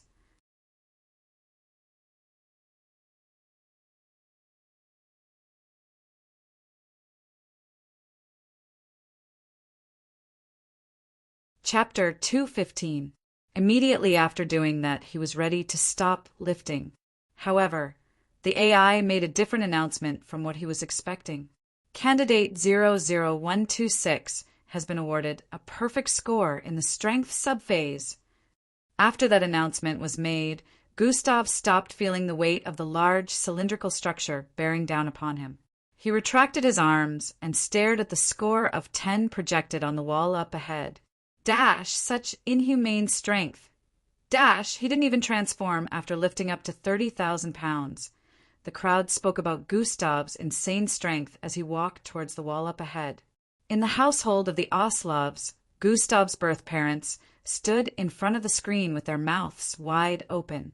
His mother's fingers trembled as she pointed at the screen. Is that the same person I gave birth to? Gustav moved onto the next subphase amidst the cheers and chatters coming from the spectator seats. On the southeast side of the stadium-like arena, a youngster with silver-colored long hair sat within the crowd. His eyes were closed, but if they were open, it would look like he was staring in the direction of the screen ahead. So that is Endrick's brother. Why wasn't he the one chosen for the special class? The youngster muttered underneath his breath. His power is immense. Even if I try to steal his glow, I doubt how dim, he added. I hope we can be comrades in the future. Gustav was currently taking part in the next phase as Angie was finishing the final phase. Sprint has been activated. Gustav immediately activated Sprint as he dashed forward. Swish!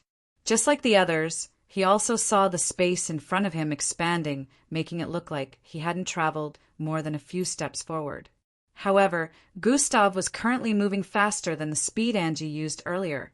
So even though this subphase was more difficult than normal, he advanced faster than any other participant had. Unlike Angie, who didn't use her full speed, it was apparent that Gustav was using his. So, even though he currently moved faster than she did, whenever everyone remembered how fast Angie moved in the furry world, they would dismiss Gustav's speed as nothing. After 2 minutes of running, he finally got to the end of the room. This was also the fastest anyone had ever gone in the special class speed subphase category.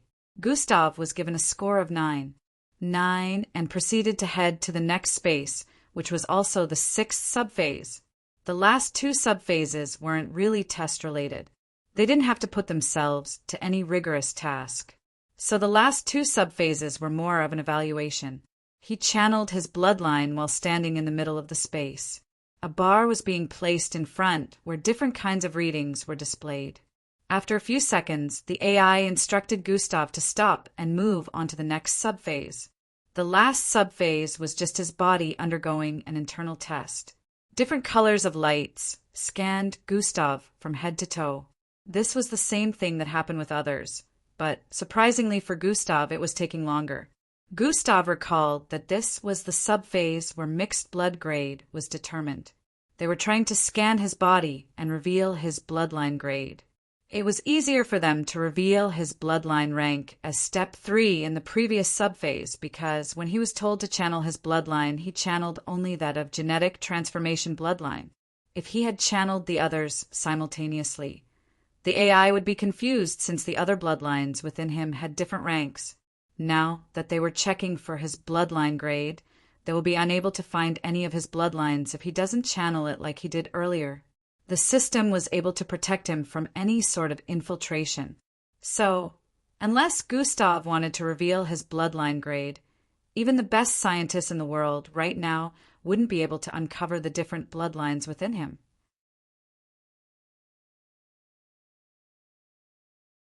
To save them the trouble, Gustav channeled his original bloodline, which was the genetic transformation bloodline. It wasn't the bloodline with the highest grade within him right now, but it was his original. The results were displayed on the screens. Dash, wow, he has a B-grade bloodline. Dash, he shouldn't be so powerful with just a B-grade bloodline. Dash, I also have a B-grade bloodline, but I'm nowhere as strong as that. Dash, I have a friend with a grade bloodline, and I can tell y'all that his strength isn't even half of this. The participants spoke amongst themselves. Glade, Rhea, and Timmy all had grade bloodlines, so they expected Gustav to be the same. This revelation made them feel shocked. They couldn't wrap their heads around the fact that a B grade was way more powerful than grades. The lights scanning Gustav kept scanning for more information on his bloodline, but they could only figure out a little. The subphases ended, and Gustav's information was displayed on the screen along with Angie's. The information they displayed about his bloodline was different from everyone's, since they couldn't completely read all his bloodline abilities. Candidate 00126, full name, Gustav Crimson, age 18, height 59, weight 67 kilograms, assessment data, special class endurance, 10 strength, 10, combat capability, 9. 9. Attack power, 10. Speed, 9.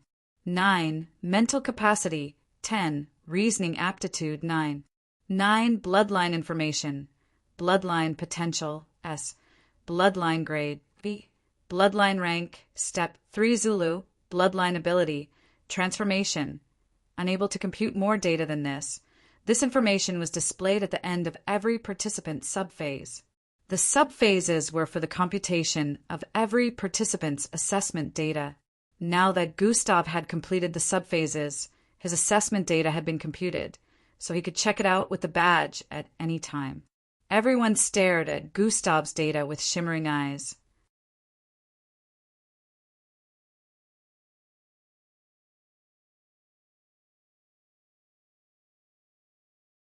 It was astonishing that he could get this high even after the difficulty was increased. However, some parts of his data didn't make sense to them, especially where his bloodline information was displayed. You're tuning in to the Thunder Spear YouTube channel. Don't forget to subscribe and join us on this journey to catch the most captivating stories.